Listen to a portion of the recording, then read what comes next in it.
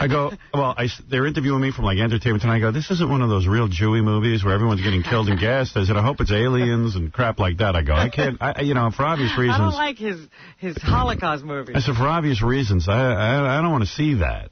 And the reporters there were cracking up, but you'll never see that comment on TV. Yeah, they got to bury that one. That goes in the private file. Billy Bush is like, keep the Jewy movies away from Howard. Yeah, right. Yeah, that's some promo. Well, they asked me questions. You know me, I answer everything honestly, and they're all like shocked. So I'm walking on the red carpet, and there's like 50 gazillion guys snapping pictures like, Howard, Beth. And I just stood there for like too long. Like 15 friggin' minutes, so no one could say I didn't stand there for the pictures. Because those guys can get really angry. They were like, hey, Howard, you're a good dude. So I'm walking past them, and the first guy I see who's a part of the television media, Pat O'Brien. Oh, you're kidding. No, he's standing there right on the red carpet interviewing people for Insider. They actually send out the big guns for a Tom Cruise event. I see this cat, I start cracking up. I make a beeline right over for him. Yeah, you want to see him more than he wants to see you. Oh, my God, you don't know the half of it. I wish I could get this tape. You got questions for him. He made them turn off the cameras, but, I walk over and I go... Did he get upset? Oh, wait. I go over, I go, Pat O'Brien, my hero. And he starts laughing. Okay, it's all fun. I go, dude, who knew you were so much friggin' fun?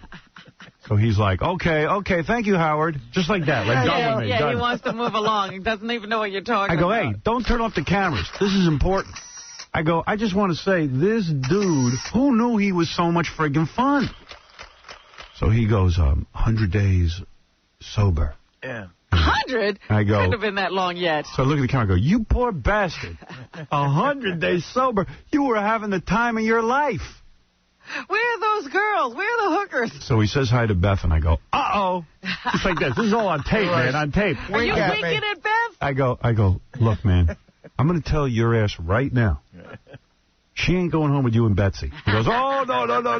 Like, now he's putting his hands up. He goes, okay, enough. Wink at me. Yeah. I go, hey, Pat, man, what's going on, man? Let's go out. What are we doing? Let's go to Scores. Let's get crazy. He's rolling. These are the camera guys that he had to go apologize to and all that stuff. And, like, they're cracking up. I said, come on, man. This is the greatest thing ever. Let's get out of here. I go, this is what he goes, I said, screw Dr. Phil. That guy just pressured you into giving up all your fun. You were having a great time. I go, what happened? Did you get in bed with that chick and Betsy? So he's like, look, okay. Where's the rest of the tape? He goes, thanks, Howard. So he just like that. He's dismissing me. I go, okay. I said, look, man, ask me a serious question. All right? I want to be on Insider with you. So he goes, okay. He goes, what if, what would you tell Tom Cruise about his, marriage? He's got some nerve. Something like that. No, but a very vague question. I don't even know what the question was. I can't even remember. So I go, well, look, I said, between you and me, she's 26. She's never gotten laid. Pat, what kind of craziness is this between two brothers? That'll make it up. I go, look, the cameras are rolling and everything. I go, listen, I understand there are limits. I go, oh, I forgot. You don't. Something like that, you know what I mean? Yeah. Like, I don't remember exactly. And they're turning off the camera because he's standing now in front of the camera, blocking it with his head. What's the look on his face? He goes, and he gave me that story. He told Dr. Phil, I'm in rehab and turn on the radio and I'm listening to you guys. And I go, God damn it, this is really funny. And someone said, Pat, it's about you. And he goes, yeah, I know, but it's really funny. Did he have that smile plastered that to his face? That big chiclet teeth smile? Yeah. I said, you're my man. I said, you got to come on the show, bro. Really? We need him here. Yeah, I said, forget Dr. Phil. You come on this program. Forget the Insider. I said, we're not going to make you apologize. We're going to hail you. You're the hero. Hookers. You got to let your hair down there, Pat. Yeah. I'm telling you, man, I was so thrilled to see the guy. He was like long-lost brothers. Well, that's one way to get an interview but he didn't get upset. He was okay? He was way cool. Oh, good, okay. He loved it. All right, good. I don't know, but I don't think you're going to see it on Insider. Of course not. I'm making an open plea for anyone who knows the Insider staff or anything. Could I just have that tape just for my personal use? and to play here once or twice on the air, the audio. It was just so... You would love it. Give us permission. If they wanted ratings over there and had any balls, just air that. Oh, man. Air it unedited. If he had he just say, you know, as penance, I'm going to play the whole Howard Stern thing that went down. Penance, they do huge ratings probably. They promote it for 2 weeks. And he has 100 days sober? Yeah. He looked around. I go, oh, you must be miserable. I go, you poor bastard. I think Robin's I was all over it. Robin's right with the math. Is that 100 days? Yeah, that seems like a long... When did he get 100 days under his belt? And Beth is over. She's standing there shocked, like the look on her face, and she's like crawling backwards. And she goes, tell Pat we watch his show. I go, yeah, Pat, we watch your show. Now that we know you're... we want to see if you flip it. Yeah, we know you're pervy. So she's like, you know, inadvertently feeding me lines. And... she says to me afterwards, oh, my God, you're crazy. You're crazy. You're crazy. I go, what are you talking about? It's Pat O'Brien. Come on. He's crazy. He's nuts. He's the one with the tapes. I'm not crazy. He's the one on the Internet, not me. I said everyone else here is crazy. They're not talking to him about it. Everybody's thinking it and not saying it. That's that crazy guy. He's going to interview me. At the very least, he should have to deal with some of that stuff. Yeah. We should have a parade for him. He saw me and he started to back up. He didn't even want to interview me. You are the best on the red carpet. People are running from Oh, my God. The red carpet, give me that microphone. Every single person was there. That's funny. So when I got out of my car, who I run into, Tim Robbins, I didn't know he was in the movie. Yeah. Yeah, he's good in the movie, too. Tim told Robbins. us he was in the movie. Right, he happened to mention it here. Who listens? Yeah, why do these people talk? Like the rest of our audience, I zoned out. I think you said it. I heard it. What am I going to talk to him about? So I saw him, hey, Tim, what's happening, brother? You know. I think you said it like 5 times. He's in War of the Worlds. And we were staring at each other. Because I didn't know he was in the War of the Worlds. And I go, yeah, I came out tonight. I go, I'm friggin' exhausted. I said to him, he goes, yeah, I'm glad we got you out tonight. And I'm going, who's we? What do you mean we, white man? We got you out. I didn't realize the dude's in the movie. Did you call me? You don't think he just shows up to these things? I don't know. That's what I thought. Because I'll tell you, I didn't see anybody interviewing him. You would have thought I was in the movie. No, I'm just saying, he doesn't just go out to stand in front of crowds. That's what I thought. I thought he was coming to see the movie. Honestly, that's what I thought. I'm just saying, he's in the business of movies. I guess. You're talking about a New York premiere of a Spielberg Tom Cruise movie. If anything's going to get stars out, it's that. You know, they didn't get that many out. In fact, I went on... that website? Yeah, the Wire Image website. I said, like, Bruce Willis was there, but I didn't see him. Oh, yeah. I would have said hello to him, Bruce Willis. But I was walking in, and after I saw Pat O'Brien, it was weird. I start walking down the line, you know, the press line, and I turn to my right, and I'm hearing, like, Tom, Steven, picture, Steven, Tom, Steven, pictures, Tom. Tom Cruise and Steven Spielberg blew by these paparazzi guys. I guess he's pissed. Oh, yeah, he's very pissed about all the questions. He's pissed about the questions. He's pissed about the incident with the water. Water incident. So they're screaming at him. I go, thank God I stood there. They're like, well, first of all, it's his premiere. He's got to stand there for still pictures. No, he doesn't. He's Tom Cruise. Yeah, I guess not. But yeah, he's beyond everything at this point. So, I don't know. So all of a sudden, I'm doing a ton of interviews. I think I'm doing more interviews than Tom Cruise. I'm sure you did, because he's pissed now. He's not talking to anybody. So I see Steven Spielberg, who I don't think has any love for me, even though I give him mad props for all those good movies, you know. Even on the line, they say, like, every question was like, well, what's your favorite Steven Spielberg movie? I said, as long as it's not those Jewy movies. I said, I like them all. You think that Steven Spielberg hasn't heard your raps on his black kids? I don't know. I figured, hey, isn't he an important guy? He doesn't have to listen to me. Yeah. He shouldn't know me. Oh, yeah, there's some pictures of us at the premiere. See? I look good. You know, as long as I look good. What? Robin's right. Some of those raps that you do go like 30 minutes. Yeah. Like, hello, Daddy. Come on. Why would he be mad at that? Why would he be uptight about that? Yeah, here we are at the premiere. You can't see that, can you? Not really, no. Right. I look kind of sharp. I bought a new jacket over at Barney's. Hugo Boss. It's my Hugo Boss. You love that Hugo Boss. Love Hugo Boss. That's what I'm wearing. Who are you wearing? Matter of fact, I'm still wearing half my outfit from last night. I fell asleep in it. But I didn't get to that part of the story yet. Who's your designer? Beth looks so good. I was going to make love to her last night. She looked so good, but then I fell asleep. That's when you know you're getting old. Who was she wearing? Michael Kors. Which I bought, by the way, for her. Because, why are you yelling? Well, I thought... Jesus. What? Calm down. Isn't there some Hollywood rule that if a girl shows up at a premiere, they should dress her or something? No. Oh, really? I thought there was... I was like, wow.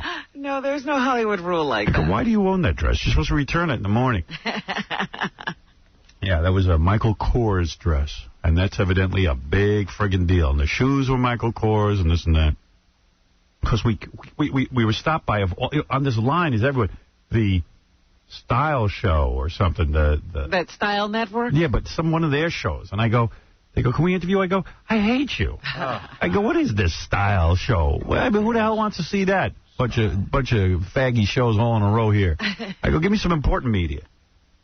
Some chick from AOL is interviewing me. I go, AOL? I go, what is this, going to be on a website? Right. Where did you see this? She goes, I won a contest to interview people. I go, you got to friggin' be kidding me. No wonder this is going so horribly. Yeah, you were the contest winner? I said, you don't even have a question for me. I won a contest. I won a contest on AOL to be the interviewer on the red carpet. Good. She wins, you lose. Yeah. Well, she had big boobs. I like that. I won a contest to watch Tom Cruise run by me. Yeah, well, anyway, so... Now I'm walking down the red carpet. I see Tom Cruise and Steven Spielberg standing there talking to each other, yentering it up, because they didn't speak enough at the Scientology tent on the set. So Spielberg's a little short, too, isn't he? Yeah. So forget Spielberg. I wasn't going to, I'm walking by and I go, this is so stupid. I go, hey, Tom, good luck with the movie. And it blows me off, you know what I mean? I go, okay, hey, you want to be a scumbag. So with that, someone must have said that was Howard Stern. He turns around and he goes, hey, man. Thanks, man. Hey, man, thanks. If he doesn't know who you are, you're just... Nah, I don't know. You know what, though? He was in the middle of a conversation, in all fairness. I got to say, the guy was nice. He was nice about it. Crap on his shoe. Yeah, well, he was okay. You know what I heard? And this is pretty decent. Maybe he's trying to do PR damage or what, but he was out there from... Like, someone said from 4 o'clock in the afternoon on, just going to all the fans who line up and signing anything they want. That's his stick. Oh, he does that everywhere. Oh, okay. Because they're talking about how exhausted Tom was. I go, you know what? I'm pretty exhausted, too. Why don't you start the movie? It says 7 o'clock. I'm arguing now with this black guy who... Oh, look at you, man. What was that? I'm arguing with a black guy who's a security guy, and he says to me, we can't start the movie. Tom's not here. I go, but I'm here. And I got to get up early. They should start it for you. That's what he said to me. What's Tom doing exactly? He said, listen, you just sit in your seat. Right? This is not for you. I'm going to smack you over the head. They're done with you. Yeah, they're done with you. They got what they wanted from you. So, I'm walking in, and you go down this line. Every friggin' question is the same. Right. First question. What do you think of Tom and Katie, Howard? I go, what do I think? I go, what do you think? Well, how long do you give marriage? I go, you got to be kidding me. I said, under 2 years. You know what? They are rat bastards, though, because they want you to say the bad thing so they can play it on TV. But you know what I said? Even though they're thinking it. I go up to the woman from Entertainment Tonight. I said, what did you just tell me off camera? You told me it wouldn't last more than a year. She goes, I never said that. I said, of course you said it. And I said, and you told me you thought it was ridiculous that a 26-year-old virgin's marrying a guy without trying out the goods. And you told me you had thousands of men before you married your husband. Good. I'm glad you did that. And then you said you hate Spielberg's Jewy movies. Well, I said I'm not a fan of Jewy movies. I said it's very painful for obvious reasons. Then I turned to the side for my profile shot. So, it was pretty eventful. And walking alongside me was that kid. She's so friggin' cute. Dakota Fanning. She's cute? Oh, my God. Oh, come on. She's such a cute little girl. I've never seen her. You never saw her in a movie? She's in the movie. She looks a little funny to me. Oh, no. She's the cutest little girl. Oh, my God. She's probably 21 years old. I don't know, but the kid is so cute. Heartbreak. I didn't even turn around and say anything to her. I didn't want to scare her. You thought you'd be scary? Yeah, I didn't want her to start crying, It's too much. So, then, what's up, Bubba? That's a list of people that were there last night. I wonder if you saw any of those people. I didn't see Katie Holmes. I saw Tom Cruise. You see Where Donald? was Katie, I wonder? I didn't see Nicole Richie, but Beth thinks she saw her. When I was walking in, I didn't see Donald and Melania, but I got to give this guy a shout-out, but I'll tell you that at the end of the story. But Donald's my man, boy, I got to tell you. He did something for you? Yeah, he sure did. So, anyway, when you get to the door of this movie, so you're walking down this red carpet, and, that was the question. Every single person had the same question. What do you think of Katie and Tom? Right. Finally, I got a War of the Worlds question. Someone said to me, what would you do if aliens came down? I said, listen, aliens I said, there's no aliens. No, I don't worry about stuff like that. I said, we're alone in the universe. It's a dark, cold place. Oh, you had to get all serious. And then when you die, you're going to lay in a box and worms are going to eat you. You go nowhere. Those are the aliens. So, and like they ask you dumb questions. If you were going to buy a gift for Tom, what would you get him? I said, well, he's a big Scientologist. You give him a clay table and a dreidel. We do a hybrid of religions. Dude, what happened to you last night? What do you mean? This is so first of all, for you to even go out on a Thursday night is uncharacteristic. And then to see Pat O'Brien and go up to him and goof on him, to see Tom Cruise, usually you would walk the other way. You were like in a party mood last night. No party here. Did you hear my answers? No, I know, but still. Yeah, I mean, you were bubbly. Well, you were bubbly. Listen, if you're there at a premiere and you're walking down a red carpet, listen. If you act like you don't know that's going to be happening, then there's something wrong with you. No, that part I get, but you tend to avoid conflict. For you to go up to Pat O'Brien and Tom Cruise. No, first of all, if I see Pat O'Brien, I ain't avoiding him. He couldn't pass up that opportunity. I could not resist the opportunity to talk to that dude. Because that dude's more out of control than me. Oh, you're hardly out of control. Yeah, right. Compared to him, I mean, you're like a Mormon. Exactly. So I figured, let me confront this guy. Really, you're Billy Graham. Howard, you think out of control is having a couple of drinks on Wednesday night? That guy was calling hookers. But you think that you would think that guy's thrilled to see me. I'm his kind of guy. Absolutely, he wants to be with you, but he's got to pretend. He's got this whole public facade. I got to tell you, when I said to him, hey, me, you, Betsy, and Beth, let's go to Scores right now and get the hell out of this place, the guy, his eyes lit up. I know. I could see it. And then he clutched his 100 days of sobriety. But now he's walking around like Mother Teresa. You should see the poor bastard. You mention anything, he's got to turn the camera off. Well, he's in jail right now. Yeah, he's in jail. He's in purgatory. Yeah, I said, bro, you're my hero. He'll be in jail for a little while longer. I bet you he holds that chip in his hand because he's got to remember. We have to beg for a copy of the tape. I swear to God, it is the funniest thing ever. I mean, the only person who will ever probably see it is Beth. She was standing there watching this whole thing. Oh, no, cringing. those camera guys are going to show it to everybody they know. It'll just never be on TV. I think they burned the tape. You know how, like, after you make a home porno, you burn the tape? I'm telling you, that guy burned that tape. Oh, Pat confiscated every camera? Yeah. Just air it, Insider. Yeah. Air it. Air it. Come Get on. some balls. Yeah, please. Balls. So who else did I see? Was that the entire list, Bob? I saw Hulk Hogan. He was on the red carpet with his daughter, and the daughter is 16, looks like she's about 25. That daughter's only 16? In the worst way, they're trying to make her a star and look like a star. Yeah, I thought she was like in her 20s or something. Yeah. She so badly wants to be Lindsay Lohan, which is kind of sad. Yeah, look at her. Yeah. You want to be that? So, Hulk Hogan was there. I said hello to him, shook hands with Hulk Hogan, the Hulkster. He's got a big white mustache. It's dyed. What do you, I mean, because it always was a blonde. Yeah. He's still... But when you get up close, it's like, wow, that's a mustache. He's still going with that look, huh? That's a commitment. Got the big rag on his head. Well, how would you recognize him otherwise? Yeah. His wife's hot. I bet she is. They should push the wife as a star. She looked good. Bleached blonde, nice. I love that fake blonde hair. Oh, I love it. You don't know. Like that half girlfriend look? look? Yeah. You just love all that kind of fake I love it all. Stuff. I love it. You don't even know what I love. Decorate your house in red and gold. So then you get up to the door at this big Hollywood premiere, and they say, you have to hand in pocketbooks.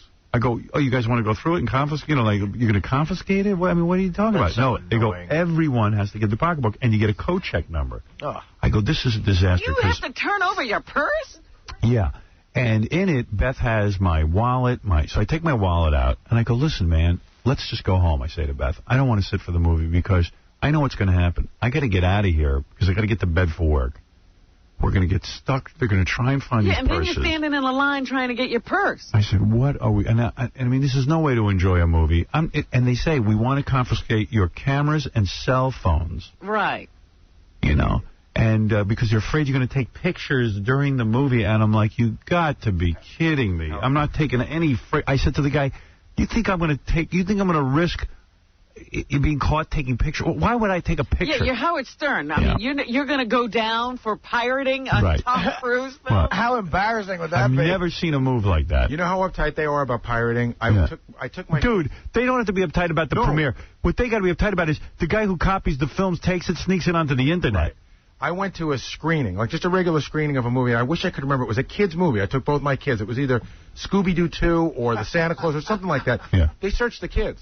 Oh, my God. They searched my kids. Well, they put us through metal detectors. Yeah. And mine was going off anyway. And I said to the guy, don't even frisk me, man. You got to be kidding. What do you think I'm in here with? A big camera? Yeah, I can't forget the last. It was a screening I went to where they took my cell phone, they took my camera. So now I'm livid. I said I want to leave, but then Beth got that look on her face, and you know what? I was anxious to see War of the Worlds. I wanted to see what it was all about. And plus, I'd stood on a red carpet for an hour answering ridiculous questions like, what would you do if aliens would come? One guy I said, I'd probably go with them. Anything's better than being here talking to you. Hey. When Robin and I saw Star Wars, they took the cell phones, but they had guys with night vision cameras walking around the studio to see if anybody would pull out an electronic device. It's probably better than the movie watching those dudes. Dude, and they were zeroing in on anybody when they see the light of your phone when it flips up, and they would zero in and boom, they get it. Get her. I mean, it's crazy, man. So they confiscate her purse. And, of course, I forget to take out my little bottle of lotion that gets rid of all the germs on your hands. Your gel. Now the whole friggin' movie, I'm sitting there afraid to put my right hand on my face. I'm like, oh, God damn it. Can't put my hand on my face. Like you're going to die if you do. Yeah, you know I'm all germ-phobic, though. I don't even die. I just don't want to get a cold, you know what I mean? I just don't want to go through it. Anything. Yeah. It is too weird. So, I don't know. The red carpet thing, then they took the purse. So finally I get to my seat, sit down. I saw Brad Gray. That's the guy who invited me. I talked to him a while, and I was with Don and his daughter, Laura. And, we were sitting around, and I was in the same row as Sandy Gallen, who used to be Michael Jackson's manager. And, yeah. It was just like, there was a couple of people around. I didn't see too many famous people. I was sitting there. A couple of people came over to say hi, sign autographs. I signed a few, and then some dude came over who claims to be Jim Kerr's producer on the radio. Ooh. Oh, really? That's exciting. What did he want? He was just, hey, man, I just want to come over and say hi. I'm a producer on radio. I want to say hello. I said, hey, how you doing, pal? I said, what happened to Jim Kerr? Too bad he's not working. He goes, oh, no, he's working over at Q104. I go, still working. I didn't know. I said, I used to listen on PLJ when I was 12. He's the guy who stays employed. He just jumps format to format. I felt really foolish, and I said, I'm sorry the guy isn't working. I was sorry to hear about the death of Jim Kerr. Yeah, I said, what could I thought maybe he was the producer of PLJ or something 100 years ago. He goes, no. He goes, Jim's working. I go, oh, that's good. He said, maybe you should tell someone. So, I was full of life. It's a broadcast, spreading joy all over the place. So then he says to me, hey, when you go on satellite, if you want to come on Jim's show and promote. I said, you know what, maybe I'll do that. That would be, hey, you should talk to all those guys you've never talked to. Yeah, I probably would talk to anybody, quite frankly. Why not? So I said, yeah, I took his card. I'm going to give him a call. Very good. Yeah, sure, why not? Do a radio tour. I said, say hi to Jim. I said, how old is he now? I thought Gary said Jim attacked him once. I don't know. Jim's got to be pissed. Radio changed because of us. And he used to have a pretty good deal going. I think that's why he attacked Baba Booey. Yeah. He actually used to be like one of New York's top morning men. He was the big guy, one of the big guys. Until people started expecting entertainment in the morning. He actually attacked me twice. Did he? Yeah, the one that I remember was, it was right, you sent me backstage, it's like pre-stuttering John, you sent me backstage to interview Huey Lewis, right? Maybe like 1986. And it was right after that first FCC thing that we got. And there were a whole bunch of people, like, say, me and him and everybody else on radio waiting to interview Huey Lewis. And he just tore into us about how we had ruined it for everybody. Look what we did. Now nobody's allowed to do anything because what Howard did... No, you should have reminded him. He never did anything. And we ruined it. You weren't doing anything anyway. Yeah. You were doing nothing with the medium of radio. You were taking no chances, doing nothing fun or nothing risque. You had personally ruined radio for the entire universe. No, I only ruined it for him because up until then, program directors only hired boring guys with smooth deliveries like him. But it was really embarrassing because it was in front of like 20 people, and I didn't know what to say. You should have turned to him, looked him in the eye, and said, you never did anything. You're a bore on the radio. And thank God Howard came along and changed things. You're because, not even in the same industry. Be quiet. And the only person who got ruined was you, Jim. You should never, ever let him get away with that. What was the second attack? Jim can't do Wheel of Sex anymore on his show since we ruined it. You know what it was? We did one of those symposiums once. We were on a panel, and then we went out drinking afterwards, and he told me a bunch of stuff, and I repeated it on the air the next day. It was just stupid stuff, about how to, his theories on radio. And the next time I saw him, he got all, I thought that was a private conversation, and I thought we were out drinking like buddies. Yeah. See, he let you in, and you still ruined it. Tell him, you know what? I'm getting you back for the time you yelled at me in front of all those people. Yeah, but I'll go on his show. Why not? Well, we'll see if he'll have you. And I'll ruin it for everyone. I'll behave. I know what I got to do. I know you can't go in there and do my show. So I went in, I'm watching my watch, I'm waiting for the movie to start. The friggin' movie doesn't start till 10 to 8. Did they do the thing where they have people come up and introduce the movie? No, there was nothing like that. Because sometimes you go and they give speeches. No, there was nothing like that. So all you're doing for almost an hour is just sitting there? Just sitting there talking to Don, talking to Beth, talking to Don's daughter Laura, all that, and basically some guard who was a real nice guy. The guy told me to relax. He stood in front of my chair because there was so many autograph people. You would have thought it was my movie premiere. Right. So he had your own personal security guy, sort of. Yeah, I had a security guy. It was getting out of hand. That's nice. I mean, people come over, they ask you something, then they start touching you and smacking you. And, right. Next thing you know, you're having sex. Next thing you know, you got a rubber on and you're starting to have coitus.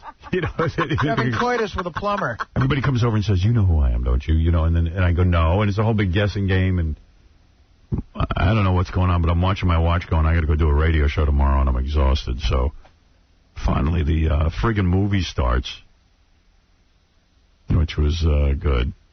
I liked the movie. I liked it a lot.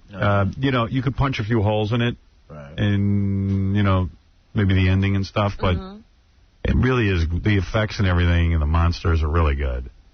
And I liked it a lot. Did you see the first one? First what? The original, War of the Worlds. War of the Worlds. You mean the radio broadcast? No, the movie. No, I never saw the original. I didn't even know there was an original, to be honest with you. Okay. Who knew? I could care less. You're blissfully unaware of everything. Man, I'm like these kids. They go to the movies, they think it's an original movie. Yeah, they think Paul McCartney's first band was Wings. I had no idea it was a remake. Really? How was the first one? Was it good? It's just a hokey 50s. It was a B, type 50s movie. Yeah, this was good. I really, really liked it a lot. So what's the deal with Dakota Fanning? I'm always interested in these child stars. She's good in it. I know she's good. She's a good actress. Yeah. That's not what I'm talking about. I mean, what goes on around her? Yeah, it was really, you know what it was? It was like I saw her to the right, and even once I was really insulted because I saw some guy was interviewing me, and I saw a producer would lean in and go, Dakota Fanning. Lean into the lady doing the interview to wrap it up to get to Dakota Fanning. Dakota Fanning's coming. So I go, what do you think that little punk's going to tell you? He said, you stay here with me. Could you imagine, she's got no shot at any sort of normalcy in her life. Right, that's what I just God, this poor child. Yeah, but there didn't seem to be, big entourage or anything like that. She was a cute kid answering questions. She's still, a real little girl. But my point is, she's a major star in that little body, and they treat her the same way they treat Tom Cruise, and she doesn't have the idea that life isn't always like that. Yeah, by the way, I hardly saw what was going on around her, so I can't really answer your question about what was going on there, because I was busy doing my interviews. Right, you're so tied up with yourself. I was on. You and Pat. It was my turn to be interviewed by a bunch of people who are never going to air the interview. So, and they asked me what I thought of Tom jumping up and down on the, what did you think of Tom on Oprah? They re-aired that yesterday on Oprah. Did they? They said, what do you think of Tom on Oprah? I said, look who I'm having sex with. But I'm not jumping up and down on a couch. Still haven't hit the couch.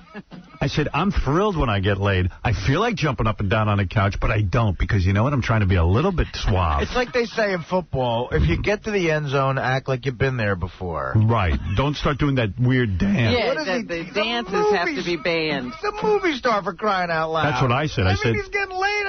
Calm down. The point is, you couldn't ever imagine Cary Grant jumping up and down on a couch because he found a girl. Cary Grant probably would have, just to fool everyone. No, he had the good sense not to. I just got a girl. I just got a girl. Pay no attention to Randolph Scott in the corner. I got laid. But it was weird. Those guys didn't jump up and down. I didn't see this, but I saw the pictures after. Tom Cruise, again, on the red carpet, was just making out with Katie Holmes. And what I was going to do is start, like, I was going to put Beth down on the ground of the red carpet and just get on top of her and start, but then I realized Beth doesn't want that. You know what? It was really funny because when he was married to Nicole Kidman and all that stuff kept coming up, I said, why don't they just get a huge bed, put it in the middle of Times Square, and do it in front of everybody to quash the rumors? I was going to just start hugging Beth and kissing her and, like, going to third base, lift her dress up. And, that would have made the Insider. Say, look at me, I'm getting third base. But, I can't do that to her. Yes, third base. Smell my finger. Come here, Pat. Pat O'Brien, over here. Smell my finger. Someone's getting a little poontang. Hey, all you Cabra guys over here, I'm getting poontang. Yeah. The guy's been married twice and gone through 2 divorces. He shouldn't be this excited about hooking up with a woman. He did everything but use his fist. I'm telling you, it was unbelievable. Katie, my fist! Yes! Sit on my face! Smell my fist! So that was going on. I got to take a break. I'll tell you about how Donald Trump jumped in and saved the day, though. All right. We'll be back. Donald is a superhero. He's my superhero. We'll take a break. I'll finish up that story. We got so much to get to today. We'll be back right after these words. Howard Stern Show. Thank you. Thank you. Making all your dreams come true. I will never, ever forget you guys. Thank you. Thank you. Oh, I am so tired. This is all I wanted my whole life. That's it. The Howard Stern Show. The Howard Stern Show. You scumbag, filthy bitch. I find him quite funny sometimes. You're listening to The Howard Stern Show.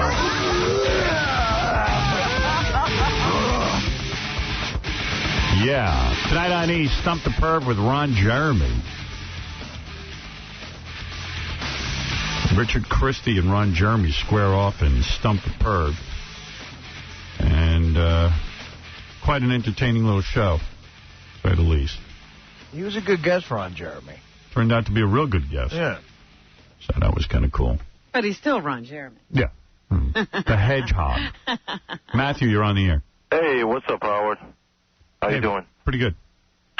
So, I was also there. I saw you. You look pretty good. Beth looked great. Yeah. I was in about third row. I turn around. Ice-T is there. These 2 blonde bombshells. Just amazingly hot. And I was just like, wow, He looked like he didn't really, wasn't really trying to make a big scene. What are you talking about? Yeah, could you put that together for us? I have no idea what you've said. You said you saw Howard and you ordered an iced tea with 2 blondes? You have to be as high as a kite. Yeah, what were you doing last night? There's no way. It was a little too late for me as well.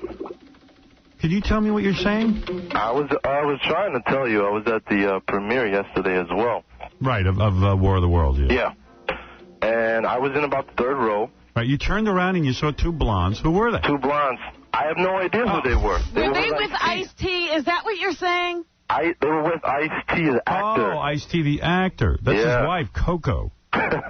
No, that's his wife, and Coco. And probably Coco's sister. Think about it. He's named after a drink, and so is his wife. Right. She's Coco, and he's Ice-T. Didn't know they went together. Isn't that wild? They got their kid Mountain Dew. I didn't see him there. I would have liked to seen his wife. I saw her. You see, afterwards I saw pictures of people who were there, and you wonder where they were when you were there. Yeah, Luis was there, our board up. How he got there, I don't know. You saw him? I didn't see him. He just told me, he said, I saw you there. I said, why don't you say hello? What's wrong with you? You're so creepy. You could have met his new bride. Yeah, I know his bride. I've met her before. Yeah, but you haven't met her since she became Mrs. Louise. Yeah, it's a whole new her. Woman looks shell-shocked. Luis, who'd you see there? We're talking about I've been talking for the last hour about the premiere of War of the Worlds. A lot of weird crap happened to me there. You know, it's a whole big thing when my wife was asking, why don't you go say hi to Howard? And it's... Yeah, I mean, you are odd. But you have a whole security battalion around you. And he thought he'd get killed. That wasn't my security battalion. They posted a guy in front of my chair. It's not only that, but there's a whole line of people that are just huge fans who just want to say hi to you. And for me to just stand behind a whole bunch of fans to say hi to someone that I'm going to see in a few hours, it's like, not for nothing, man, but I'd rather sit down and wait for the movie to start. In a way, you got a point. I'd just be annoyed anyway. Actually, that's an excellent point. Yeah, he's making sense. You're the weirdo. It's true. Hey, Howard, hey, good to see you again. But okay, we'd see each other in a different setting other than work. But all right, you're right. It's impossible to see you. You're right. You know what? I don't want to see you. It's true. I go, well, there's Luis. He's not in the studio. He's here. Oh. Exactly. You still going with Luis or Lewis? Lewis, huh? Call me Lou now. He likes Lou. Lou. You're all of a sudden Lou. Yeah, he's all Americanized. Yeah. He doesn't embrace his heritage. Trying to anglicize my name. Luis. Just dye your hair blonde, why don't you? I feel weird calling him Lewis. Really? Yeah. It's too corporate. I feel like I'm buying into something weird. Whatever you want us to call you, that's what I call him. I used to call him Luis, now I call him Luis. You want to be Lou, I'll call you Lou. Did you run into any famous people? Were you sitting anywhere? Anyone? No, I only saw you and Hulk Hogan. Yeah. Oh. Yeah, you can't miss him, huh? Yeah, Hulk Hogan walked in with his wife. His wife, his kids. And they're all, like, enormous. And the son. The daughter's enormous, too? Yeah, they're all trying to become very famous. Yeah. Like the Hulkster. Why are there some people, that's like the Kathy Lee Gifford syndrome, the whole family has to be famous? He's way into it, too. He just wants that kid to be famous, the daughter. It's really important to him. Since he's not the big draw anymore, he wants to have a daughter who is. Yeah, I don't know. He's just way into it. But, I mean, he had this career where he was huge. Mm-hmm. And I guess now that he can't wrestle anymore, he might as well put the energy into her. Yeah. I don't know how you deal with some of those fans last night, though, man. Why? Because there was this one guy, it had to have been, like, from Staten Island or Long Island, just complaining about how he couldn't get to shake your hand. And just, like, had to have been so drunk and just so obnoxious. Well, that's why they gave me a guy to... But that was just one guy who happened to be right in front of my wife and I and Dead or Dave that we were just listening to. And said, I can't imagine how many people like this Howard has to deal with on a daily basis. Mm-hmm. I was surprised to see you there last night because it was out of control. Yeah. Well, hey, I did it. It was fine. I had a good time. I thought the movie was good. What did Donald Trump do? Oh, so I'm leaving. And now you can sense when the movie's kind of wrapping up. Shit to Beth, let's go stand back and watch the end of the movie, which is horrible anyway. I'm watching at the door because now I know we get that coat check thing to get her purse. Right. Because you have to coat check everything. And I knew, and I'm cursing already. I'm standing, you know me, I'm Mr. Angry. I'm like, I can't believe this. You're trapped at that point. Yeah. And I know I'm never going to be able to find my car at the end of the night, and I know it's going to be a madhouse out there. So as the movie's ending, I go, let's go. Bam. We start running down the steps like a horde of elephants behind us. It's like Cinderella leaving the ball. Yeah, like I had to get home by midnight because I was going to turn into a friggin' ugly pumpkin. So we get downstairs. I go, where? I go to this guy. Where is the coat check? And the guy starts laughing like, hey, man, mellow out. Don't yell at me. And I'm like, please, you don't understand. I know this is going to be a disaster. And I was thinking this whole coat check thing, it's like, I think they could have let me slide, Yeah. Give me one perk, okay? I came to the stupid premiere. It's like your mother at the Valley Stream movie theater. They got to frisk her, too. Well, yeah, we have to give everyone the same treatment. And I'm kind of like, you know what? I'm going to have a little bit more of a difficult time getting out of here. Give me a break. I'm not going to blend in with the crowd, you scumbags. I want to thank Brad Gray for inviting me to a movie premiere where I got to check my phone and torturing me. Like, you know what? Waive the rule for me. How's that? Give me Take care of me if you want me to. Give me some goddamn special treatment. Stop treating me like I'm Oprah at Hermes. That was another question they asked me on the press line. What did you think of Oprah with Hermes? I go, what do I think? I think Oprah ought to learn that when the doors are shut, she doesn't have a right to go in. Did you see she's doing now she's saying it's a racist thing. She's saying, Hermes is saying, listen, the store was closed. Oprah's saying, well, there were people in the store. Well, that happens. They close the doors at some point.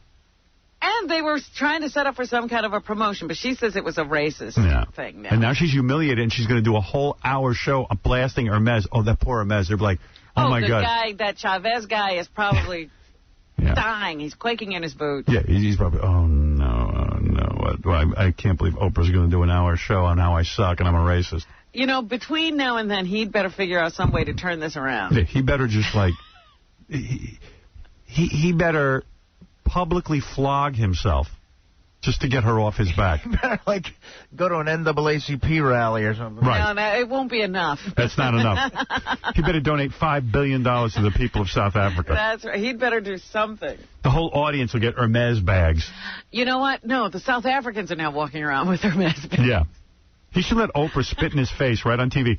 Today on my show, I am going to spit in the owner of Hermes. I had a terrible experience. I got locked out because it was closed. They wouldn't open the doors for me. So today, as a sign of humiliation and respect, he will take my loogie in his face. And let us bring out Mr. Chavez now. You know what? I'm sitting there thinking, these people still don't have food, but they're all carrying Hermes bags. Yeah. Every black person today in my audience, in fact, let me correct myself. Every black person in the world will now have an Hermes bag worth $21,000. That little kid with the flies around his head, he has an Hermes briefcase. That's right. Right. And you in the audience, you're not dark enough for an Hermes bag. You look like you're too white. So... They only open their doors to blacks now. I will now taser Mr. Hermes in the second half of the show.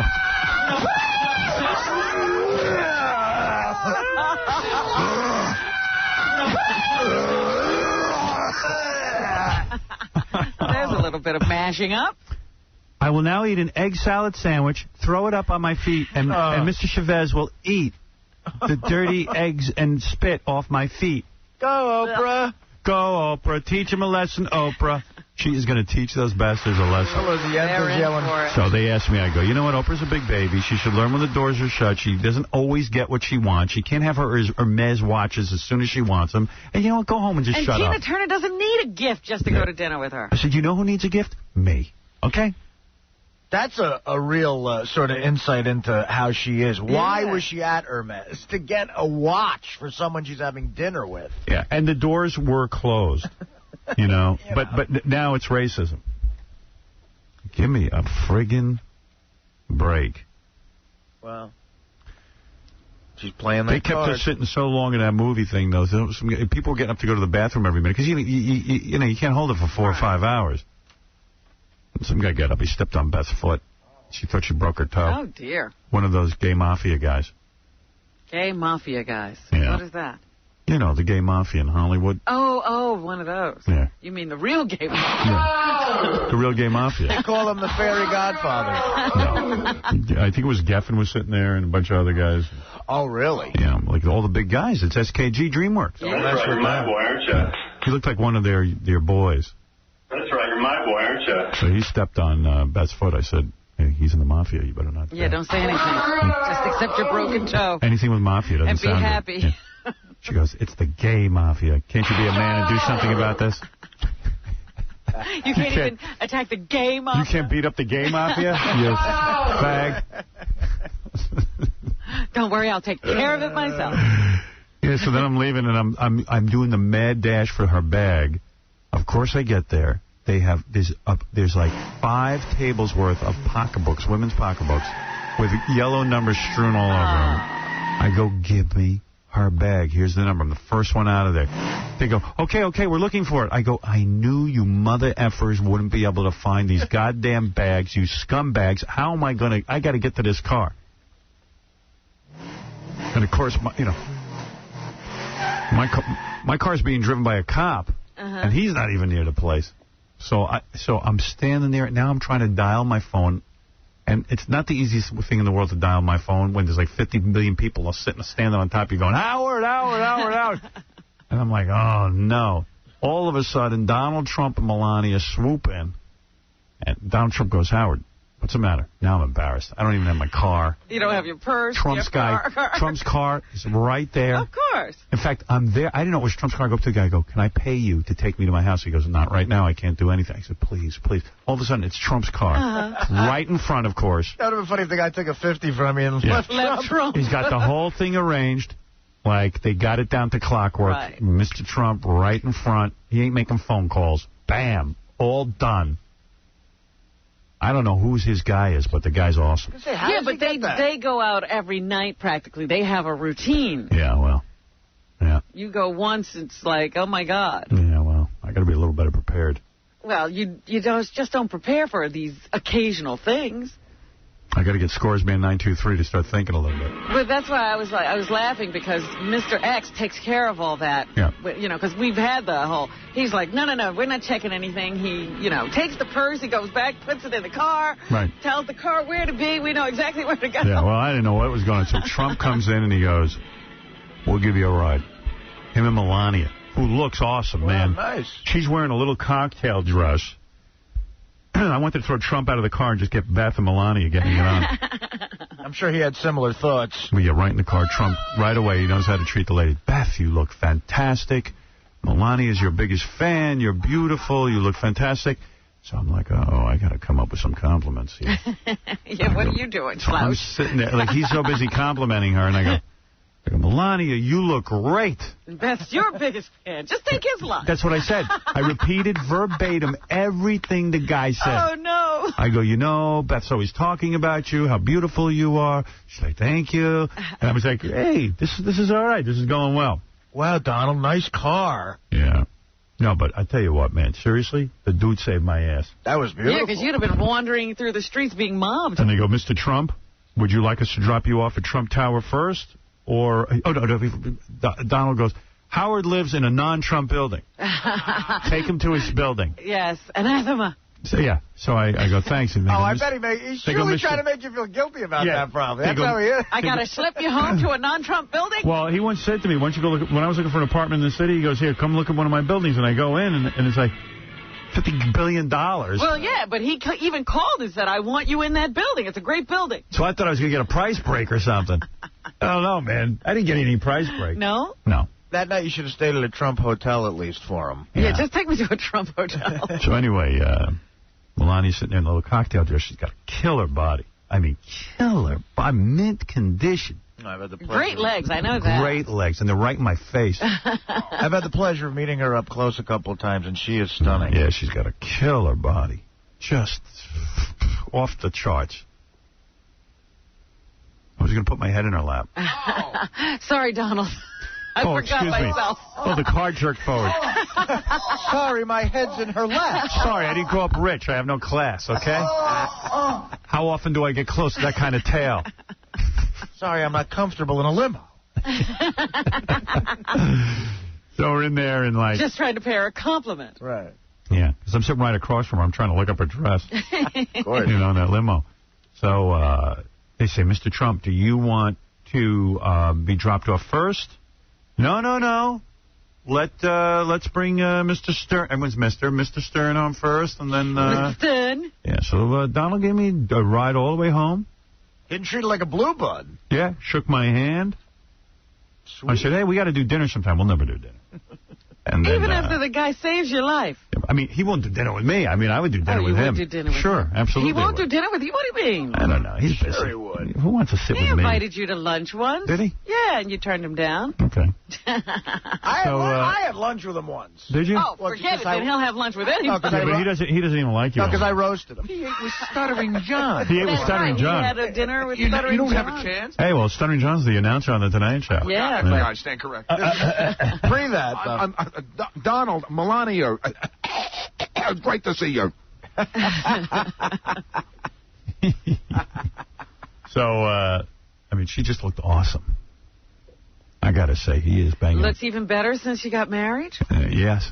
Yes, she does. She's a first-class piece of tail. Yeah, she is. She's classy that broad, looking. Yeah. You know what? She deserves all his money. She won't get it. She'll get some of it. Yeah. It's already planned out what she gets. I said to Beth, he's sorry he never married the Donald. She goes, oh, he'll be available soon enough. I'll be marrying him any day now. I can see he'll be available. Yeah, I mean, it's not like this is the end of the road for him. How old is she? 32. No, I'm talking about Melania. I think Melania's like 30-something. No, 31. She's around 31, 32, yeah. She's got another 4 years before she's traded in. Right. Anyway, yeah, so then Beth said she'll marry him. I told you. Donald marries him just before he kicks him out. You're fired. So then I got out of the car and Melania kissed me. Fired. She didn't take any tongue, though. Oh, wait a minute. On the lips? No, she kissed me on the cheek, but I tried to move my head real quick onto her lips, but she pulled away. Good move. She's saving herself only for the Donald. That's the Donald? I should have thrown her down on top of the car. Chicks find that charming. You should have been like Tom Cruise and Katie Holmes. Yeah. Just grab her and make out. If I'd seen her in the right car, I should just walk over and start making out with her. Hey, I got a girl. Nice. Hey, Double A. Hey, Howard, how's it going? What's going on? Sounds like you had a big night, but you sure some of that gayness from Tom Cruise didn't rub off on you? Because he's not gay. What are you doing? He's not gay. He'll sue your ass and mine. But hold on a second. You didn't go home and bang Beth? I can't get over that. Well, dude, we've been going out 5 years. There were a couple of nights you take a rest. No way. Not when you have her. He knows she's going to be there tomorrow. You know how you guys are. Yeah, tonight she'll get it. Better make up for big time, like the whole weekend through. All right, Double A, calm down. No way, man. That would have been my whole night. I wouldn't be able to, I couldn't wait to get home to bang her. Sure, you looked amazing, as usual. Yep. All right. I feel like I was 4 feet tall. He'd actually make it to 4 feet? All right, Double A, thanks. Shame on you. Get over there and get going. Take the day off and go back and bang her. All right, I'm a fag. Thank you. Double A, the only guest ever to need a stepladder to get into the robo-spanker.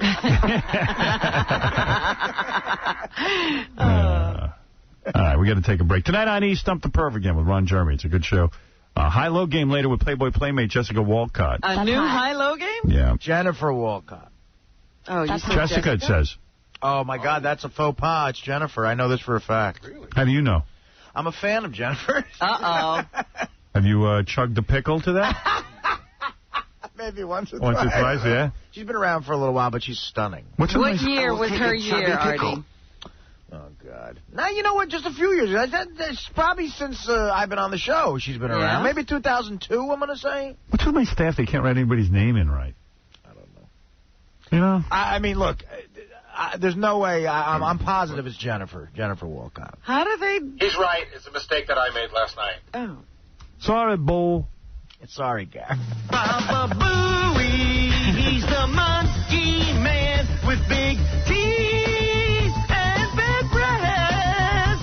Baba Booey, he's the monkey man with big teeth and big breasts. I guess he was too busy yesterday, Baba Booey, to get that name right. It was late. Had to get home and bathe the boys. Baba Booey, Baba Booey, Baba Booey, Baba Booey, Baba Booey, Baba Booey. Sorry, boss. I bathed the boys last night. It's just the intro. I was doing my chores.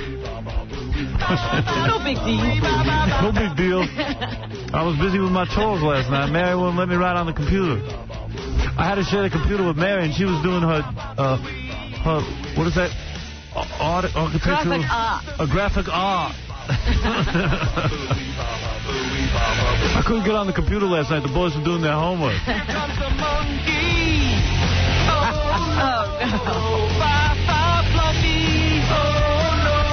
Mary would never accept a mistake like this with the boys.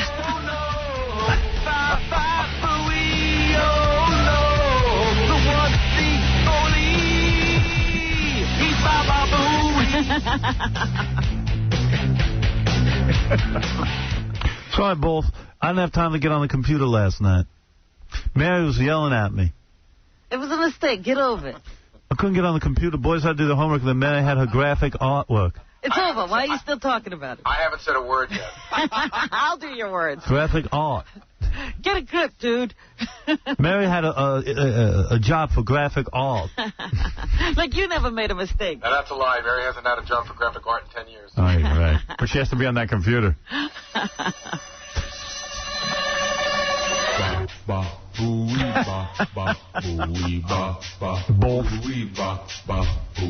Big lips, box teeth, nice ass, booey.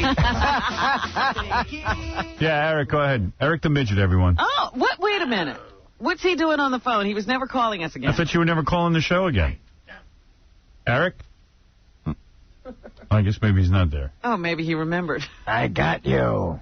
He's a weird cat, that Eric the Midget. As he was on hold, he remembered he's never calling again. Eric the Midget was calling me for a month straight on the voicemail saying, I am never going to do the show again. Yeah.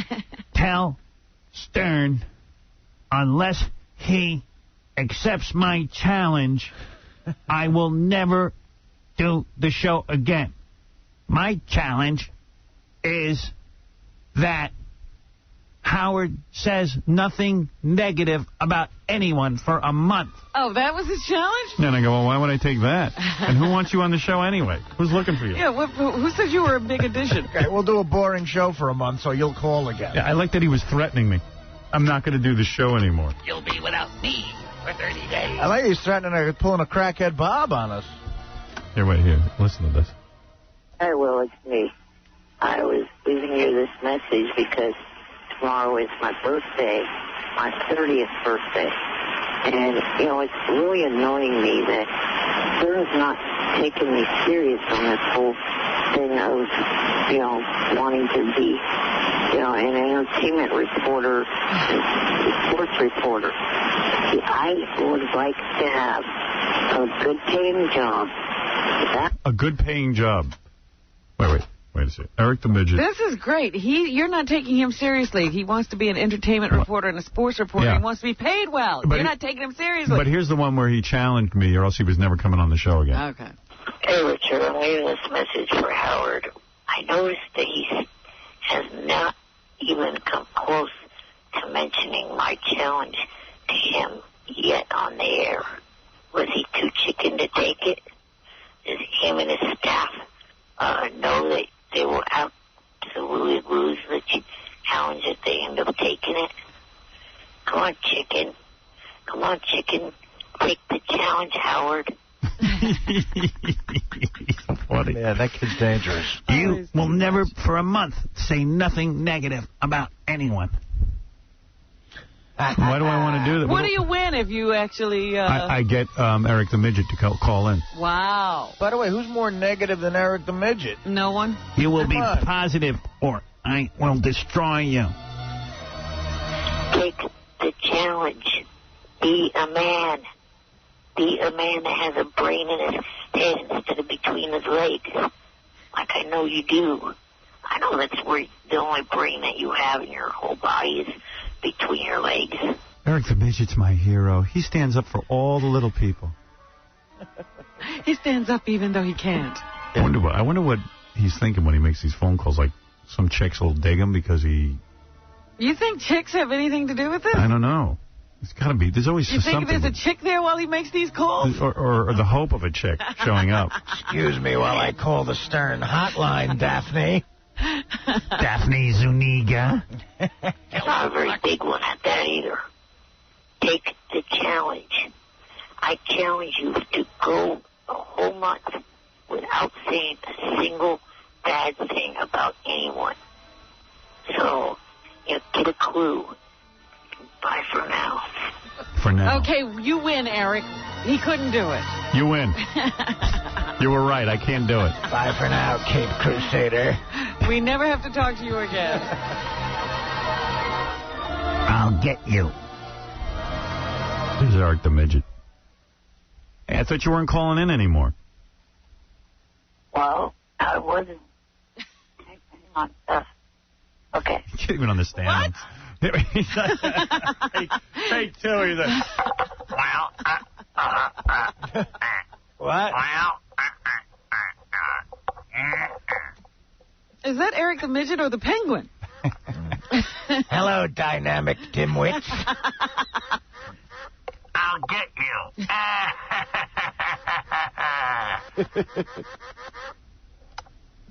My umbrella. I'll jump from this building with my magic umbrella. What's up, Eric? Why would I take that challenge? I mean, what do I care? What's in it for me? Yeah, I mean, just to talk to you, I don't think so. You know, okay, we seem to manage to do the show without you. What's your thinking on that? What do you think? What do you think? Some chick's going to show up at your apartment and go, oh, Eric, you told Howard to be positive. Now the show's positive, and I love you. You brought Howard to his knees.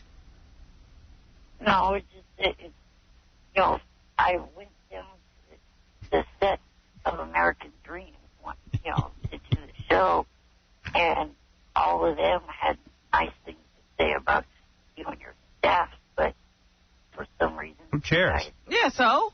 So who cares?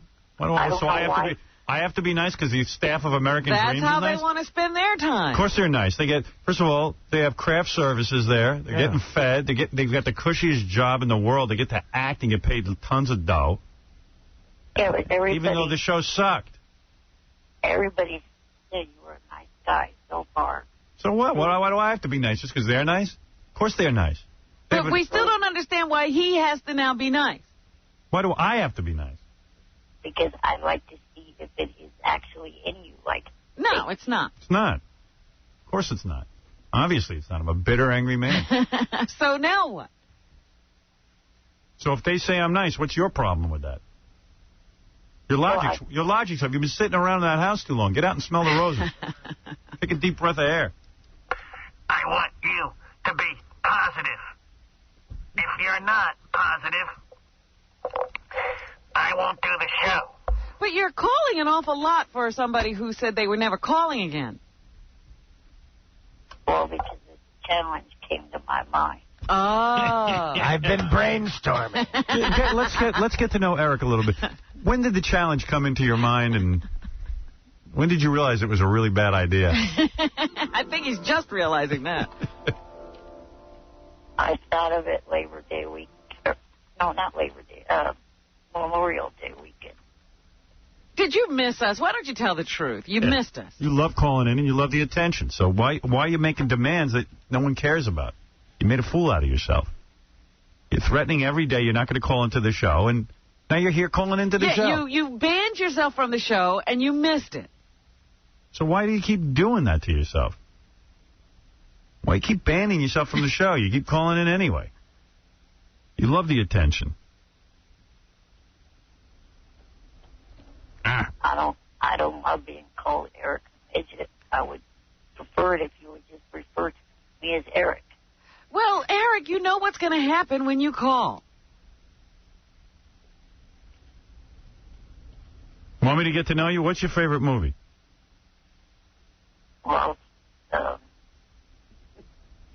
Be Cool is good. Be Cool? The John Travolta movie? We're hanging up, Eric. Uh-oh, I feel like I'm going to be negative in a minute. How can we possibly have a conversation with anyone who says that? What's your favorite food? Pizza. All right. Well, now you're talking. Okay, that's fine. Do you drink? No. No. I wonder why not. Yeah, I drink all the time. Like, why not? Like, Artie, I understand trying to get back himself together. I drink because I'm overweight and a little ugly. Yeah. Eric, why don't you sing Can't Hurry Love? Here we go. Shut the f*** up. Shut the f*** up. Every big-nosed jackass told his half to shut the f*** up. You're pretty negative yourself there, pal. Listen how negative you're being. Well, because I'm being negative towards somebody that's negative towards other people. Well, you change first. We're not going to change. Eric, you're like this. This is you doing gay bondage films, all right? Here we go. Rules are, I'm in charge. You're mine now. Understand that? Yeah. Do you understand that? Yes. I can't hear you. Yeah. Yeah. I'm going to have some fun with you. Hell yeah. Yeah. That's right. Whose boy are you now, huh? I'm not answering that question. That's right. You're my boy, aren't you? Yeah. Whoa. You like that? Yes. Huh? Knock it off. Yeah, that's a choke on him. Yeah. What do you think of that? I hate it. Negative, Are you being negative towards that clip? Come on, it's funny. All right, Eric, I got to go. I'm glad you called into the show, but I'm not taking your challenge. I'm a coward. And, call again when you miss us. You're absolutely right. I'm very negative. But you don't have to ban yourself. Right. Not going to work. We're your kryptonite. Come in here. We'll worship your feet. I'll get Richard Christie to stick them in your mouth. Richard Christie will do toe worship. Yeah, he'll stick your feet in his mouth. No, thank you. Ew. No, thank you. Sal will throw up on them, and Richard will clean them. Pass. Later, Eric. Yeah. Have a good weekend. Yeah. All right. Bye. I'll try to stay positive. Wait a minute, did he move into his own place? No. No, unfortunately not. Oh, it didn't happen, huh? No. Yeah, they ran out of room at the Playboy Mansion. Sorry about that. Yeah. I think the deal at Trump Tower fell through. The co-op board refused him. Yeah, the co-op board is prejudiced. They don't like little people. All right. Yeah. Sickening. He has all that money and... Nobody will take him. Yeah.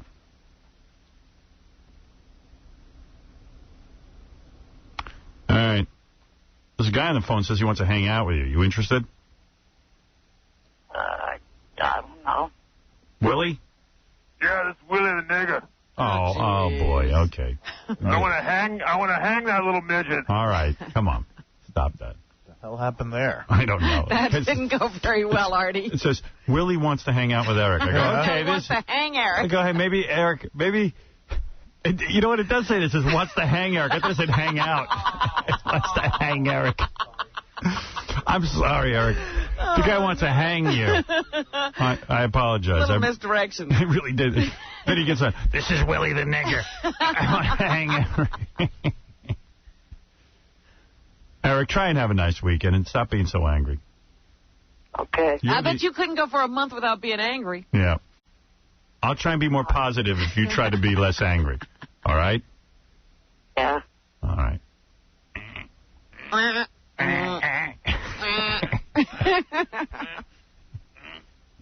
Affleck. What? Is there anything you're happy about? I don't know. Right. Try to be happy. You know what? There's many good things in life. Go see War of the Worlds. I saw it. It's good. Kelly Clarkson's coming to Atlantic City. That should make you happy. She's on tour. Well, actually, I've got tickets to see her in Reno. See there? Wow, you're really going to gay it up, aren't you? Well, no wonder you're so thrilled. I also have tickets to go see Rascal Flatts. Rascal Flatts? Okay. Oh, that's your favorite band, right? Yes. See, who knows you better than us? If I was you, I'd get a ticket to a whorehouse and get laid. I mean, come on. Yeah, what is he wasting his money? Kelly Clarkson. She looks good, though, man. She's been working out. I saw that big billboard. I don't think she looks like those pictures you're saying. We got to get her in here. I'll bring Eric in if we get her in here. All right. What? So you can pleasure himself in front of her. Eric, I'll let you meet Kelly Clarkson if she comes in here, but you have to pleasure yourself in front of her. At that concert, I may actually get to meet her because I'm part of the fan club, and with that, you get a meet and greet pass. Oh. Oh. What are you going to say to her? Hey, honey. Talk to her for a few minutes. Hey, honey, you see that bump in my pants? However long they, let people talk to them with the meet and greet pass. You ought to ask her out, and then when she says no, you ought to just go right to the press and say, she's prejudiced against little people. Ask her out. That's what you do. She hates midgets. Tell her she better make love to you, unless you're going to go to the press and say that she hates midgets. You're her man. Oh, I'm sure I'll probably get a little starstruck like I have in the past when I meet. When you met Robin? Meet female celebrities that I like. Yeah. So you won't say anything is what you're saying. Right. He'll get up there and he'll finally meet Kelly Clarkson and he'll just get mute. He'll just make one of those noises. She'll come over. Hello, little man. How old are you? Pat you on the head. I'm 47 years old. Stop patting me. Well, yeah, add 17 years to my age. Thank you. Right. Yeah, I'm not 9. Right? You get that all the time. You tell her off when she says that, pal. Stop pinching my cheek, bitch. Yeah. Want to pinch something, pinch my ass. I'm not in Little League. When I went down to the set of American Dreams, I met Brittany and Vanessa. I barely said anything to them. Yeah, I heard you were pretty mute around Daphne Zuniga. But look at how he yells at you. And what's weird about it is I think you could have gotten her. Oh, easy. I talked to her. I talked to her more than I did Brittany and Vanessa. Yeah, you should put on some of that Eric the Midget charm. Why does he scream at you, though? You're the only guy he can talk to. I know. I'm like the father he never had. When I meet male celebrities, I don't have any problem talking to them. Maybe you're gay. No. Yeah, you seem pretty loose around me. I'm going to go with you're definitely gay. What are you saying, Eric the gay midget? Yeah. I don't have any problem talking to male celebrities because I don't have the attraction to them like I do female. Oh, I see. Oh, vice doesn't frighten me. Yeah. No, Kelly Clarkson, I get that whole thing with you. She'd be a cute girlfriend for you. And you know what? Before American Idol, you probably could have gotten her. Yeah. Wasn't that hot? Now she's all full of herself. Because of guys like you who voted for her, and now she doesn't even give you any poontang. Probably holding out for some. I also like Carrie Underwood. Yeah, she's going to snub you, too. Yeah, you better get her quick. She already has the #1 record in the country. Yeah, Jenks. Hey, good morning, Howard. You know, I happened to run into Kelly Clarkson at the supermarket the other day, and I got a chance to ask her a couple questions, and I asked her one of the things that really annoys her, and she said she can't stand that Eric the actor on the Howard Stern show. She did say that? Yeah, she said she just can't stand him. She doesn't like when he comes on? Yeah. Boring. She was glad that he was banning himself from the show. Yeah, I was she trying said to get she was glad she's not doing the show anymore. Yeah, I was trying to convince her that he's a real good guy, and she's like, I just can't stand that guy. He's such an annoying, annoying little man. You believe she said that, Eric? No. Good. Here, Dominic. Yeah, he's never there. All right. Hey, Eric, I got to go. All right. You know? I really got to get going. What is it, Ralph? Oh, enough of him, man. You can't understand him when you can. It's nothing interesting. Go back to talk about how you go places and you're miserable. That's good. Who, Eric or me? No, you. That's fun. You liked hearing about the Tom Cruise thing last night? Yeah, that was great. Yeah. They made Beth check her bag, and why'd you even put up with that? I said, that's it, I'm going home, and then they went, okay. So I was like... You should have said no. Forget it. No way. I know, but I wanted to see the movie. Was it good? Howard. Yes, Eric. Where is Richard at? Where's Richard? Why do you care? 4B10's on. Because you guys seem to be the only ones that can't understand me on the phone. I talk to Richard all the time. He didn't have any problem understanding me. Not only is his voice annoying, it's cutting in and out. It's like...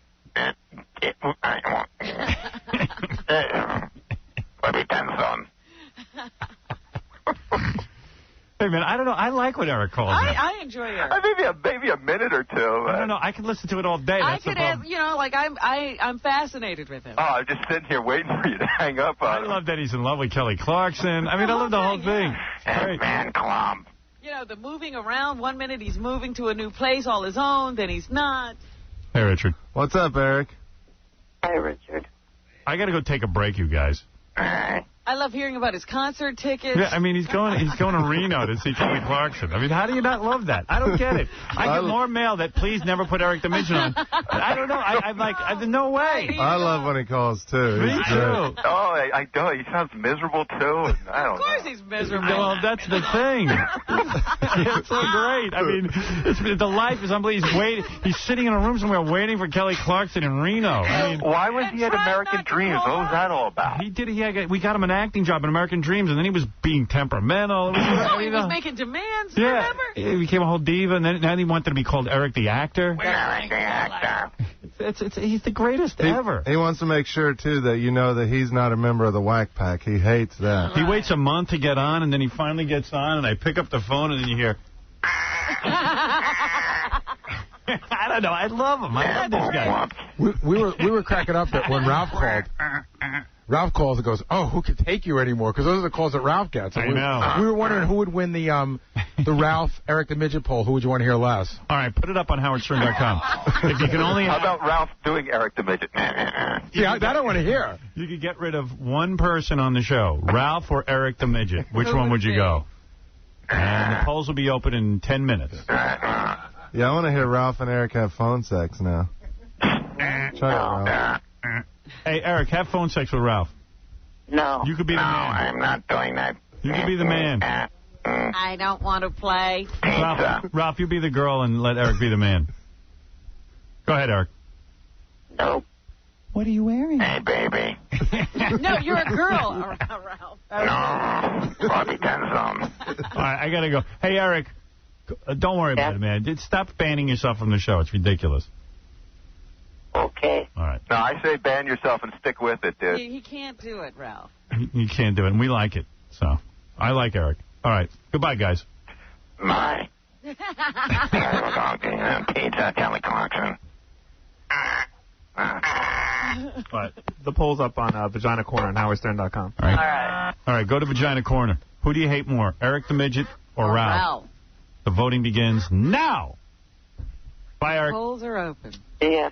Later. I think Eric has to develop relationships with people who know he exists. That's his problem. We'll be back right after these words. Yeah. Let's take our first call now. Let's have Mike. How are you there, Mike? Yeah, hi, Doctor. How you doing, buddy? Not too good. Not too good? What's the matter? Well, it's going to be pretty tough, but... What?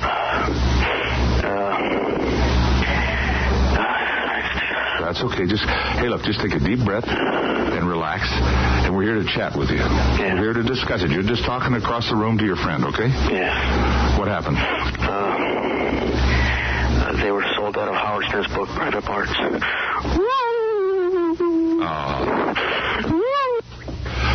Well, that's kind of too bad. It's too bad when people feel like they have to take advantage of the opportunity and kind of spoil it for some of the other people. But, Mike, God bless you. And you know what? Your sensitivity is expressed by your desire not to be sensitive. We're just exactly the living example of what we're talking about tonight. Fear. Oh, it's always easy to be humorous or to be funny or make some kind of a difficult situation look real bad and then make fun of people. One of the things that we never do on this program is make fun or criticize anybody.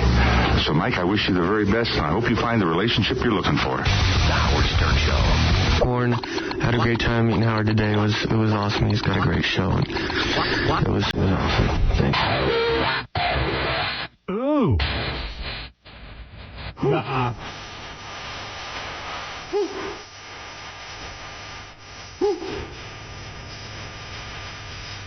I told you tonight I need Stump the Perv, and also I was thinking we got this cool contest idea.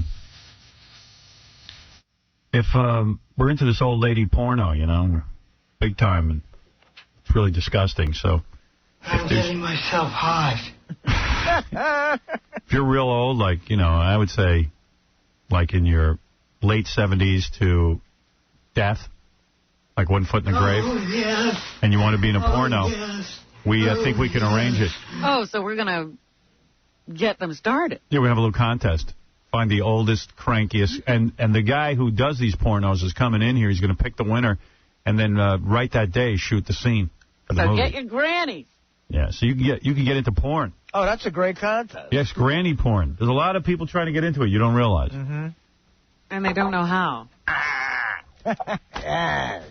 Yes. You stayed up and watched the whole game? I did last night. I'm a little tired myself because I got sucked in. I watched the whole thing. I didn't even know it happened. I heard about it this morning. I went, oh. Hey, big late night for both of us. I was at the War of the Worlds premiere. And Artie was in front of a TV. Watching basketball. And if you missed my exciting stories, you can read about them on HowardStern.com as I encountered Pat O'Brien, which I would pay dearly just to have the copy of that tape. Sounds like a fun night. Yeah. Yeah, you should have gotten to some of those cameramen. Yeah. You know, hand them a Finsky. Yeah. Here's a Finsky. Get that tape over to you. I mean, it was really funny, Pat O'Brien standing there, and I just made a beeline right for the guy. Beth goes, there's Pat O'Brien, thinking I'm going to, you know, ignore him. I go, boom, my hero. Yeah, he's used to having to chase people. I go, dude, you're so out of control. He's like, no. Okay. I go, you're my hero. You're so out of control. I go, you can't have Beth. Where's Betsy? I go, Betsy can't have Beth. Right. I'm just letting you know right away. She's totally mine. I saw him look at his chops.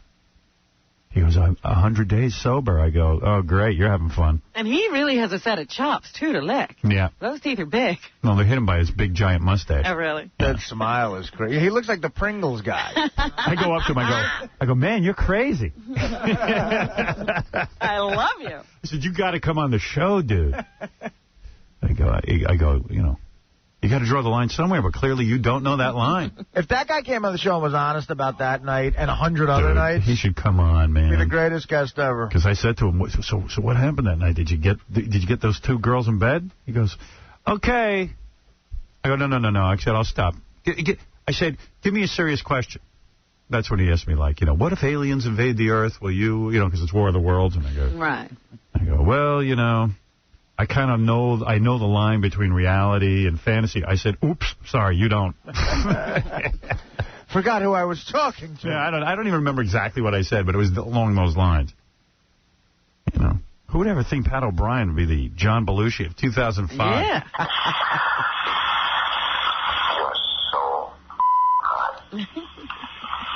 I told him he was effing hot.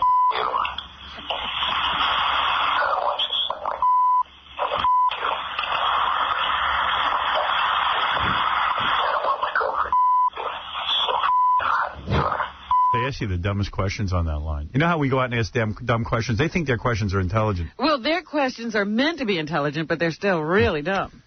Some woman goes, who is your fantasy girl? I'm standing there with Beth. I go, right. Beth. Oh, yeah, yeah. I go, Beth. You know what I mean? Like, who is your Hollywood fantasy girl? I go, all right, before you put the camera on, Billy Zane.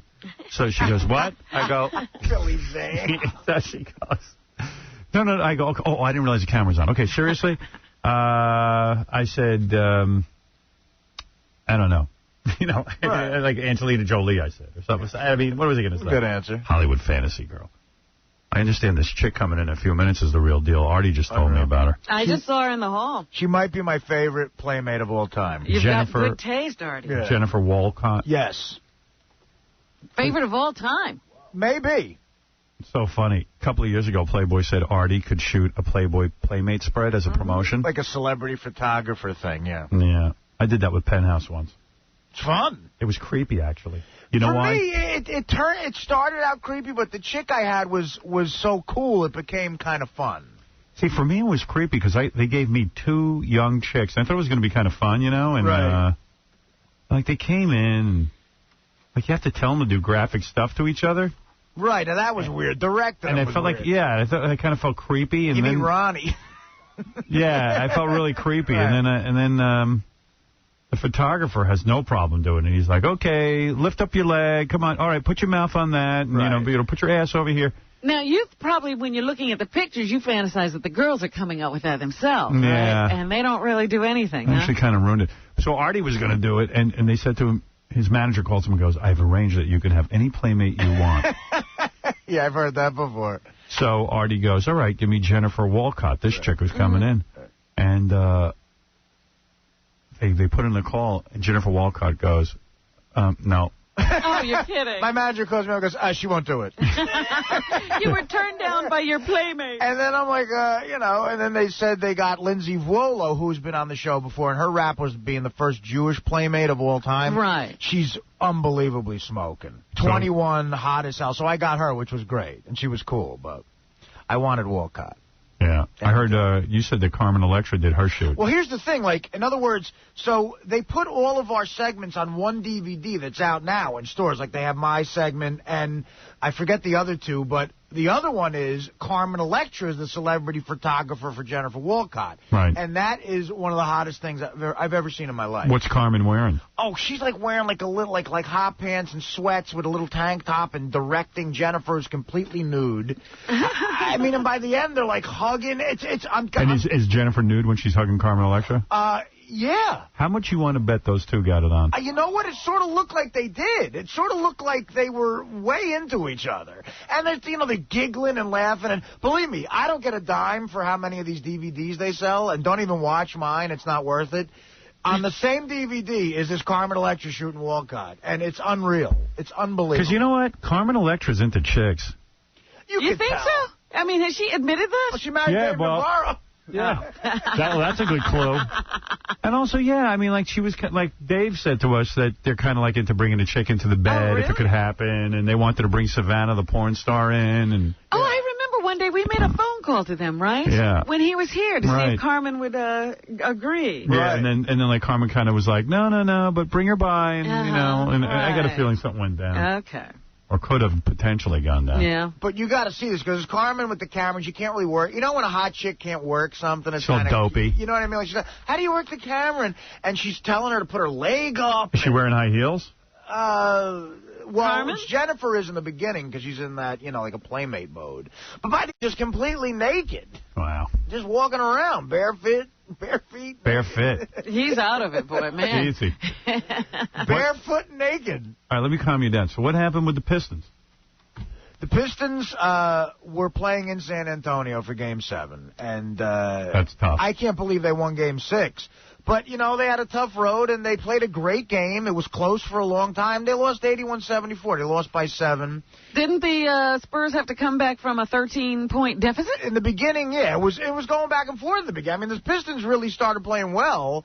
And then the Spurs went up, and by the fourth quarter, it was like they were always up by about 3 points. And Duncan did something amazing, right, at the end? Well, Duncan scored 25 points and went 4 for 5 from the free throw line, which is, that's how you win. What time did that get over with? I probably fell asleep around 1. Oh, I watched man. some of the post-game stuff and everything. Why the hell they got these games scheduled so late? That's killing the sports. And they wonder why nobody cares. How could kids watch it? I don't know. And that's their future audience. Duncan's a guy like, you know how Shaq never makes free throws? That's the rap. Duncan's a guy where if he hits those shots, the Spurs will win. And some nights he's 15 for 15. Other nights he's like 3 for 12. Last night he was 4 for 5 from the line, hit shots late in the game, and scored 25 points. They couldn't beat it. The Spurs are tough. This is their 3rd championship. Man. In like 5 years. Yeah, not in a row, but they keep coming back. They're a great team. So it was fun. It was a good game. Jennifer Walcott's coming in here to talk about the great sex she's having with her boyfriend. Who wants to hear that? That's the other thing. I don't want to hear about that, man. Oh, And she's also going to turn cards on the high-low game. That I want to see. But well, I can't believe she turned you down, Artie, when she had, Carmen Electra take her picture. Well, who would you take? I mean, come on. You want to ask her some questions about sex with her boyfriend? Not really. She says he gives it to her so good she wants to talk about it. I'm like, jeez. Like Who great. is this guy? Thanks for coming in. I got to take a look at her. Dude, she's unreal. Hey, Gary, bring her in before she becomes the high-low girl. That crick in my back. Uh-oh. Let's take a quick look. Because I got to go to commercial anyway. And then we're going to do the high-low game. We're going to let some of since the E guys are all losing their job, we're going to let some of them try and win cash. Oh. But they got to do incredibly gay stuff if they lose. Whoa, honey. There's no better-looking girl than you. Artie ain't lying. Look at your waist.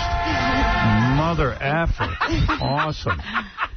That's sick. How are we in the same species as her? What a bod, honey. Thanks. I never turned you down, by the way, Artie. What happened? I felt more comfortable, doing it with Carmen because it was a woman. And is that because really Artie's hot. a hideous monster? No, it's just it was Carmen Electra, and so I just figured she had done Playboy, and it was just one of those things. Because they had asked about Tommy Lee and all these other people, but I just thought, hey, if Carmen wants me to do it, or Pam, or one of those girls, then I'd do it. Jennifer, so you didn't hear Artie, ugh. By the way, Jennifer, I understand completely. Baba Booey's wearing a monkey mask, and it's totally distracting. You know what? She's so hot, I didn't even wait for you to ask to put the mask on. Yeah, but the monkey mask is funny. It's distracting me. Yeah, he should have his burqa on. What do you weigh?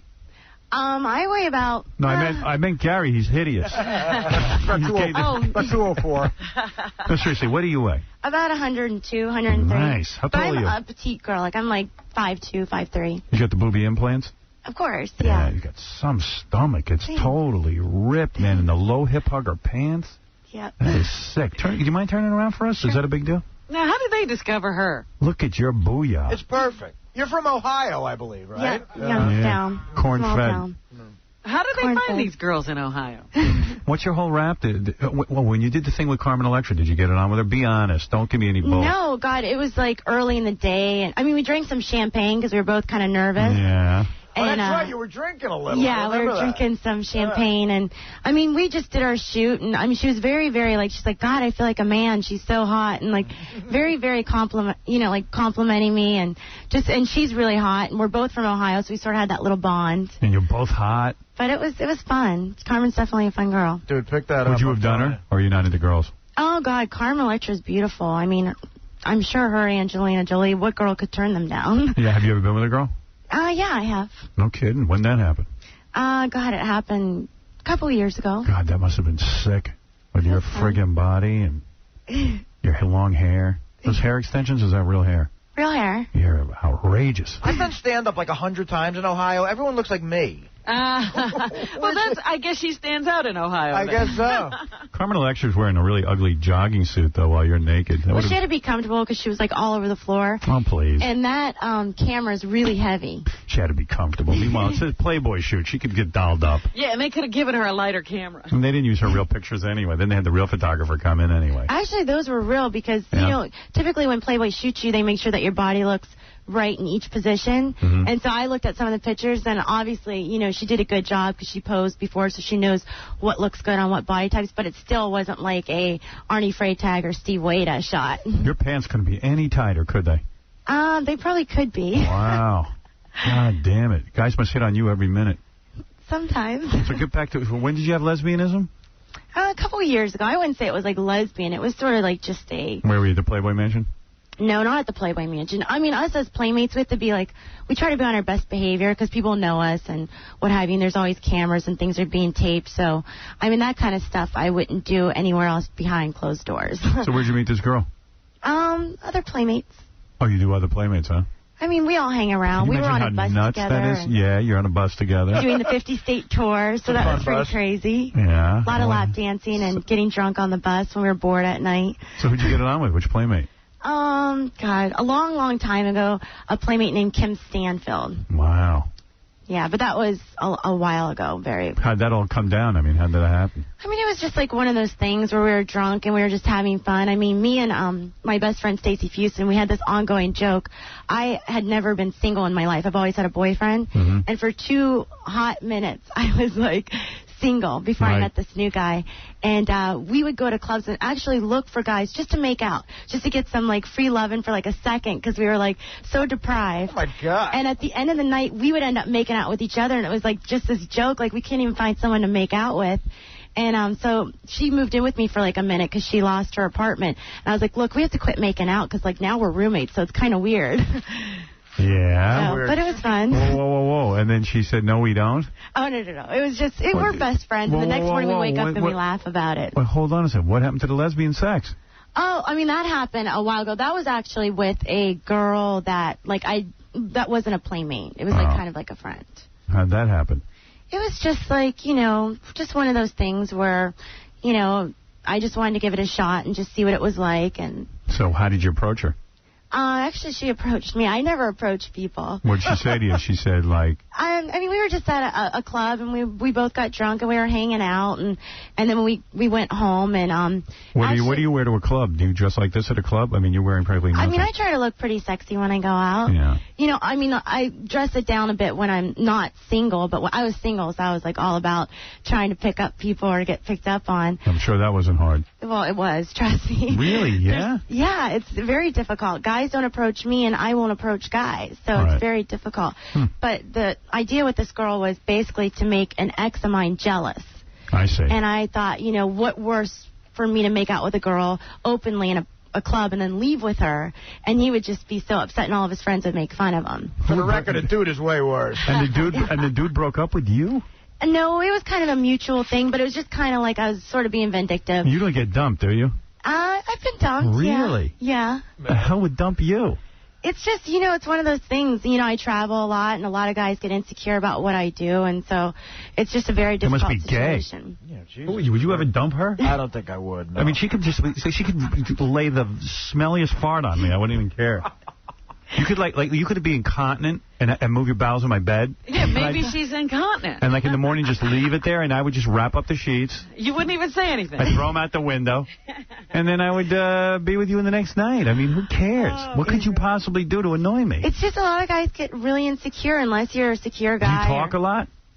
Do I talk a lot? Yeah. I mean, I wouldn't say I'm annoying, but I definitely communicate. Maybe that's what's turning You them wouldn't off. try to communicate during, like, a World Series game, right? Oh, no. Oh, good, thanks. I probably wouldn't go to a World Series game. You could probably kill my whole family and I'd still go out with you. You know what I mean? Like, let's say you had a real mental problem and you killed my parents, my sister. Yeah, she's a little loony. Yeah, and I just go, you know what? She's got I'd be like that guy who's still with the runaway bride. She's got eyes are bugging halfway out of her head. She ran away. I still want to marry her. I still love you, Lord Jesus Christ. You know, I mean, I don't think there's much she you could could drown do. your children. You wouldn't even care. I wake up, she's sawing off my foot. I'm like, honey, come on. Come on. please. I'm not breaking up with you. It's not going to happen. You can't get rid of me that easily. It ain't going to happen. Holy mackerel, guys break up with you. That's a secure dude. I wouldn't say all guys, but I've had a few here and there. Boy, who, like rock stars and stuff? No, I don't date rock stars. Famous dudes? I get any famous guys? No, Nobody famous? No, I mean, I think that was the problem. They were regular guys, so, ideally when they don't have their own thing going on or, they're insecure about what you do and, they try to either be like your shadow or, that's why the new guy's great because he has his own thing going on. We're kind of like that. Yeah, you would give up your life for hers. Yeah, you're putting down guys who would be very clingy to you and not want to let you out of their sight, and all of us in this room are like that. You shouldn't be afraid. You don't have to, not put a girl in a situation. If she's going to do something, she'll do it at the grocery store. She doesn't have to do when you look like this, you're afraid. It's not hot, though, is it, when guys like that? Hey, everyone's a threat. So get back to this Lesbo story. Okay. So you're at a club. It was kind of just a show, kind of to get back at him and just to, do it at a club so it would, get back to him. What was she wearing? What did she look like? She was a really hot girl. She had, she was a brunette, really petite, really, nice implants, whatever, really sexy. And so I thought, you know what? I haven't gotten laid in a while. Yeah. I'm going to, just have fun. I'm going to try it. Yeah. And so we went back to my place. We're both completely drunk. Nice. And I wake up the next morning. Whoa. You're both completely drunk. Yeah. And what are you wearing that night? I was wearing... Well, God, I don't even remember, but it was pretty sexy. It was something like this. Right, with no whole belly exposed and everything. Yeah. And what's she wearing? She was wearing a cute little club outfit. She definitely looks sexy. I mean, I wouldn't pick up on an ugly woman. Little skirt? No, jeans. But low riders. Yeah. No panties? I don't really remember that part. So you're at her place or your place? No, we took a town car back to my place. Yeah. And she came inside and I guess we went in the bedroom, we fooled around. What do you mean? Like she just says to you, come in the bedroom with me. Yeah, it was just kind of like we just, we started kissing and then we went into the bedroom. And you took off your own clothes? I think, what's weird is I didn't know her that well, and so she was kind of more on the lesbian side than just trying it or having fun. Right. But I didn't know that till the next day because it gets a little weird. And so she knew what she was doing. She knew what she was doing, but she acted like she didn't. Right. And so we got freakish about it. So I didn't want to touch her because I'm afraid of getting something. Right. So I was just I've never done this before. Whatever you want to do. And I just wanted to get off because I hadn't been laid forever and I didn't have a boyfriend. Right. So basically we had our fun, and then I was kind of like a guy because I woke up the next morning and I roll over and I'm like, oh my God, this girl is still here, and I forgot she had no car and everything. So I wake up. She used her tongue on you? Yeah. Is she better at it than a guy? I wouldn't say that. It was different. It was definitely the idea more than the physical part. Yeah. But I don't think I'm too good at that. I wanted to get her out of there, and I was like, how can I get this girl out of here? Right. Without offending her. I didn't know how to do it. I felt kind of like a guy, it's over, I want her out. Right. See how we feel? I look at her and I'm like, she's like, I don't have a ride. And I'm completely hungover. I'm still drunk. Did you hold her head when she was doing that thing with her tongue? I don't think I had to. I mean, she was doing okay herself. Did you run your fingers through her hair? Did you smack her ass a little bit? Yeah. I think we kind of we definitely had a good time. It definitely was. It was fun. Pull out a vibrator or anything? Mm-hmm. Boy, it doesn't sound like she had too much fun. No, but she was all about me, so that was fine. Wow. But so the next morning I say, I'll take tongue you and home. fingers simultaneously. I'm feeling so amorous. You're a mess over there. This is unreal. Yeah. Artie's in a coma. Yeah, Artie's busy. Artie, you're going to need to eat during the commercial. Is this not the hottest chick you've ever seen? I mean, come on, look at that. I looked over at Artie at one point. He had this dreamy look on his face. I've never seen that expression. So you got her out of the house by what? Well, it was almost by 11, so I'm still, not feeling well. So I'm like, we need to go eat something. So we go and we have breakfast together. She pays for my breakfast, which was a little... Like a date? yes. That's cool. She's the man. Good move. Well, this song came on by Dido when I was taking her home. I want to thank you. Probably that. For giving me the best time of Wait, my there's another life. Dido song? Yeah, it's the only one I know. Something like a very just mushy song. And she grabs my hand and she holds it. And she's like, I could fall in love with you. And I looked at her and I'm like, no, I was drunk, and I'm not a lesbian, and it was fun, but now you've got to go. Yeah. And so I dropped her off, and then she called me nonstop, and I changed my number and everything, because she said she could fall in love with me, which I thought was weird. And then I never go out in L.A., and recently I went out, and I ran into her, and in the middle of the club, like, she yells really loud, "You were never supposed to be a one-night stand. You were the love of my life." No. I went, shut up. Shut up. And then she would leave me alone. I want to thank... She wouldn't leave you alone the whole night? No, so I had to pretend like I was with my girlfriend and we were with each other. So she would leave me alone because this girl wouldn't stop at anything. I want to thank you. Poor Dido. She's probably in a lounge somewhere singing that. You know what I mean? She's got a nice voice. Yeah, at a hotel. She's probably like, you know what? I have a whole bunch of other songs on my CD. It's okay. Just do I want to thank you. Just do it over and over again. I want to thank you for giving me the best time of my life. Oh, man.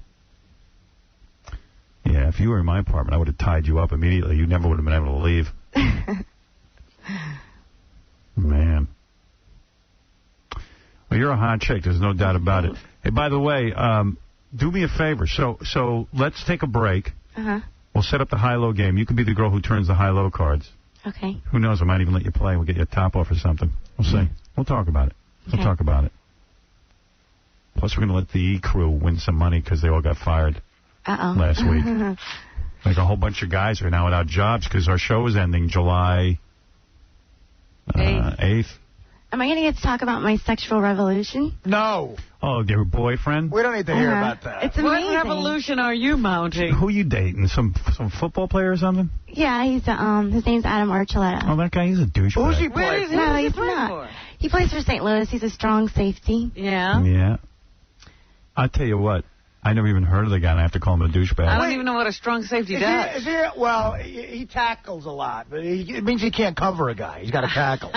But what is he, a black guy or a white guy? He's a white guy. Yeah, oh, okay, I know who he is.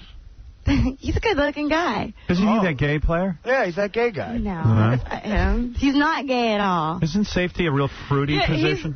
He's the first gay guy in the NFL. Isn't he the first gay man in the NFL? There's two types of safety. There's like a free safety who's fast, He roams roams, around. yeah. Strong safety's got to... They're slow and oafish. Yeah, right, exactly. And they're usually a strong safety, historically, is bad at sex. Oh. No, this guy has done things to me like, I'm like 28. What? Yeah. It's just that he's made me cry during sex. Whoa. I've done that to chicks. Artie can do that, do you? During and after with Artie.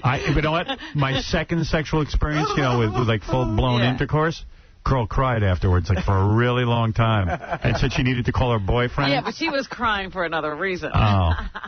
I was so proud that she cried and had to call long distance to her boyfriend. Hey, he's not a starter. She went. Yeah, he is.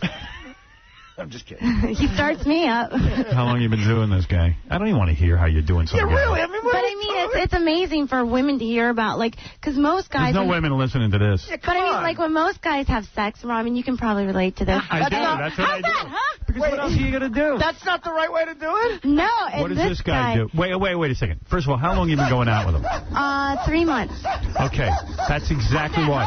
Talk to me in 5 years. He'll be mounting you just like he mounts anybody else. But I've been with guys in the beginning of it, and it wasn't like... I want to say that. Whoops. You can actually get off, say. Okay, sorry. I taught me how to do that because he says you have to learn how to use your... Look at this guy. He's like the Yoda of sex. What the hell? He's got a lightsaber and he's practiced. Oh, please. This guy's Use your... Why don't you? Oh, Mr. Expert on sex. And then, by the way, that's why the manual. That's why the Rams suck. I'm telling you what. I guarantee you I'll make you cry.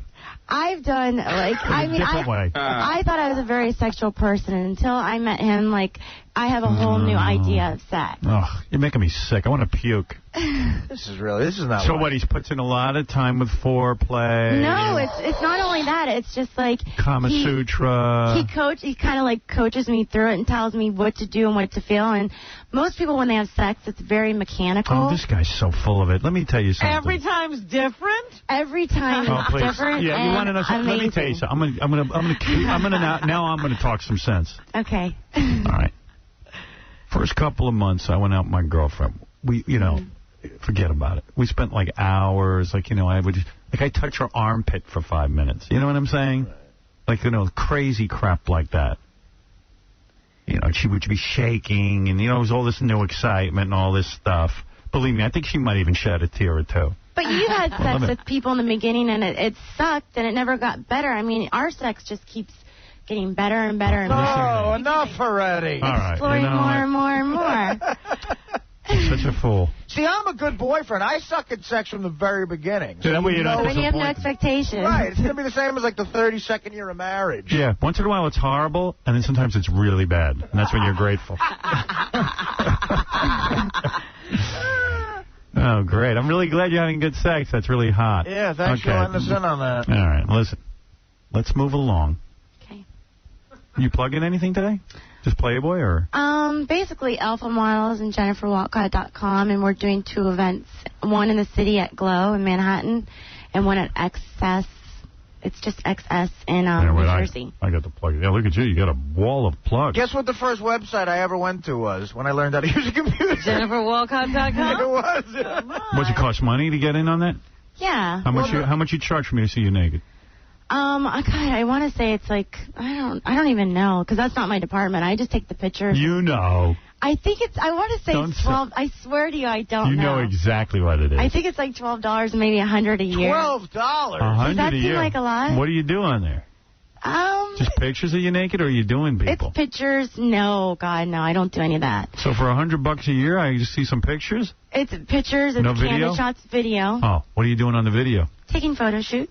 Any foot play? Guys have asked me. I mean, of course they go. How are your feet? You got nice feet? Mm-hmm. Let me see. Dude, they gotta be hot. What are the chances? You actually have nice feet. Oh my God! What's wrong with you? Better do something on there for $100. Hot as you are, you still got to do stuff. It's enough. Will you get explicit and bend over and let us see what it's doing? No, because you know what? After posing nude for Playboy, it's kind of like. What about balloon knot? What's that? You never see the balloon knot? No. I'll show you. Uh-oh. Oh, no. With the cheek spread? You know what? It's sexy, but it's classy. But, I mean, guys join, and they definitely stay with it. $100 a month, I got to see the balloon knot. No, $100 a year. Oh. And then you could see the other girls' sites, too. Okay. So you get more bang for your buck. Right, Artie, you got to see. Oh, my God. For that kind of money? Knot. On my website, I offer a full DVD of amazing stand-up comedy for $14.99. This is, you got to pay $12 to see you naked. Not. This is, look. You ever work as a stripper? No. What did you do? Always model and stuff? No, I did freelance makeup. I fell upon Playboy by accident, and I did some retail and things like that. I moved out west when I was about 19. Yeah. So now you got the website, and what are you doing? What an event? Alpha Models? Alpha Models is basically my website, and look at you, businesswoman. Yeah. What do you do at these events? You basically just sit in a VIP area and mingle and hang out. Talk to guys? You wear a sexy outfit and talk to guys? Yeah, it's pretty much guys who Playboy can't promotion. But you guys stand. What are you roped off in a velvet area where no one can get to you? Sometimes, but we make our way out into the crowd. But I'm just saying the guys are coming because they're hoping something will happen, but she's in love with this football player. Yeah, nothing's going to happen, trust me, whether she's in love with the football player or not. She's in love with Adam Archuleta. So what do you do? So you've never given a guy a lap dance or anything at one of these parties? I've given Adam a lap dance. Oh, great. Can we leave Adam out of one conversation? Yeah. We're trying to get worked up. Well, I thought I was supposed to talk about sex. I can't talk about, giving lap dances at parties. That's never happened. So the guy gives it to you and you start crying. You might be mentally unstable for a while. Wow. Oh, my God. Oh, my God, this is the most beautiful thing ever. I never knew sex could be like this. I'm so in love. But I'm not like that. I'm like a freak-a-leak. So for me to cry during sex, it wasn't like it was like, oh, he's making love to me. It was like I went to a whole other level. You know what you're doing for this guy's ego? You're a hot chick. He's going to have to leave. Yeah. He's going to have to leave? He's going to leave me? Yeah, he's going to have to leave. Yeah. You're carrying on too much. Yeah, you're getting too clingy. Is he real sex big? Is good. I mean, is he real big? He did something to me physically where we had to take off time. Because you're hurt. I went to the doctor, and it's basically like almost like, you know, like if you broke your arm, you put a cast on it. He's like, my goodness. You need to take your time without getting explicit. He broke her. Let me tell you something. I'm not impressed. I did that to Beth.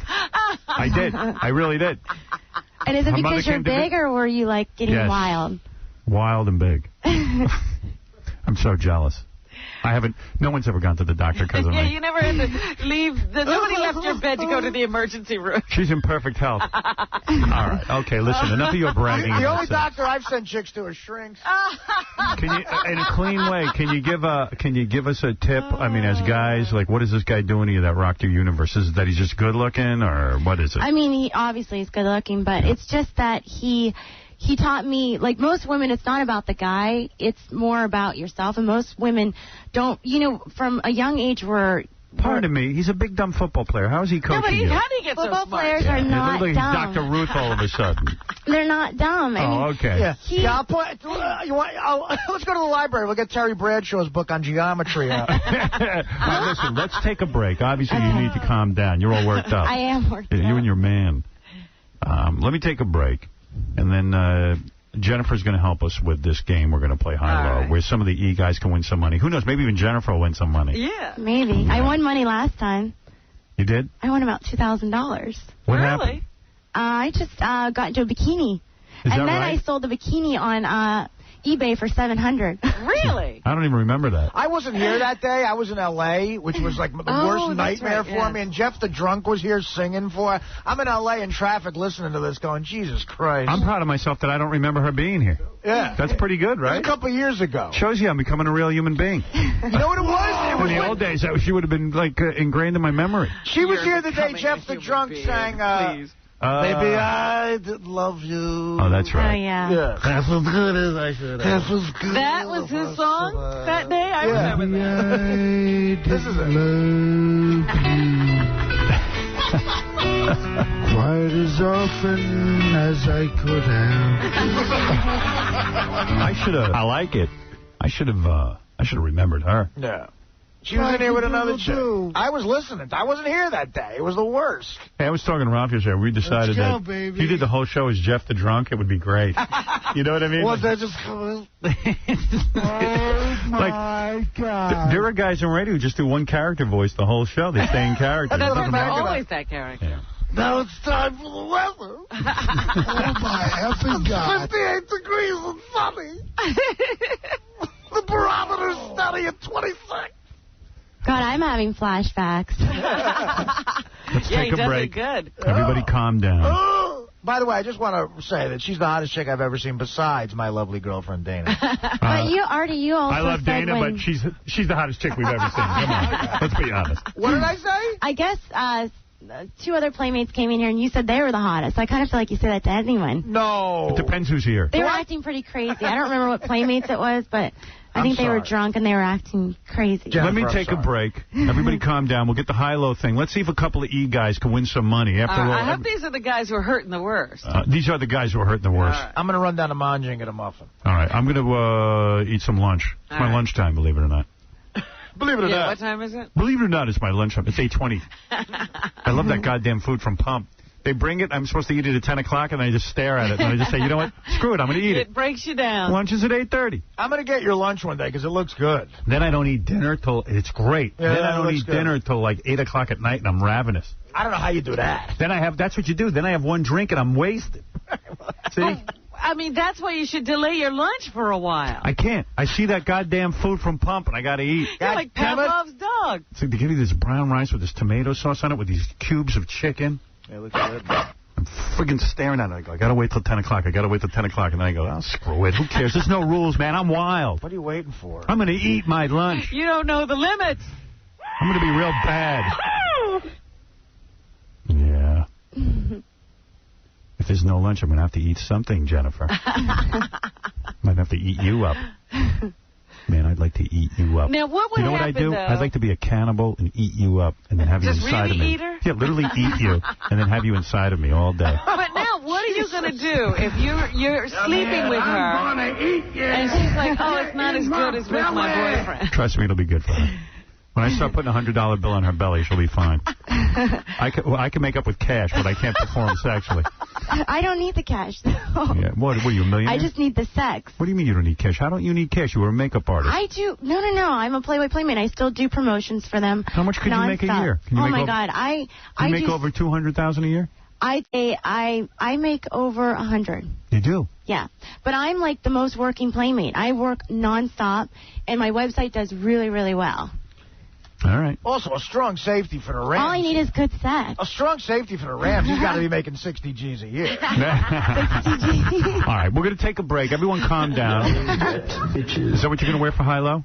No, they have me putting on this T-shirt. Good. It's very big, and it comes down to here. How about a thong? No. How about a thong? Yeah. Get a little swimsuit on for They want me to wear the T-shirt. Who's they? Who's they? Who? Will gave it to me. Will's gay. What is he doing out there? Doug, what kind of T-shirt? I have nothing to do with T-shirt, but I have a solution for the T-shirt. I cut it already. Scissors. I'm going to cut the thing to nothing. No, I told them I already cut it. Yeah, absolutely. Bikini. She's got the bod. I have bruises all over my legs. Who cares? Yeah, who cares? What, from Madame Archuleta? Yeah. Why? What happened? Does he squeeze you real hard? We've had some, really, you know, Does he pull your hair? Mm-hmm. Does he spank your ass? Yeah. Does he punch you in the legs? No. But he kind of, slapped me a little too hard, I think, the other day, because I have, bruises. A little spanky? Got a little too rough? Well, I know he didn't hurt you with any of his Super Bowl rings. No wonder you're crying. He was a rookie. Does he curse at you and give you sex, dirty talk? He talks dirty, but, I mean, like I said, just his body and what I do to myself is enough. Yeah, listen to this. Does he ever call you the N-word? What's the N-word? You don't know the N-word? Boy. Naughty? No. It's a racial term, the N-word. Why would he call me that? I don't know. It's just dirty to say that. It's a wrong thing. Me. Me.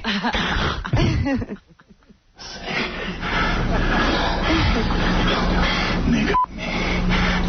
Oh, I can't do that. Say, nigga.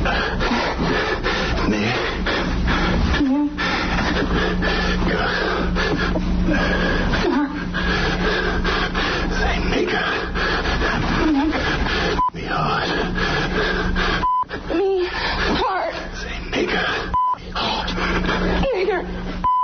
Me hard. Oh, you know what? Every time I hear that, I say, boy, I got to go watch that movie. And I never get around to it. That is some movie. That's War of the Worlds, I think. Yeah. Whoa. Okay. Enough of this talk. We'll come back. Let the E guys win some money. Let's see how gay they'll go for money. Oh. And was Archuleta a rookie on the '99 team, the Super Bowl team? You mean when they... I don't know too much. I was hoping he'd never run. All I care about you guys haven't had a real conversation? We don't really talk about I don't really care about the football thing. I didn't even know he was a football player when I met him. No. Oh, come on. I was all about... really good looking. Yeah, Yoko. He is. You should see him, Robin. He's beautiful. Let Robin do him. We'll tell you if it's good. I'll tell you if he's any good. I guarantee Honestly, you, I told him, I said, I want him to actually, a few of my friends have problems with sex, and I'm like, I would never do it, but I was like, I just wish you could be with them once, just so they could learn. I guarantee you my Robin won't be crying. He's that amazing. Robin, you're not going to cry after sex. I refuse to cry. Hey, Fred, you want to do him? It was a good cry. There's good cries and bad cries. Let Fred do him, see if he cries. He'll be crying. He'll be bruised. Want to know something? Robin will break him. He'll have the bruises. No, Robin's made out of steel down there. Don't worry about it. I can take it. You can take a pounding. Robin can take a good pounding. One time I was giving it to her. I put her head right through the wall, and she didn't even cry. I didn't even notice. Yeah. I was looking at the people in the other apartment. She just kept doing the news. All right, we'll take a break. We'll be back right after these.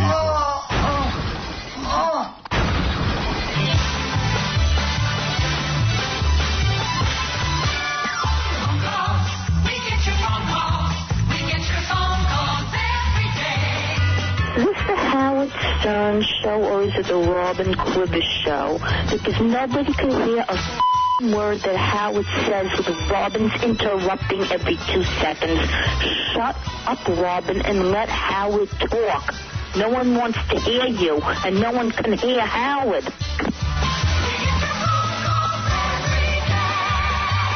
The Howard Stern Show. All right, Jerry, what do you like? Stern, Earnings, J.C. Penney? Stern. Stern it is. This guy can't get a break here. Every time he turns up, he gets something. Now they're saying they're going to fine him. There's a report that the fine is now, Jerry, per word. Each single instance represents a violation. The bullseye perspective on this. Bleep that. The Howard Stern Show. Hey-oh. Stump the perv tonight on E.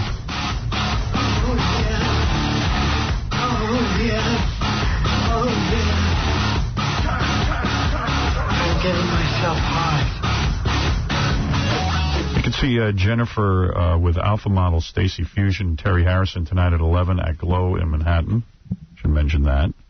She's being a good sport. She donned the pink bikini for our high-low game. Yeah, what was this I wore a thong last time. What's that? Is that a thong? No. Why are you not wearing a thong? No, I don't know. You guys are going backwards. But I'm just saying that. But I also got 2,000 before. That's right. Yeah, we had to pay her. You didn't have to. You offered. Hey, a bunch of guys called in and said, did the football player do you in a bad place? In a bad place? You mean for that accident that happened, the broken? No, but just in general, do you guys go there for your sexual activities? Oh, we haven't known each other that long, and plus the sex is good where it is. Right, so the answer is negatory. Negatory. All right, well, that's a shame. But maybe. You would be open to that? I mean, I'm open with anything with him because it's, so great. He's the Zen master. Why would you say no? He is the Zen master. Sounds like you're ready to marry this guy. You're way in love. I know. Yeah. Hey, if the sex is that good, I mean, sex is everything. Right. You can't have good sex with someone. It's like, it's not going to last. People say that all the time. So, I mean, God, yeah. As long as the sex stayed good. Man, stay married. You're something else. Hey, Jennifer, it's been 10 seconds since you said the sex was good with him. Can you say? I'm sick of him. Where is this guy right now? You know what? Who cares? I really don't like him.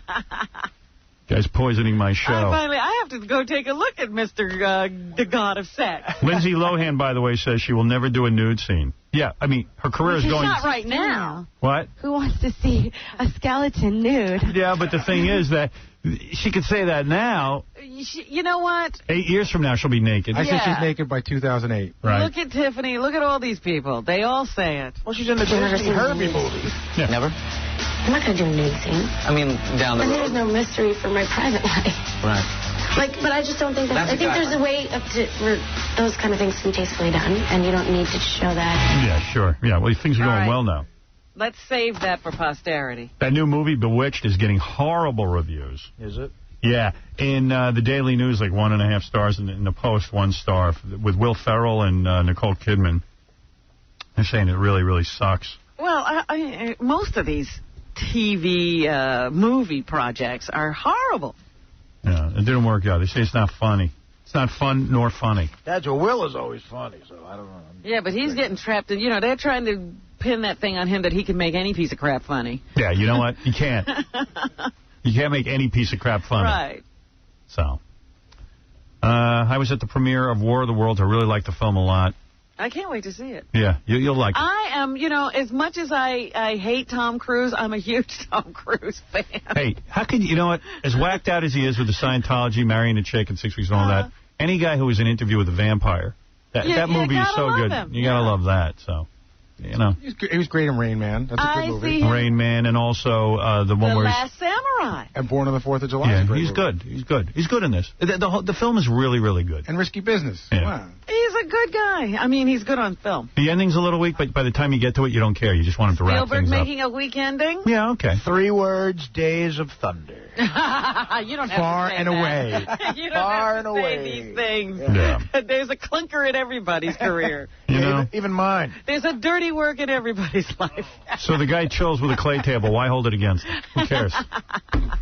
Whatever he wants to do, he can do. I'm holding that against him. He just rules. That's all there is to it. All right, so a bunch of the guys, we have the high-low game, and the high-low game is sponsored by PartyPoker.net. If you have a good poker face, then play on partypoker.net. Log on today. It's a great website and a lot of fun and easy to work and all that kind of stuff. So they gave us a bunch of money. How much money do we actually have? Do we have? Yeah. Is it 20 or 25,000 we're working off of? I think it's 25. 25,000. $25,000. We're the only game show who's not sure of the jackpot. Well, it changes from game to game. What do you want, Ralph? Yeah. I know for a fact that she's saying she didn't know this guy was a football player. She knew he was a football player. She was after some other guy, Jeremy Shockey. What about that, baby? No. How do you know that? I know that for a fact, right? What's your facts? True or false? False. False? You didn't exchange numbers with him. You weren't chasing him down to Miami. You didn't meet him First of all, at the Super Bowl. Guys, and Jeremy Shockey's a football player, so I assume that he'd be hard to catch if I were chasing him. Number one. Number two. Did you exchange numbers with Jeremy Shockey? Jeremy Shockey and I, for one, met 4 or 5 years ago. Super Bowl San Diego. We did a photo op with Playboy. Okay. I was in Miami, and Shockey was there as well. We had tables across from each other at this club. He came over. He's like, "Hey, you remember me?" And I'm like, "Yeah, blah, blah, blah." We were talking. We talked about Adam the whole time. I mean, if you know Jeremy Shockey that well, Jeremy Shockey will vouch for me. So why are you saying you don't know that this guy Adam was a football player? Night. But, I mean, how are you saying Adam? How you didn't know Adam was a football player if you're talking to Jeremy Shockey about it? Adam typically doesn't look like a football player. He's like 6 foot. He's like very compact. All right, what's your point, Ralph? Yeah, well, that's my point. She just said she didn't know the guy was a football player, and she's chasing football players down. But you don't have any proof of that. What's your proof? I just told you. All right, I got to get on with the game. Ralph. And by the way, hey, wait a second. Yeah. How come I'm not playing? I don't have a job now. You should be. He's another guy who lost his job because of E. He's not hurting. He won't do anything. Yes, he is. He's yes, not I hurting. am. He's freaking. What do I have to do? When we talked to you yesterday, you go, you'll find something else. Well, what am I going to do? Get in here, then. So you know what's weird? We're sitting around in the meeting. We go, wait a second. We even said it to the E guys. How gay would you get for a shot at 20 grand? Ralph would probably get married. All right, let me ask you this, Ralph. If I said you could play the high-low game, yeah, okay, and you're shot at 20 grand, all right. You start at 500, then you go to 1,000, 2,000, 5,000, 15,000, and 20,000. Right. You can stop anywhere you want. Right.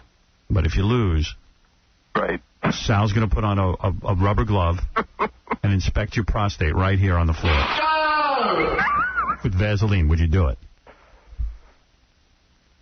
20 grand? Shot at 20 grand, but if you lose. So you what's that? That's 10 after taxes? No. That's about 14. 14.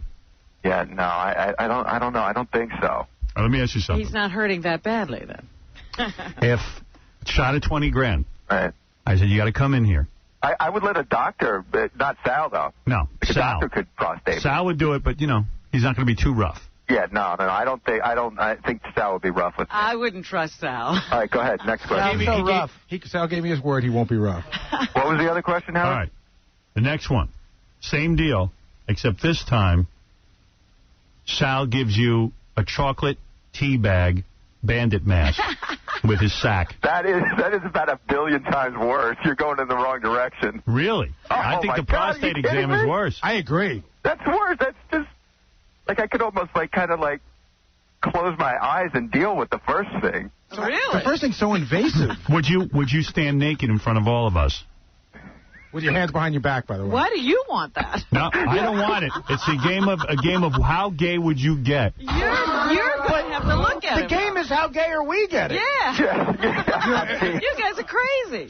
Because every guy who works here is totally freaked out by gay stuff. I'll run down there right now for give me 10 grand. I'll strip down. Right, so here it is. Here it is right now. What do we get for watching Ralph naked? Yeah, sick. I'm not watching it. All right, here's what I'm saying. Here it is right now. For any of the guys. Because some of the guys are really hurting. They will be after this contest. I'll give you a shot at 20 thou. You can go all the way. But Sal has to put on a glove and give you a quick prostate exam in front of us. That's the bottom line. That's the bottom line. Who wants to walk in and play high-low? Oh, my God. First guy in here gets it. What does the prostate exam entail?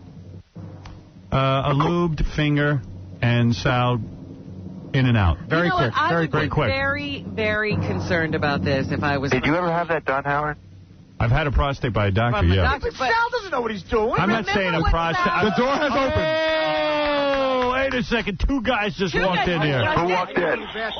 The first guy who walked in was Phelan, and then Richie for me. Dude, I got Crohn's disease. I get my butt checked twice a month. This is nothing. Nothing. But you still got to pull your pants down in here. I get it done twice a month to me. But Sal says the E is for excrement. He hates you guys. Which way do I have to face? Do I have to face you and Sal's behind me? Yeah. Or do you get a view? No, we need to see your face while this Sal gets to whisper in your ear. So I'll be basically like this. Like, I'll be...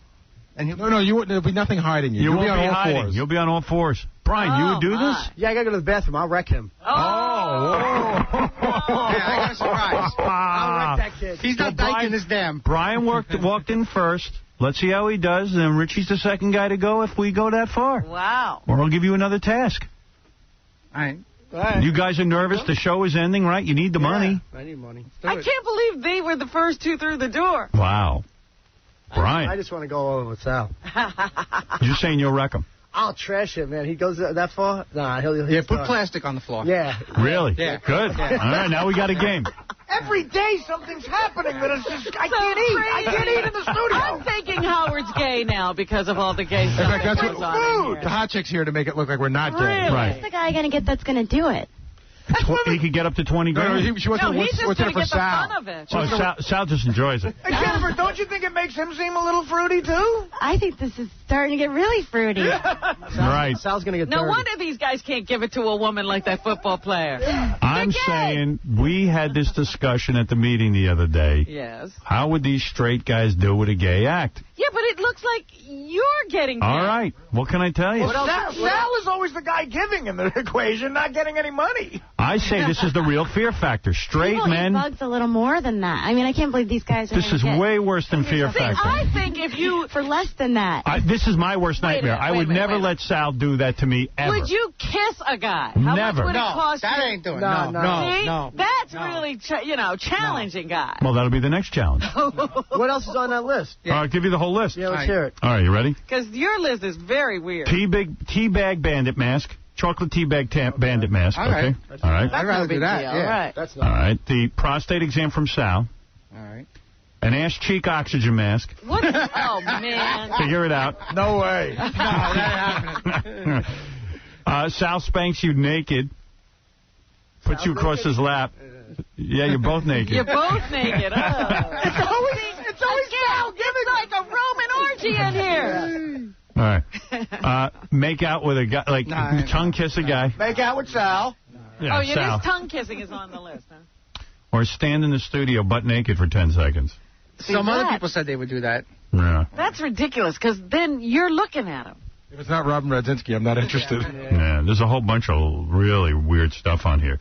Pee in a diaper, then put it on your head. Howard, can I go back for a second? How's that gay? I am curious. See? They're not all gay. Who said they're willing to stand in here naked? I was just curious. I don't want to rat them out, but if they want to come in. Oh, who said that? Come on. Man, that's... I don't know. Who said that? I think it was Steve Freed. Oh, it was Isaac. Isaac, you would stand I naked? get naked. What's the big deal? You must be hung. I mean, who cares? Isaac's a wigger. He'll do it. Yeah. All right, hey, Phelan said he would take the prostate exam from Sal. All Good luck. right. I'll play. You were the first one to walk in. I'll play. This is for up to $20,000 you can win on the high-low game. I Now, don't want to see that. well, I'm pulling for Brian to win the money. The cards are set up. No one's pulling for him to win the money more than me. Really, we're all pulling for it.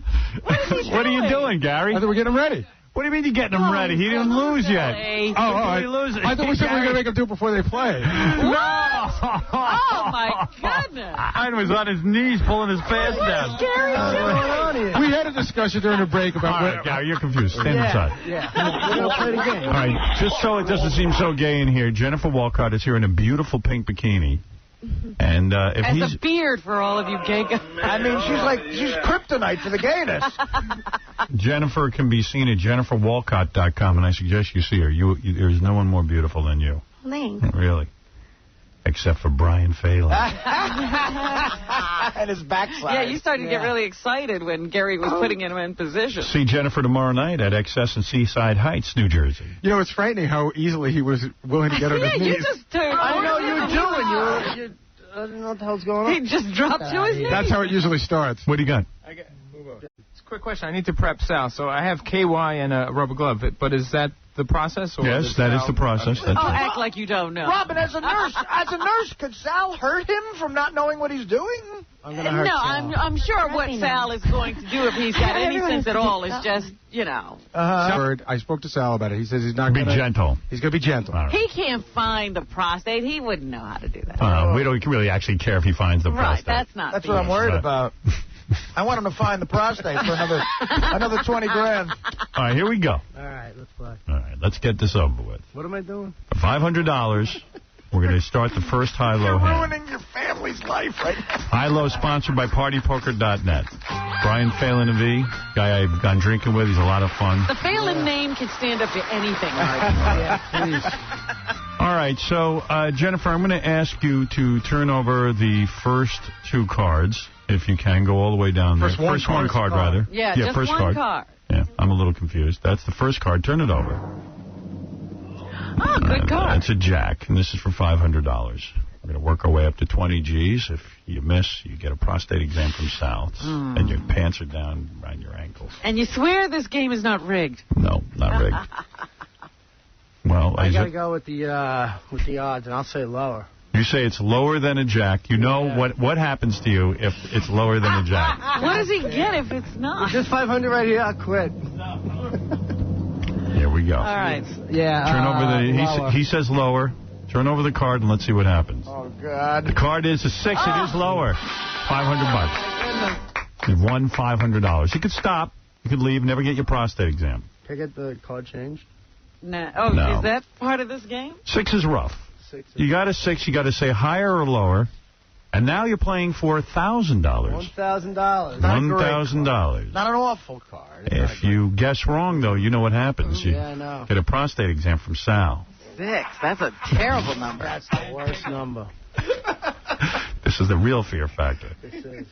Oh, man, what are you doing? This is gay factor. Yeah, now reality is setting in, isn't it? Factor. It's a true queer factor. It's a queer factor. Yeah. No, this is rough. Let's listen to your thought process. My thought is, what the hell did I walk in here for? Exactly. Everyone thinks it's easy. You thought you were so bold. You know what? I thought it wouldn't be that bad. There you go, thinking with your ass again, Brian. Yeah. It's a 6, so what do you say, higher or lower? What do you think? Oh, I would say higher, but it could be lower. Yeah, right. Well, that's the game. What if it's a 6? Then we'll go to the next card. That's a push. That's a push. Which is a nice move on our part, because most times you lose with a push. Yeah. Right. Oh, man. Jesus. All right. I think I'm gonna take the money and run.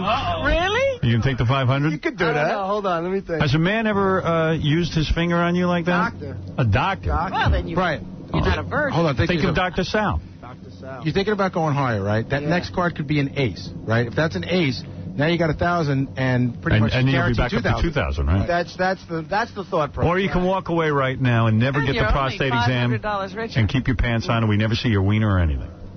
Oh, I forgot that part. Yeah. You're checking everything out? Well, we're going to see it if you pull your pants down, aren't we? I don't know. He thought I thought it was going to be ass discreet. up. All right, ass up, but I bet you some wiener will be seen. Our whole secret plan is to see your wiener. This other stuff is just a mask.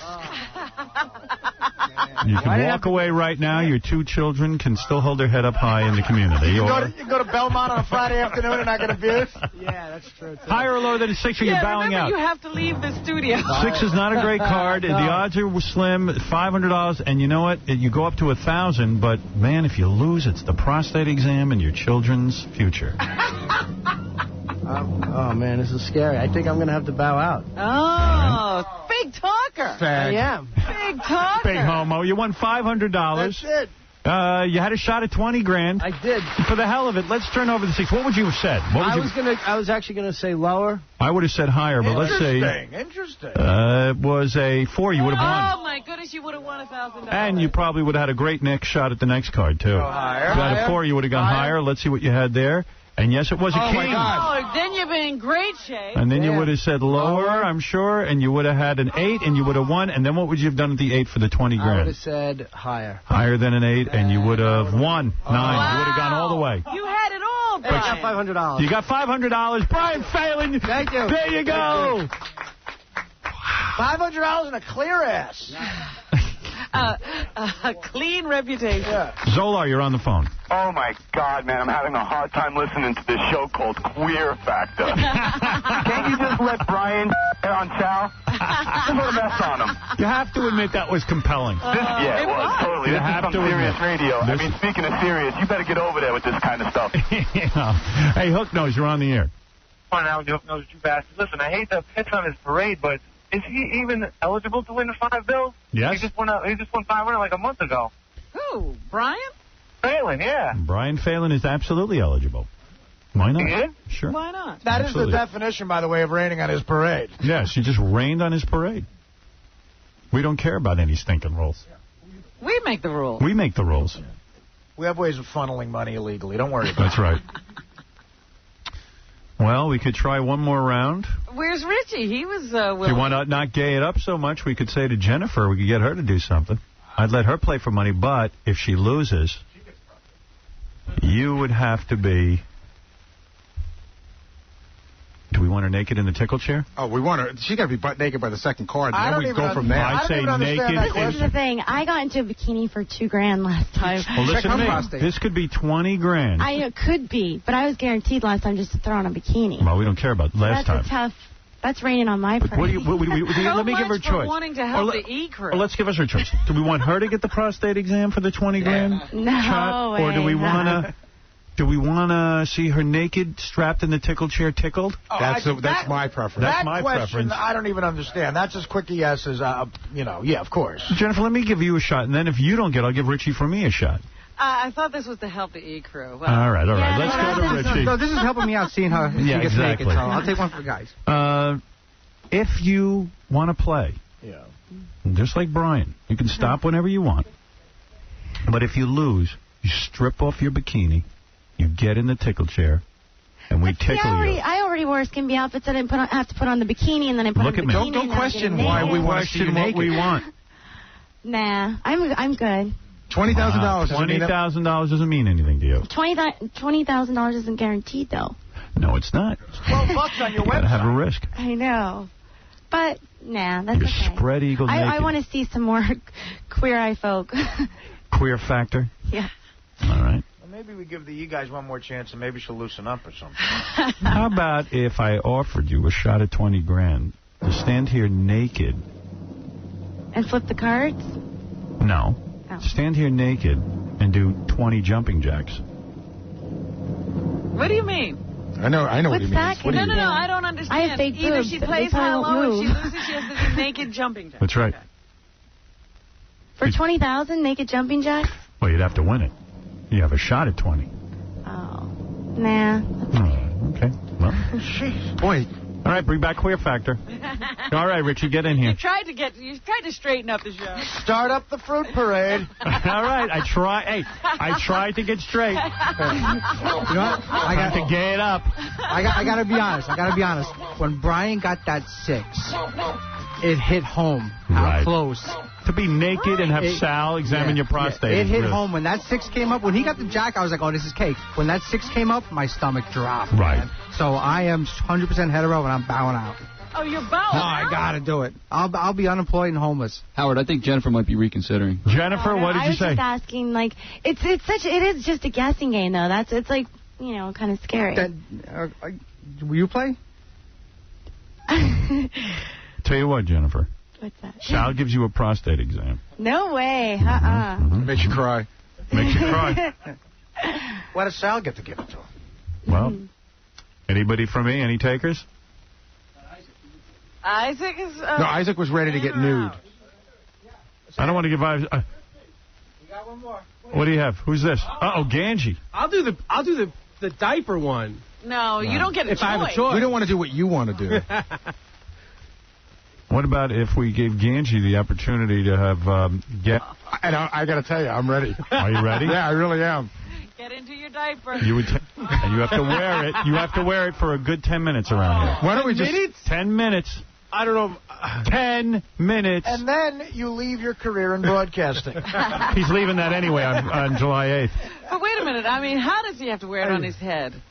It's just like tied as a bonnet. Oh, like a helmet? Like a helmet.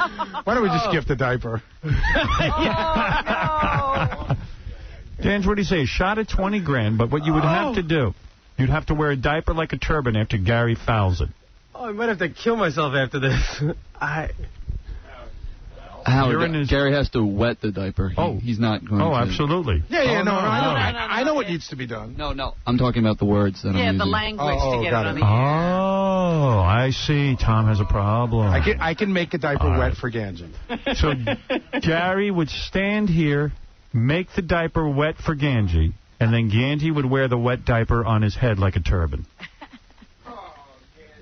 For 10 minutes. Back in the E room, you'd be walking around during the commercial break amongst your peers. You'd wear a wet diaper. But then again, you could win $20,000. But then again, $20,000? And let's face it, you're not so employable. I don't think anyone will be looking for you after the July 8th firing.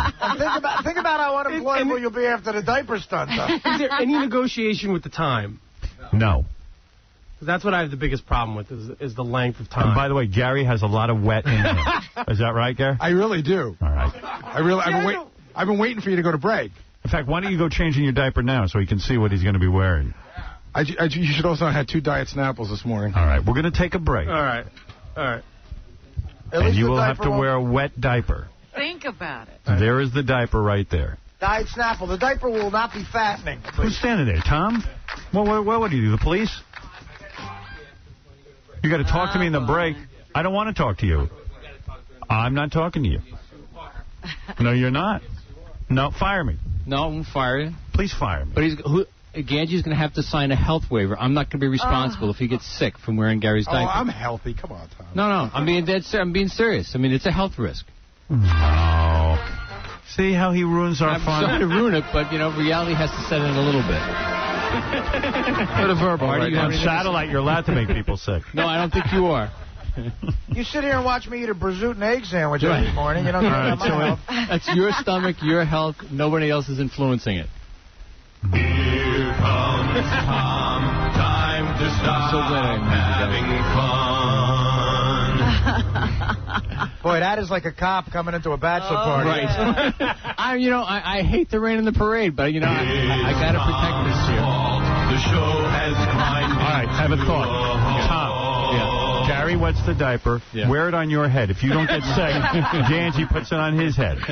Take one for the team, I won't sign the health waiver. All right, so we'll forget that. Oh, Ganji, you get sick. Ganji, this could be $1 million. Ganji, would you get naked for 10 seconds in front of everybody? No. With your hands behind your back? I'll offer you that option. How about kissing a guy? How about making out? You can make out with Tom. For 10 seconds. No, I wouldn't. I would never kiss a guy. It doesn't. Right. I'd peck one on the cheek, but that's about it. I tried for you. Thanks. I tried. I'm sorry. No prostate exam, huh? No. Well, that was a bust. Tom has arrived.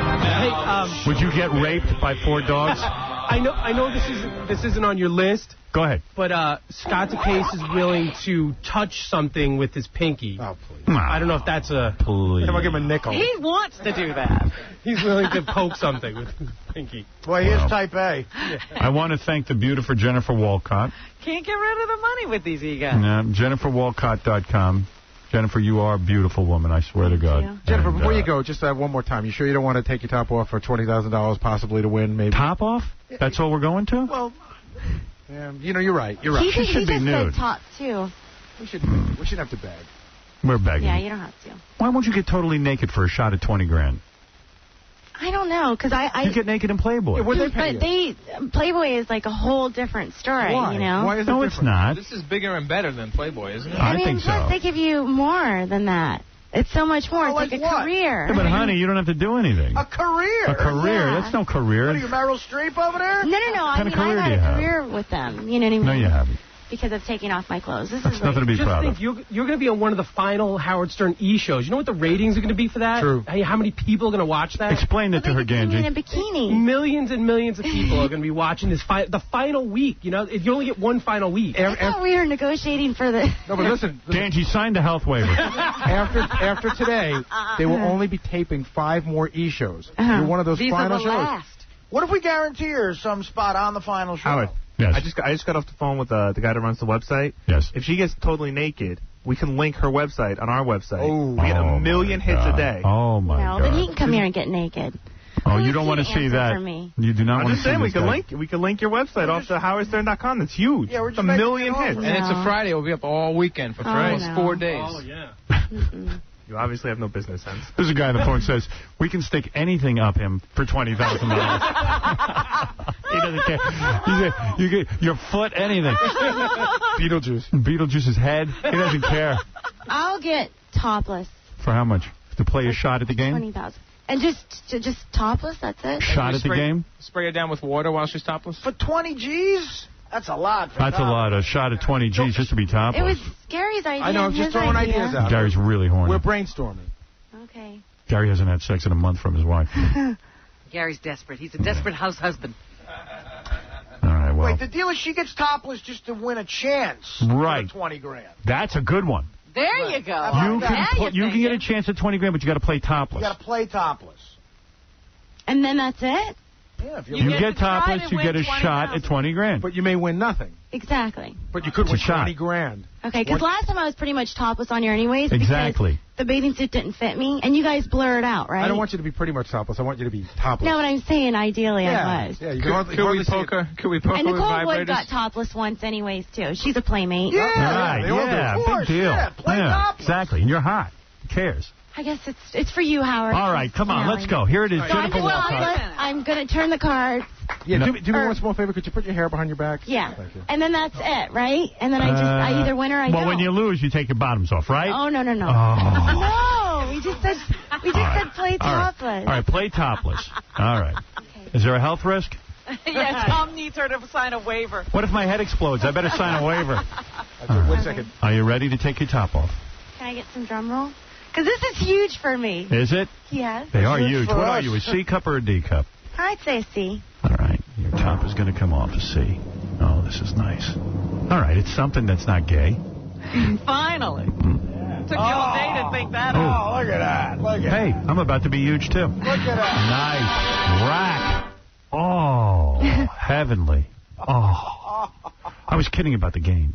No. All right. You ready to play the game? Yeah. Topless? Can I get my website on you guys' website now, too? No, that wasn't part of the deal.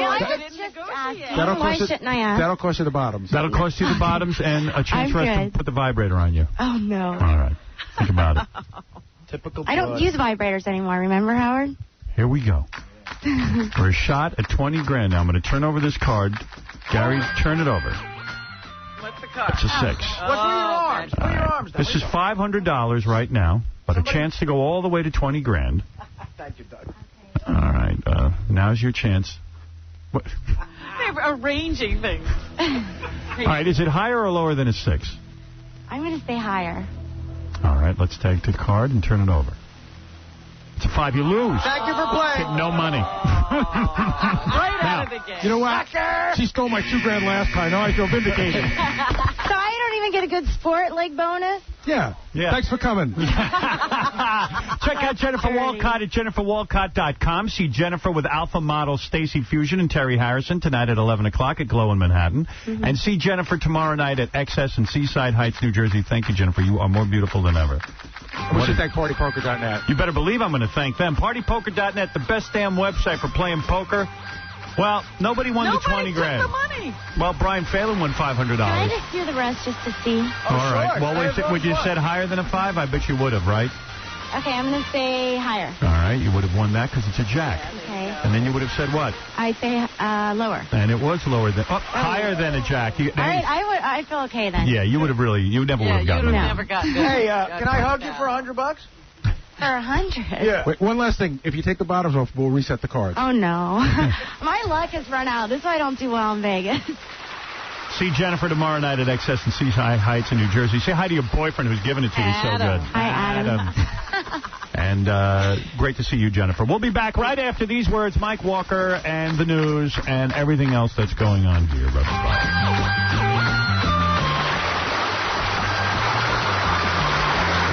Ready? You're listening to the Howard Stern Show.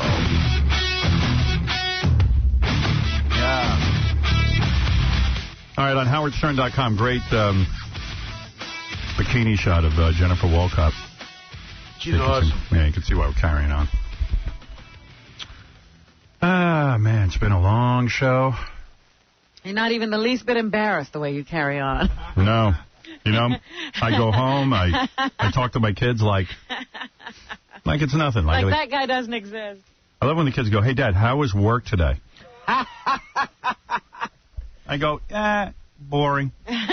Howard, did you see that someone stole Sal's pants? Yeah. You know who stole them? Al. Al who? What are you talking about? Al DePantsu. Yeah, Sal was walking around in his underpants, and I go, what are you doing? He goes, hey, somebody got to give me back my pants. Someone stole his pants. He took his pants off because I don't even know why he took his pants off. I think he wanted to be sack guy again or whatever. Yeah, sack man. Dr. Sack. Yeah. I heard Sal's wife isn't talking to him because he was sack man yesterday. And so he wanted a repeat performance today. Yeah. He was like, you know what? It's a lot nicer around here when you stop talking. Yeah, so he took his pants off, Robin. Supposedly someone has stolen them. Yeah. Have they given them back yet, or is he still pantless? Not yet. He told Gary he didn't think it was funny. Gary had absolutely no sympathy. Oh, boy. Oh, man. Sal, what happened with your wife? Come on, Sal. I think he's out looking for his pants. Who had your pants? They still won't tell me. Yeah. They threw them in the hallway like... they just landed in the look hall? what's here. Your pants are here. Idiots. Why were your pants up? Because you're going to be sack man? Yeah, I was going to be sack man. I heard your wife freaked when she heard about sack man. I thought I was in the clear, dude. You know. Who gave you up? My neighbor. I pull up to the house, and my wife is ripping bricks out of the front lawn, out of the walkway by herself, on her hands and knees with a chisel. Oh, because you're trying to replace the walkway? Yeah, we're trying to replace the walkway, which I can't afford, but we're replacing it. So I pull up, and my neighbor, she goes, hey, how's the chocolate syrup on your you-know-what? And she rolls her eyes and walks away and giggles. Oh, my God. I just left that bomb and walked away. I got my son on a big wheel, another one pulling worms out of a flower pot, and there's my wife on her hands and knees, and this lady's telling me about chocolate syrup on my sack. Yeah. How sad. How sad. So she goes, she says to me, what did you do? I said, nothing. I go, I covered it. Technically, it's covered with syrup. Chocolate, yeah. And she just, and then she went back on her hands and knees. She goes, I've had enough of this. I have to deal with these people. I have to look at your son's people in his school and everything else. I said, it's for the good of the show. I go, can I explain? She goes, don't explain anything to me, because when you explain something, it's going to be a sales pitch. So that was it. So I go, all right, I guess I can't sell you on this one. Hey, it upsets her. What are you going to do? I'm sorry. Yeah, I'm trying to make a living. Yeah. His wife said, listen, I got to see these people. So I goes, then let's move. Right. Let's move. Yeah, because, Good answer. he's Donald Trump over there. He can move anytime he wants. Yeah, I gotta say, other neighbors wouldn't be like that. I got to say, I have a lot of respect for Sal, and I'll tell you why. He took all that crap yesterday. Today I asked him to be sack man. No problem. That's right. You know, he's a guy. He's our guy. He'll be divorced very soon. Yeah, he's asking for it. Get Dominic on the phone. Dominic's not taking your call. It's awful. It's getting rough. You know what? Once Dominic's done with you, your pants really will be gone. You'll know exactly where they are. I hope she didn't hear about the prostate examinations today. Thank God those didn't go down. I was really worried. All right. Go ahead, Sal. You go back and relax now. You got your pants back.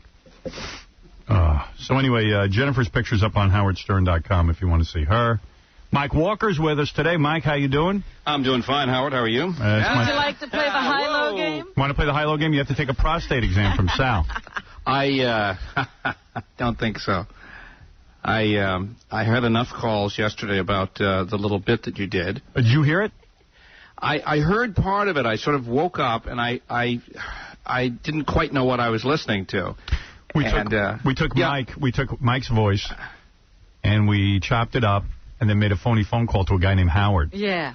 I heard the end of it, and the guy was laughing more than I was. It was a pretty funny. He seemed to take it all in good stride. I don't know if he knew it was phony or. He liked you. Yeah, apparently. I mean, in other words, you just called the guy at random, right? Yeah. Mm-hmm. Hey, Mike.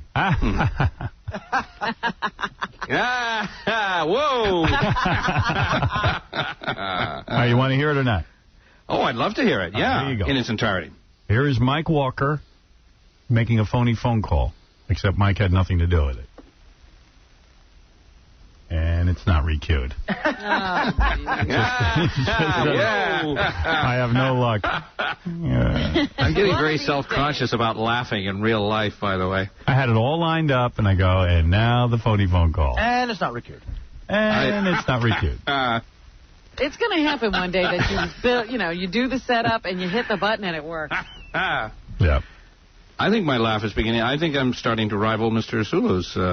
It's infectious. Whoa. Actually, it is. I found myself laughing at my own laugh. I mean, one never thinks about, how you sound laughing. Oh, we think about you laughing all the time. Well, apparently. Come on. Oi, oi. All right, let's do it.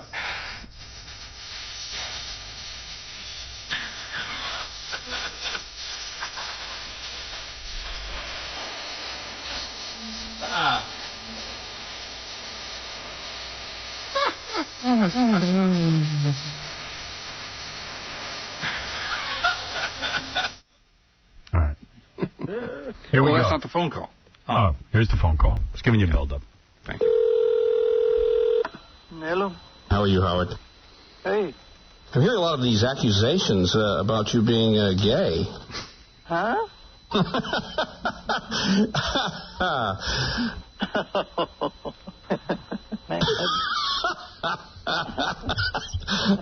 That laugh sounds familiar, but I can't place you. Well, I'm telling you. You never did call your name, did you? Yep. You did. I didn't catch it. Kevin Federline. Huh?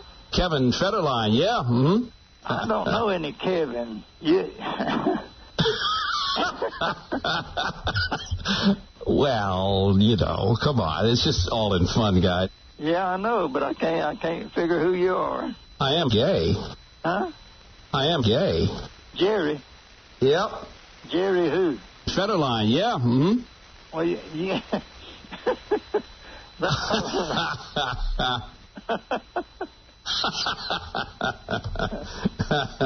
And you know me?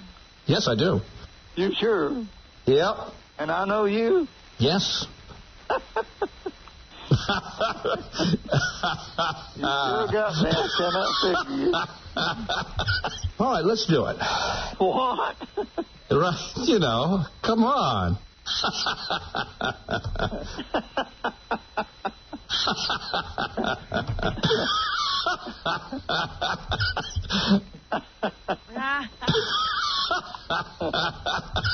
When's the last time I saw you?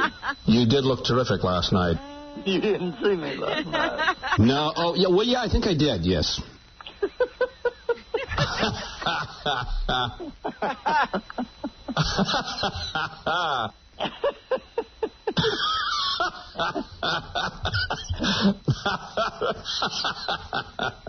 You don't know me anymore, and I know you. Yes, I do. No, you don't. Yes, I do. No, you don't. Oh, good Lord.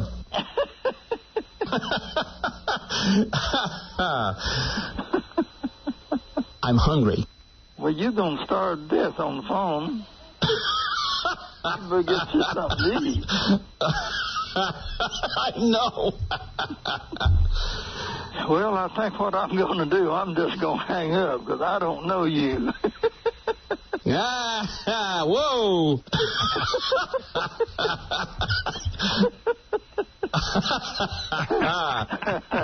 Am I right? You are absolutely right. I'm not getting anywhere, so I'm going to hang up. You have a good day. Thank you. Bye-bye. Yep.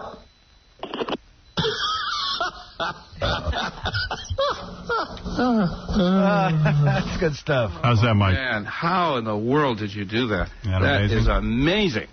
I mean, that is amazing. And that guy's laugh is infectious, too. So is yours. Oh, yeah, well, actually, you're right. I mean, I never think of how I laugh. I will never forget the first time I ever heard you did that. My daughter was driving down the street in Los Angeles, and she heard, apparently it was just that single, ha, or whatever it is I do, and she went, that's my dad. And she called up, and she said, I just heard your laugh on Howard Stern show.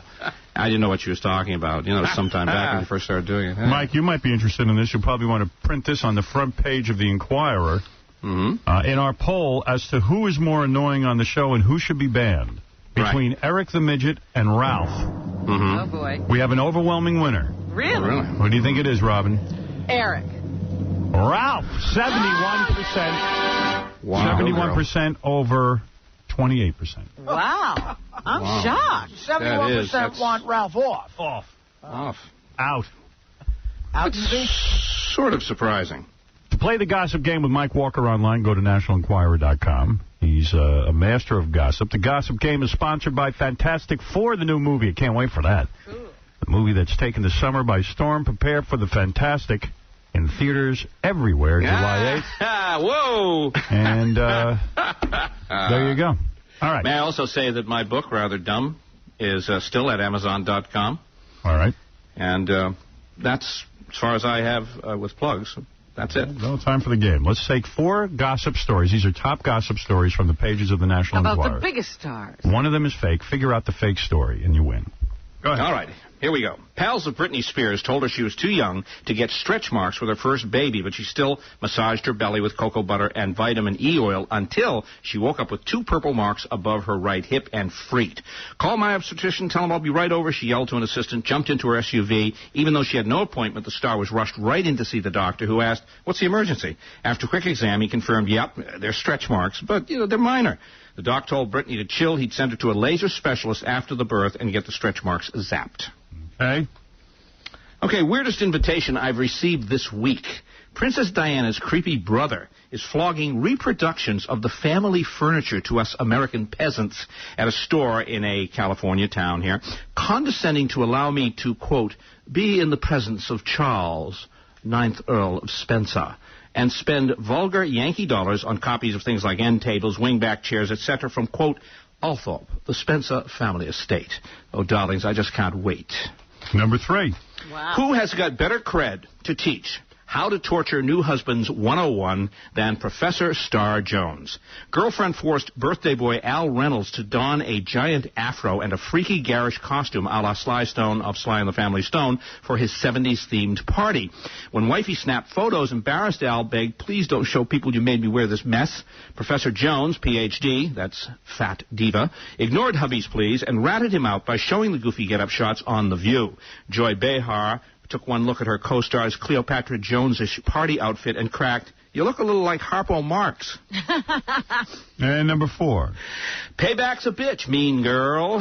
They tortured me, whimpers Herbie fully loaded star Lindsay Lohan, admitting for the first time that co-stars Justin Long and Breckin Meyer scared the pants off her with mean boy practical jokes like dropping a dead rat in her popcorn. Whoa, high five me, guys. And it gets worse, much worse. Says Lindsay, we were shooting late one night, and they shut the power off in my trailer. Then they turned on a vacuum cleaner outside that sounded like a chainsaw and started jumping on the trailer and rocking it. Justin was on top and Breckin was underneath. The whole trailer was shaking violently. I screamed and I ran outside. I thought I was in the middle of an earthquake. Yeah, baby. Shake it.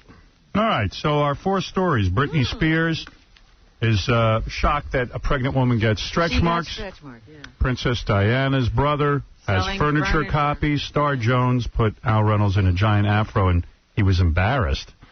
That doesn't make much sense. And Lindsay Lohan, she is the victim of many practical jokes. Evidently, on these movie sets, they practical joke each other all day because the scripts are so crummy, they just really have nothing to do. Except right. I thought this was supposed to be work. That's right. So there you have 4 stories. One of them is fake. Now, I have to say, I can't imagine Al Reynolds is only embarrassed about being in a giant afro. I saw pictures in the paper of him in a giant afro. Pictures, yeah. But the idea that he's embarrassed to have them shown, I don't believe at all. But I'm going to say the Britney Spears story. I think Britney Spears is so fat and out of shape and eats anything she wants that she actually doesn't even care if she has stretch marks anymore. She's completely insane because she doesn't care about her appearance. So I'm saying it's the Britney Spears story. Robin? Wow. Listen to Howard. Mm-hmm. Right to it. No hesitation. You almost convinced me. Mm. I'm going to say it's the Lindsay Lohan story. All right. Robin says Lindsay Lohan. None of those people have enough sense of humor to do these things. And she doesn't have a sense of humor to take it. Yeah. Artie, go ahead. How come Lindsay Lohan isn't upset at the practical joke her agent's playing on her that she's going to be in a movie with Breckin Meyer in a car? I think Britney Spears, after marrying Kevin Federline, is going to gain stretch marks and lose a bank account. I'm going to go with... no, but I think the Lindsay Lohan thing sounds stupid. All right. Number 4. And let's go to Fred. I was convinced it was Britney Spears until I heard the Princess Diana story. All right. Princess Diana for Fred. All right. So Howard says Britney, Princess Diana, Fred, and Robin and Artie say Lindsay Lohan. Which is it? Well, Howard, I'm sure your alma mater, Boston U, right? Yes, Boston BU. University. Mm-hmm. Will be very, very proud of you today. Howard Stern, you have won the gossip game. Look at me. Yeah. Look all at alone. my laser-like...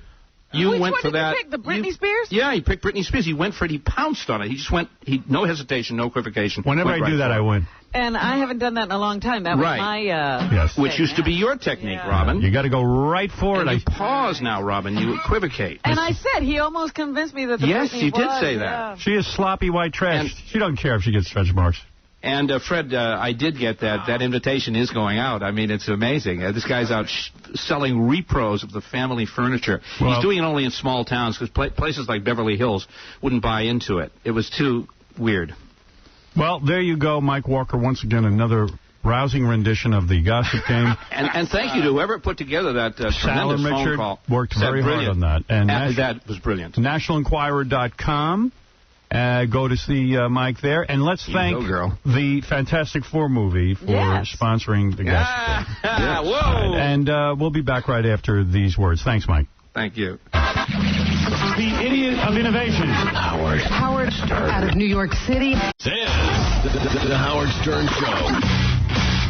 Hey, this is weird. I was talking earlier how I went to the premiere of the new Steven Spielberg movie, War of the Worlds.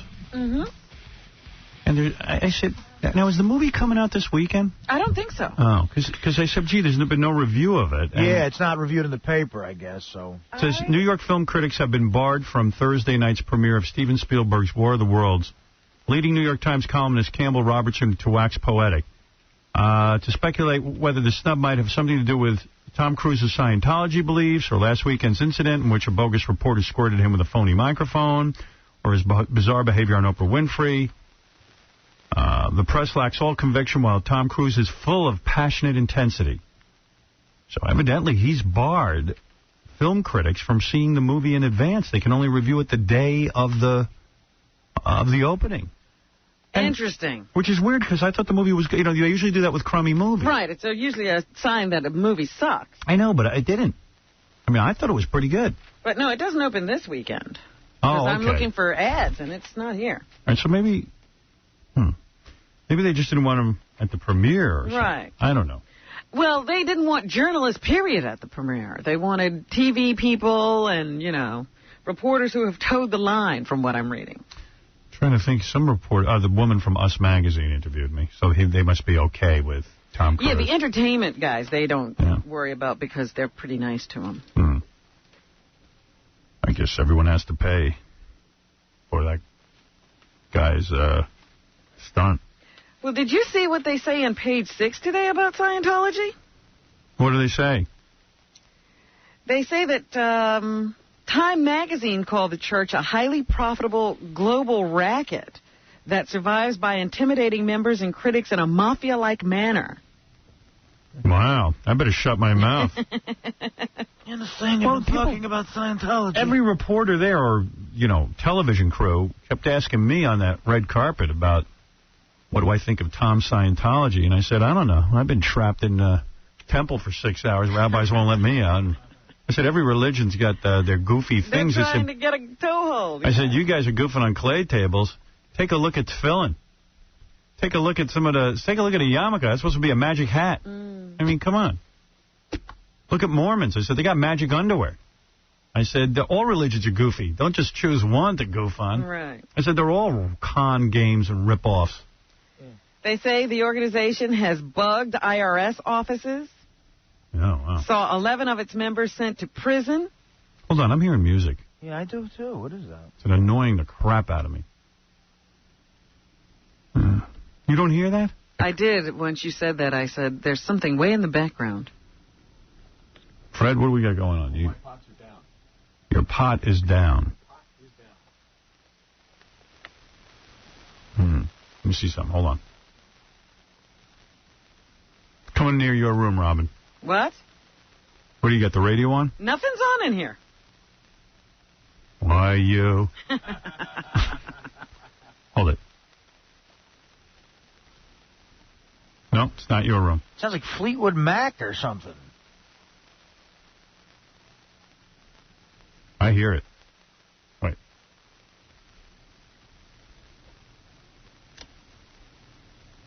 Yeah, it's coming out of the other studio, Lewis's studio. Oh. He's in there listening to music or something. Could he stop that? Yeah. Guys, can somebody go in and tell Lewis he's playing music? Sorry to bore. I want to get out of here. I don't want to listen to music all day. All the pots are down. There's nothing playing in there. How come when I... All right. Everything's off in there. I have no idea. But when I turn off your room... I can't explain it then because everything is in the off position. All my faders are down. Are we on the air? Yeah. No, I can't even get that light to work. Quiet, numbskulls. I'm broadcasting. All right. I don't know what to do. Set faders for stun.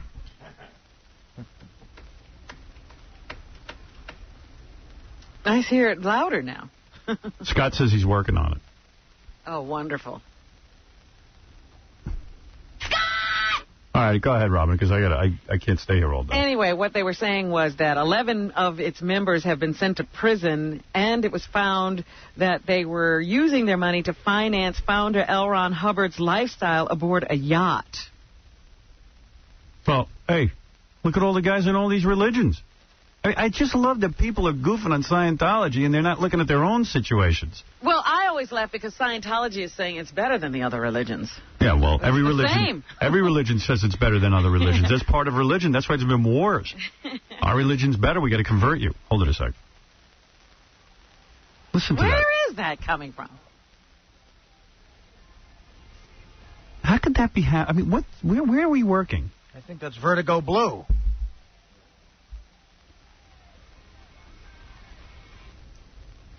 What is that on?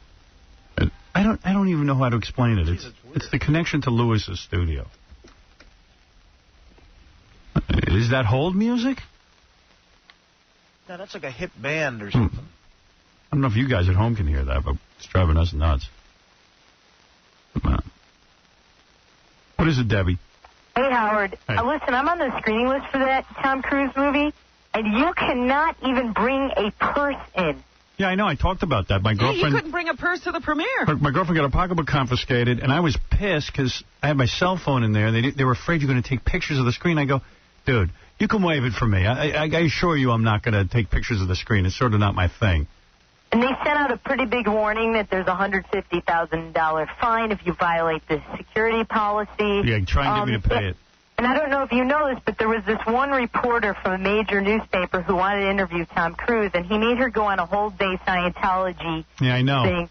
And her husband was a psychiatrist, and he made her go to this anti-psychiatry wing of the Scientology church and learn about that. They think psychiatrists are quacks. Yeah, I know. Well, you know what? The whole thing's ridiculous. Yeah, Howard, can I say one other thing? And I was so pissed at that, and I go to my girlfriend, all right, that's it. Let's go. We're not going to stay at the premiere. And I was waiting for all the Paramount executives to come over and go, oh, no, you please stay. And they went, okay, go. So I gave over her purse.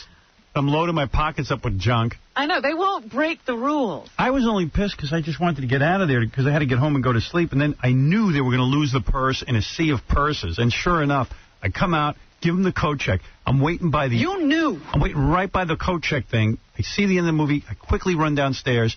Bam. Give them the thing, and they can't find her purse. Yeah, that theater holds like a couple of thousand people, right? Yeah, and I'm yelling. I'm like, I knew you wouldn't be able to find this purse. I knew it.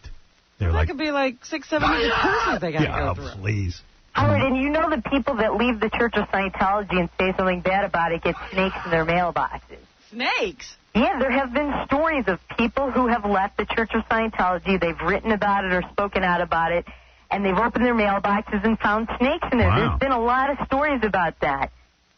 And Howard, I have a piece in today's Wall Street Journal, and there is a link on my site, DebbieDoesPolitics.com, and I hope everybody will read it. It's about Morgan Spurlock, that guy from Super Size Me and his new show, and what a phony it is. Wow. Okay. Yeah. How do you know that? Because they tried to get me to be on the show. And it was with this guy that went to a Muslim family for 30 days, and he was a complete moron, and they wanted me to meet with him. So I did, but I wouldn't give final approval to my footage. And after I met with this guy and how moronic he was, I didn't give approval for them to use my footage on the show. But I wrote about it in the Wall Street Journal. All right. I get into it, but I want to go home. Okay. All right, bye, Debbie. Well, there's a link on my site, www.politics.com. Thanks, Debbie. Thanks. Mortgage per lunch out, Cater. You know what? That chick's got a bug up her ass about everything. Everybody. Jesus. Don't do anything, because Debbie will get pissed at you. What's up, Ralph? Yeah. Hey, you know, what do you think's up with Tom Cruise? Seriously, like he seems kind of like giddy and crazy. Like and like at that premiere, he avoided the press line and he was just shaking hands and signing autographs for the people that they just like the audience and stuff. And then I saw him on Letterman. He was doing the same thing. He was like running around the audience, like shaking everybody's hand. I don't know what he's doing. You know what? Maybe he's coming off very odd. Medication.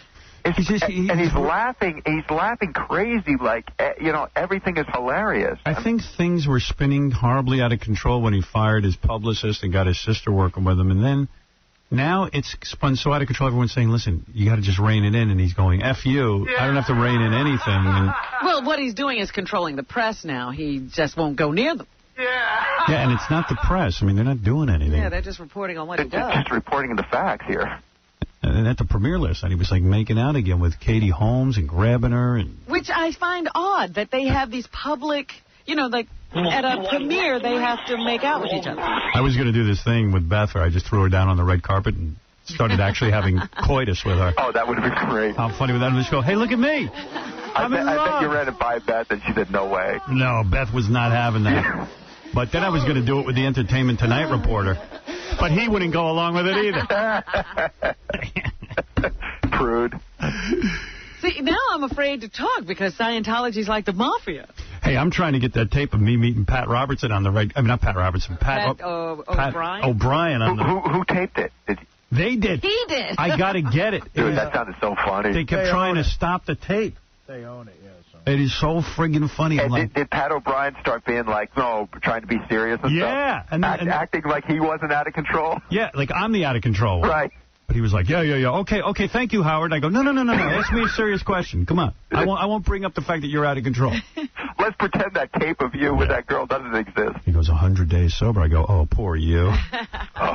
You were so much fun. You were my hero. Yeah, he's like Artie. Artie won't go to Atlantic City with me now. I try to hook him into Scores.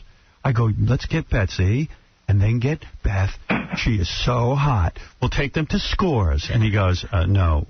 And then he goes, okay, thank you. Can he never show up at a place like Scores again? No. You should have brought a tape recorder, man. Off limits. I know, right? I did all these interviews. They were funny. Yeah, because you were, better at interviewing them than they were at interviewing you. Yeah. You got to bring a tape recorder with you next time. Yeah, I don't know why I didn't do that. I don't think you knew that it was going to be so full of material. I thought I was just going to go, kind of hang out at a movie and watch a movie. Then they don't charge. Then they don't start until 8 o'clock. It's a whole rigmarole. I mean, it was just miserable. Yeah, and it's jam-packed. Yeah, But the movie was good. I don't know why they're hiding it from the press. I don't know that they are. I just don't think they wanted press at the premiere. Yeah. They just wanted a bunch of white trash. I'll tell you what, it's one of those movies I'll, watch on TV a million times. Because Spielberg would never release a movie and not allow critics in.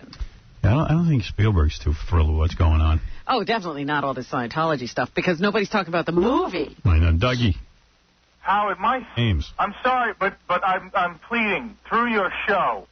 Up on Scientology took him, Howard. All right, but I don't want you to give your son's name. I'm sorry, but I'm desperate, Howard. Please. All right, but I don't know if this is really your son you're talking about. I don't want that. I don't know who you are. I'm sorry, but Howard, Scientology took my son, and he won't come back.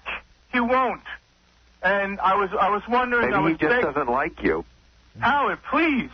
Yeah, but Ralph's right. Maybe he doesn't like you, Dougie. Yeah, I mean, deal with it. Listen, Howard, don't you remember? I don't like you. I hate the guy already. I wouldn't come back to him. It's hard to realize that Scientology didn't take your son, that your son left. Your son left. Scientology can't take your son. He couldn't stand you, so he joined the most obnoxious religion he could find. How dare you? How dare you? I'm just telling you the way it is. But you're kicking me when I'm down, Howard. Oh, the name. Goofing. You're goofing. I'm bleeping the name every time. Oh, Howard. We need help. We need help here. He's a fake. Do you think the Scientology people listen to this show? You get a grip. Yeah. All right. Hey, I got to take a break. We'll be back. We'll do the rest of the news for you right after this. The Howard Stern Show. This is The Howard Stern Show. Hey-oh. It's so late in the show, and I got this great tape that just came in from the Today Show of Matt Lauer with Tom Cruise, and it got kind of weird. Yeah? But it's like 5 minutes long, and I don't know. You know what I mean? I know what you're saying. It's like, do we keep doing the show when it's not even our show anymore? We're doing someone else's show. I heard some of that tape. What time is it? Yeah, I heard some of that tape, and it's like that's almost like Monday 7:30 a.m. type stuff. Yeah, we better wait on that. That's prime time because it's great from what I heard. Yeah, we'll wait. But by Monday, everyone will heard it. Yeah, well, that's the problem too. Well, they won't have heard it with our comments. Yeah, our searing commentary. Anything else, Robin? Anything? I only did one story. That's what I mean. Is there anything else? Got to be something else. Oh, my goodness. Did you hear about, first of all, there was a wacky radio story. You know how radios are always trying to drum up interest and get listeners by doing contests. Well, they usually don't give contest money to the nighttime DJ. So this DJ Slick is his name. He came up with a good idea down in Fayette, North Carolina. He decided to say, you could win $100,000 if you go through the machinations of listening to the station for several hours and then being the 10th caller or whatever. So this woman did it. She won. And when she showed up to the radio station, at first they told her to go away for a little while and come back later. And then when she came back later, the program director had left a note and a candy bar saying that's what she had won. Yeah, $100,000 bar. $100,000 bar. Yeah, it wasn't money he was giving away. It was the candy bar. Well, she's not going for it. She is suing the radio station. Okay. They have had a case like this before. In Florida, a former waitress claimed Hooters promised to give her a car if she won the contest. They were supposed to be giving away a Toyota, but instead they gave her a toy Yoda. So they gave her a lame toy Yoda. That's good. Let's do that. Dare they? We're giving you a toy Yoda. I know one show. This is outrageous. What? They made their male employees submit to a prostate exam in order to win money. But that's crazy. That was real money, though. Yeah, real prize. Okay. Real money prize. Out in California, they wanted to raise some money for AIDS, and they got some people to take off their clothes and pose for pictures, and then they had an auction. And everybody got to see what they were worth if they disrobed a little bit or disrobed a lot. Ironically enough, several people caught AIDS at the rally. Let me see. They say that the most money was paid for a picture of Kate Moss. She was doing a tribute to Paul Newman in the picture. It was the biggest winner of the night. It rang up a total of $57,000 somebody paid for a picture of Kate Moss with Paul Newman. Right. Elle McPherson, perched on a hotel potty, went for, why did they say she got the most money? $76,000. Sounds like she got the most money. I don't know what these people are saying. Anyway, they raised $350,000. A clothed picture of Paris Hilton raised $20,000, I think. But they did have trouble getting people to pony up for a Minnie Driver picture. You mean Minnie Driver naked didn't throw a big price? She gave a heartfelt plea about the stricken AIDS victims of Africa, and still she had trouble getting people to bid. She finally, a photo of her and her sister went for $10,000 after much prodding. Mimi Rogers squirmed as bids slowly peaked at $9,000 for hers, and Anne Hayes practically begged to get hers sold for $10,000. Even Lara Flynn Boyle's bondage shot, skinny, naked, and tied to a tree, only went for $11,000. Please, somebody in America, give me a chance, please. You got to be careful about those things. You don't want to be embarrassed. Nothing more embarrassing. You pose naked and nobody bids on it. Oof. Judith Regan is going to Yeah. Satellite radio. Yeah. You know, satellite radio is turning into like the new cable, like access. You know, it's the place to be. Everybody has a show there. Do you know anyone who doesn't have a show there? No, she was the last one. Yeah. Now they've signed her up. She's going to do a weekly show. She says it's going to be like her own little literary cafe. She will devote time to authors and newsmakers. Oh, my. And people who've been involved in sex scandals. A literary cafe should attract at least 3 people. But, hey, 3 people they didn't have before. Judith Regan, there you go. Right. There you go. All right, Judith. So there you Welcome. go, Judith Regan. She's our sister in arms. That's right. It's the weekend of the Billy Graham Crusade. Don't tell me you're not going. I'm not going. No. How could you turn down the opportunity to see Billy Graham for the last time? Because that's 2 hours I'd want back. I bet you he shows up for 5 minutes. I've seen him on these talk shows. He doesn't look like a guy who can really run a crusade anymore. One of the greatest things for me in my life, becoming an adult, was that I didn't have to go to religious services. I am shocked by the amount of people who grow up and then put themselves in these services and Billy Graham boring lectures, and I am just shocked by the amount of people who subject themselves to that.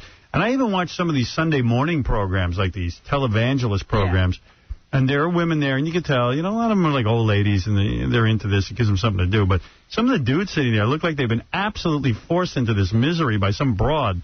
And I'm like, why are they putting up with it? They're adults. You don't have to go anymore. Grow up. I went to the Museum of Broadcasting, and I got an old Woody Allen TV special from the 60s, and Billy Graham's his guest. And he says to Billy Graham, what's your favorite commandment? And Billy Graham goes, honor thy mother and father. And Woody Allen says, that's weird, because I can't wait to put mine in a home. Right. That's great. But I don't know, man. Like, the greatest thing about being an adult is that you don't have to do anything you don't want to. I mean, okay, occasionally you get roped into some family function, and you got to kind of do that if you're a halfway decent human being. But other than that, you shouldn't be doing anything you don't like doing. But I think a lot of these you're an people adult. grow up with that idea that you must be punished if you're, you know. Yeah, man, it's a weird Gonna have a good time. Yeah, we're going to go hear Billy Graham on a Friday night. Who you spending the weekend with? I figured out at around age 12 I will never sit through the Stations of the Cross again. It's like people who, like, whip themselves. Like, even over in these Arab countries, they're so into their religion. Dude, you're an adult. Go to a strip club. Do whatever you like. Read comic books. As long as you're not hurting someone else. Right. Go swimming. Go fishing. Play golf. I was talking to an ex-boyfriend not too long ago, and he was going through his drink second divorce. And I was like, well, how'd this happen to you? He goes, you know, for a minute I started going to church. Yeah, you get all whacked out. It's like you're a little boy again. You're being forced into crap you don't want to do. Now look at him. He's trying to climb out of another divorce. You know what substitutes for church as an adult is work. That's something you don't want to go to, and you got to go to. Yeah, all right. That's the one thing you got to do. You're already being punished. You have to work for a living. And you finally get off work, and you go be punished. I got to go make money and go to church? And give that money to the church? Ridiculous. What else is in the news? There are a bunch of people still coming forward, apparently, who say that Bill Cosby, at some point, drugged them and had sexual relations with them. You know what I love about Bill Cosby? He is so not afraid to show his face in public after all these allegations. And on top of that, not afraid to give morality lectures to kids and anyone else who will listen. He's unreal. He's going to tell you shameless. how to live. Yeah. He told me I was out of control. Yeah. I love that. Completely shameless. Yeah. Another woman has come forward claiming that superstar comedian Bill Cosby slipped her a knockout pill and sexually assaulted her months after they ended a consensual affair. This is America's greatest dad. He was so busy. He is a great dad. He's just not good with chicks. But he was so busy with these other women. When did he have time to be a father? Right. Well, that's how you become a father. Well, Beth Ferrier, who now lives in Detroit, or Beth Ferrier. Ferrier lives in Denver, told the Philadelphia Daily News that 21 years ago she and Cosby had a brief fling. After it ended, she went to visit him one night when he was at some club, and the next thing she knew, she woke up on her way home in a cab and her clothes were completely messed up. You know, after he gave her a drink. That was the last thing she remembers before, you know, she woke up disheveled in a cab. Gee, of all guys, Bill Cosby. Boy, this world will never be right. So now they're thinking that in this trial they want to be able to interview or question several anonymous women who, you know, they don't necessarily want to give their names and tell people what Bill Cosby did to them. They think they have about 13 of these people now. Cool. I like that he's pervy. I love that he's like a doctor, you know, like he's got that Ph.D. after his name, but he thinks he's a medical doctor. Excuse me while I whip this out. Because people come to him, they say they're feeling a little uneasy, and he whips up something for them. Here, chill out on this little thing. He's taking that doctor thing a little too far, maybe. I'm Dr. Bill Cosby. I can prescribe medication. No, you have a Ph.D., you dick, in cartoons. I think that's funny. Here, let me get you something. Because he admits that he gave the woman who was accusing him from Temple, he admits that he gave her something, but it wasn't knockout drops. Jello brand GHB. And anything that happened, he says, is consensual. Did you hear about the police officer? NYPD has its first officer who has changed sexes while still on the force. I saw that guy. Chinese guys can do it. He looks a little bit like a chick. A little bit. A little bit. I mean, you know, ain't fooling me. He was John Lowe up until the other day when he decided to become June Lowe. J-Lo. And they call him J-Lo. They've always called him J-Lo. They're going to continue to. J-Lo. And she, I guess I have to refer to her now as she, is going to remain on the force. She says she loves her job. And tranny cop. She's been taking hormones for some time now, and it's now to the point where she has to start living as a woman. Sounds like an Aaron Spelling TV show. Tranny cop. Tranny cop. Starring J-Lo. Yeah. Oh, hello. I'm a female police officer. It's Tranny Cop. An Aaron Spelling production. I just wonder what it's like, though, when somebody walks into the office one day. They've been a guy all this time. You've been in the locker room together and doing the whole thing. They get up in roll call one day and announce that they're no longer John. They're June. They say that they have given her... I'm present, we're the bad guys. her own locker room now. Standing in a locker room by himself. Her own locker room. Can't figure out what to do with him. That's insulting. I'm waiting for orders. There's a men's room, a woman's room, and then a room that just says J-Lo. Other. Question mark. Don't go in there. No one wants to be with him. Sad. Yeah. Lonely. Well, what are you going to do? It seems to be, you know, something she just has to do. The vice president was talking to some people yesterday and said a U.S. troop presence will remain in Iraq even after a majority of the combat operations there are over. E3. Oh, when's that going to be? 2025? Can't wait. Oh, having a little problem. Hold on. There'll probably be a continued U.S. presence there for some considerable period of time because there's some things we do they can't do. For example, air support, some of our intelligence and communications and logistics capabilities. Nice. We can't teach them to fly planes? There is no official word as to when U.S. troops will be coming home, E4. We've been very careful not to put a timeline on it and say we'll be through by X date, or we can begin to bring the troops home by a certain date. We can begin to do that once the Iraqis are in a position to be able to provide for their own security. And how come he didn't serve in the armed forces again? Oh, why would he do that? He was too busy, he said. He had other priorities, that's what it was. Ibrahim al-Jafari, I know you know who that is. Yes, I do. That's Fred's real name. That's the Iraqi prime minister. I thought that was the guy in Survivor. Ibrahim. After visiting wounded soldiers at Walter Reed Army Medical Center on Thursday, the prime minister said he was convinced they are fighting for humanity. E5. This prime minister of Iraq looks a little bit like Celine Dion's husband. Oh, yeah? And I went, gee, all those guys died, so Celine Dion's husband could be the president of Iraq. All the fight is one for humanity, to uplifting the values of human beings for the sake of a better future and for the sake of liberation of humanity. Tonight on Tranny Cop, Ibrahim al-Jafari, and as J-Lo's penis stuffs up the toilet. And Jonathan Gray, who's a security expert, says that it may take a lot of international cooperation to effectively fight the Iraqi insurgency, F1. It's really bigger than Iraq now. It's got to we've got to look at this in a global sense, and that will take the involvement of the G8 and others to look at a global solution to this issue. All right. So Iraq is going to be with us for a while, and obviously now we're saying we need the help of the world. Yeah, well, that was a big mistake. Went in all by ourselves. Yeah. Oprah Winfrey is humiliated. Oh, come off it. I was going to say huge. Oprah Winfrey, Negro woman from the South. Her friend Gayle King is now breaking her silence about the Hermes incident that happened earlier this week in Paris. And she says Oprah was absolutely humiliated. This was the most humiliating moment of her life. Oh, my God.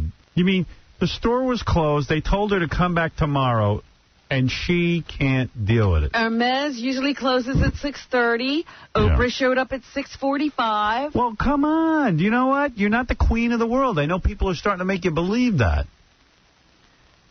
They go, well, Gayle King said there were other people in the store. And it's like, you know what? Yeah, that's what happens in stores. They close the doors, and guess what? No matter who you are, sometimes you can't get in. It was almost like a scene out of Crash, according to King. That's a movie that deals with race. But does Oprah allow audience members in after the doors close? When she's done, I think she's done. Yeah, I think what I'm going to do is I'm going to show up at the Oprah show 15 minutes after the doors close and demand to be let in. Well, just calm down, man. So you got turned away. You know, it's probably good for you. Shows you everything in this world isn't available to you. Learn some limits. Singapore Tina Turner had to go watchless at the dinner. Oh, that's what I said to that cat. What? Pat O'Brien. What'd you say? I said, Oprah, he asked me about Oprah. I said, ask me a serious question after I talked to him about sex for 10 minutes. And then he said, well, what about Oprah? I said, well, she ought to learn there are limitations. There are limits in life. And I said, oh, I'm talking to the wrong guy. You don't obviously even know there are limits in life.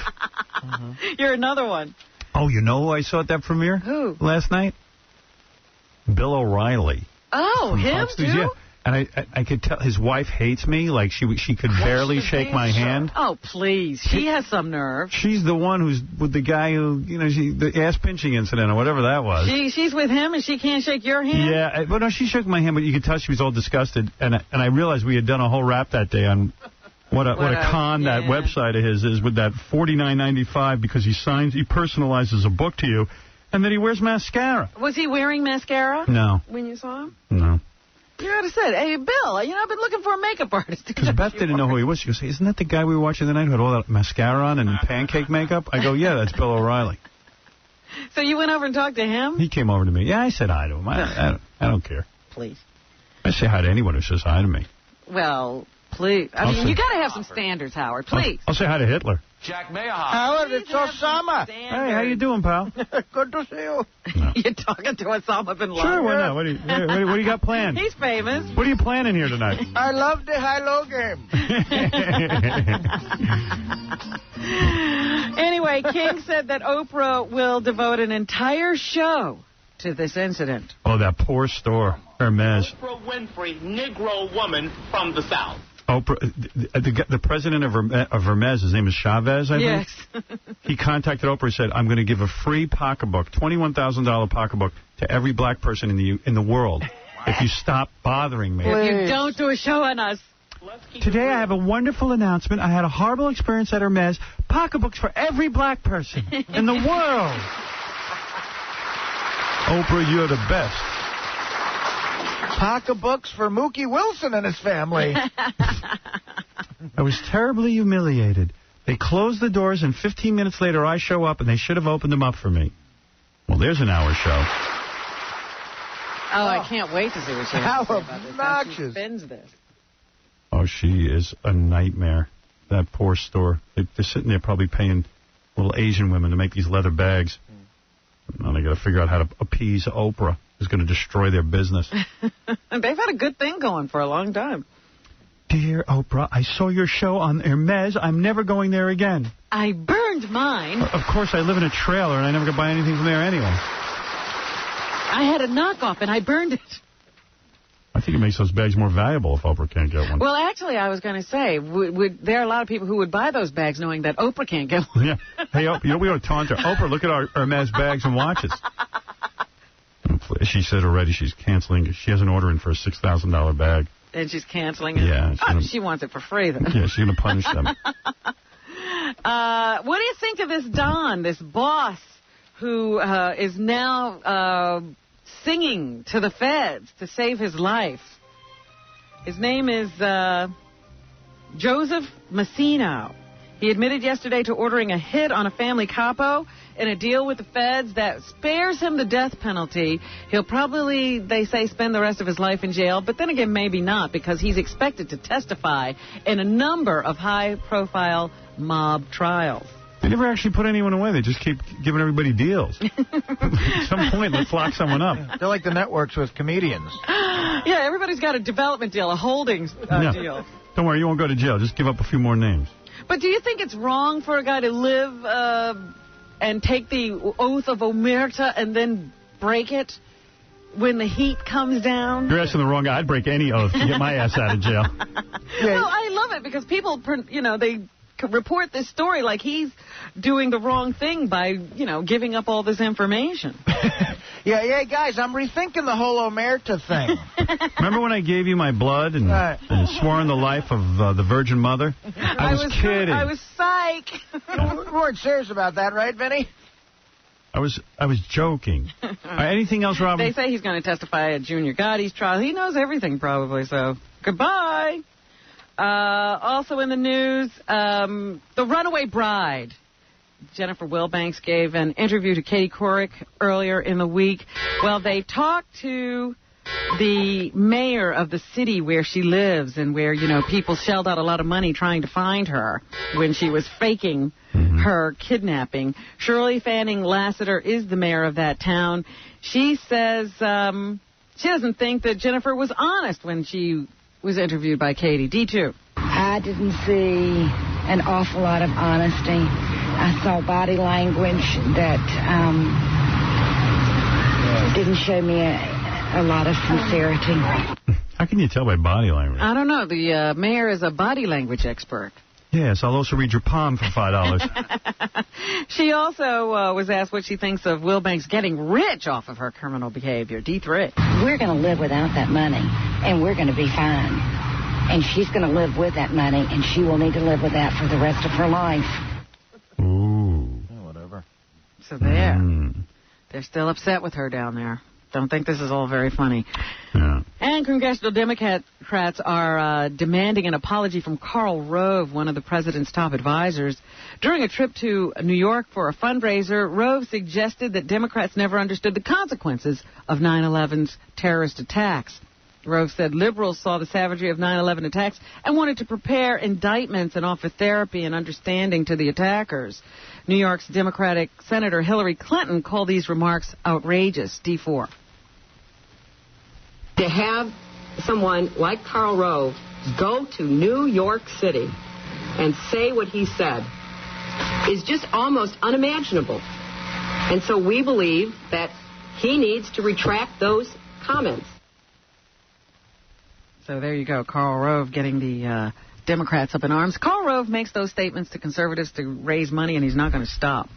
Tim Duncan is the man of the hour. He and the San Antonio Spurs take their third championship in 5 years in the NBA, and he gives the details here about how he was able to take over the game late in the second half. F3.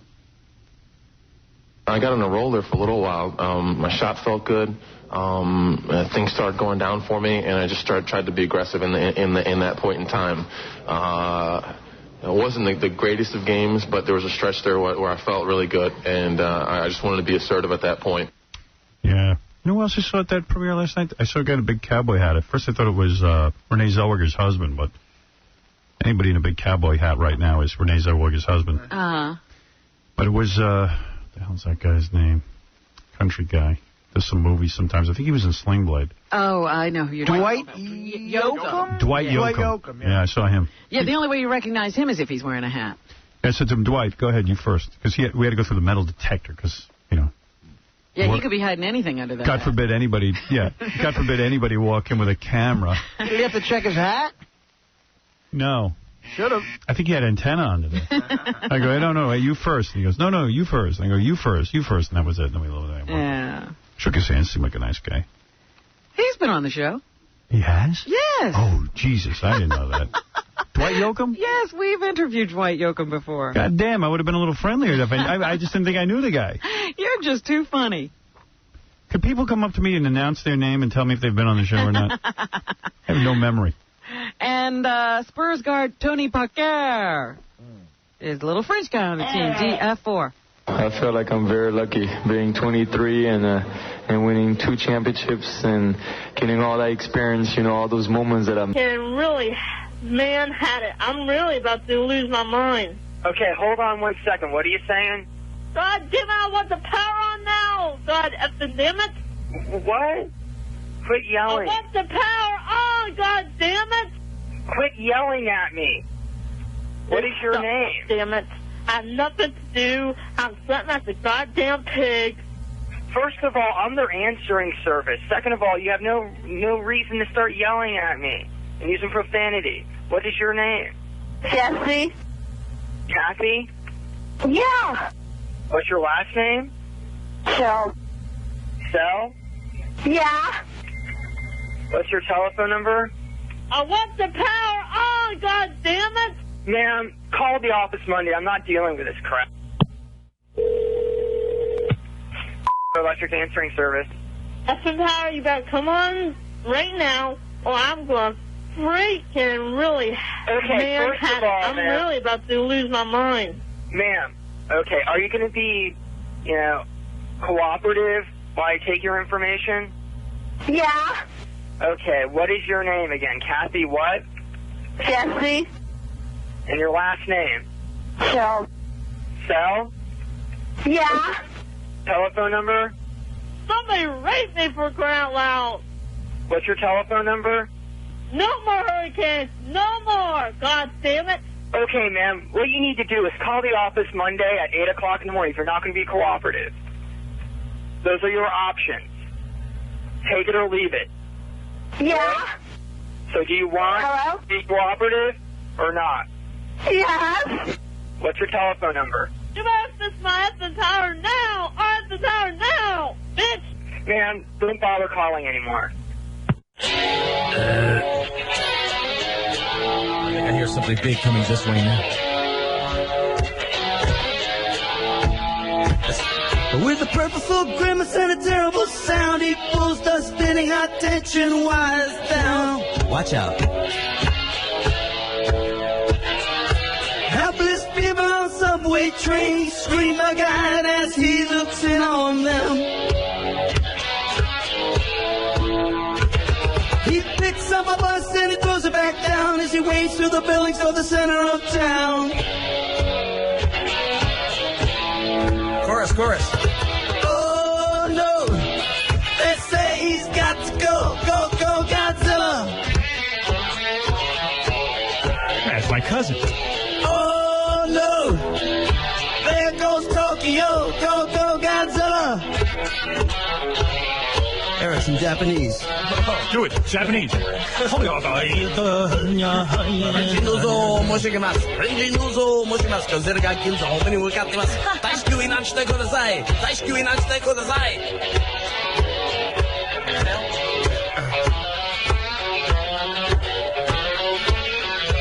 Oh no, they say he's got to go Godzilla. This guy plays. Yeah, he's good. Oh no, there goes Tokyo, go Godzilla.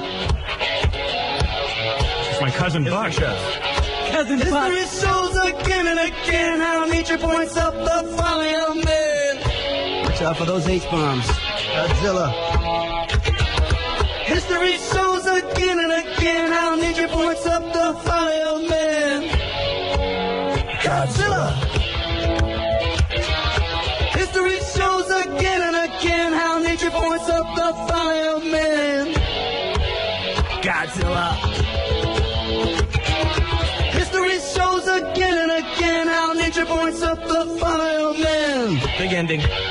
Godzilla. Zilla God.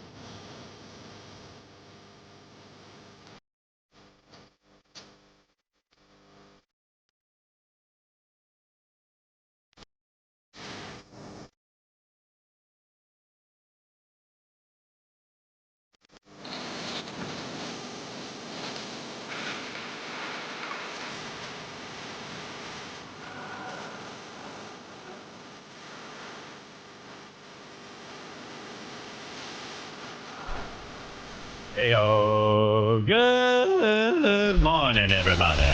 Oh, this getting up early. Today, I was, like, debating the absurdity of why we get up so early still. It's absurd. I did the stupidest thing. I got to bed at 10 o'clock last night because I had to stay up and watch The Bachelorette. Oh, my goodness. Yeah.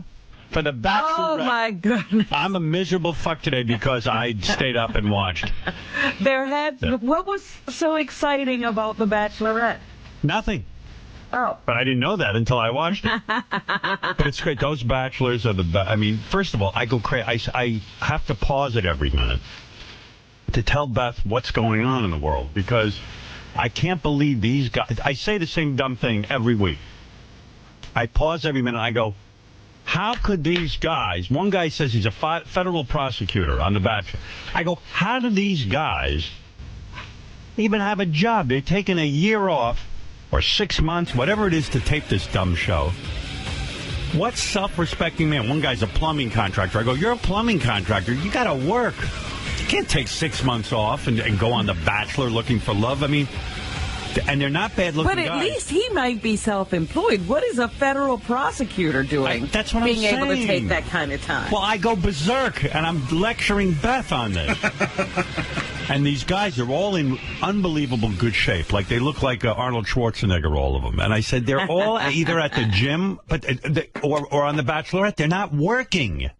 They're not working, these guys. And you wonder what's happening to him. Well, first of all, I have to remind Beth that these are not good guys for her. Because, what? You know, she's sitting there watching. Is he in the market? No, but I'm just saying, look, these guys don't work. They're busy with The Bachelorette. It's not normal. And then you see one of these guys, good-looking guy last night, breaking down in tears. He's barely been on a date with this girl, and he's crying because she dismissed him. Now, all right, it brings up certain feelings. Gee, why did she dismiss me? You feel a little bad about yourself. Don't cry on national television. You're a man. Some of these guys have kids, for Christ's sake. It drives me nuts. Then this one guy, they had a beauty pageant, a Miss America beauty pageant for the guys to compete for her. And so this one guy gets up and he performs with a guitar and he's singing a song. And, he doesn't sound half bad, and he wins points for that. He came off kind of normal. Well, that night, he brings the guitar back out. He goes, I didn't get to finish my song for you. He's sitting there one-on-one with this girl, playing his dumb fucking guitar like he's James Taylor. How do they find these people? They're all shitheads. They don't know how to woo a woman. You can't sit there and play guitar for a girl. She's going to think you're a fucking tool. But she's... Unless you're Billy Joel, don't do that. Right. But then I realized she's an imbecile who goes on the Bachelorette. So this might appeal to her. She liked the guy. She put him through, gave him a rose. I said, she's an idiot. They're idiots. It's perfect. It's idiots dating. And I yell and I'm screaming about this. As I am instead here. of getting sleep. Instead of sleep, I get so... And, for your job. And Beth goes, if you keep pausing, we're never going to end the show. She gets annoyed, but I have to lecture her about these things. These are life lessons. Let me stop here and talk to you for a moment. She's the luckiest woman in the world. She's the real bachelorette because she gets to hear my lecture. I've cracked the code to life. You are nuts is what you are.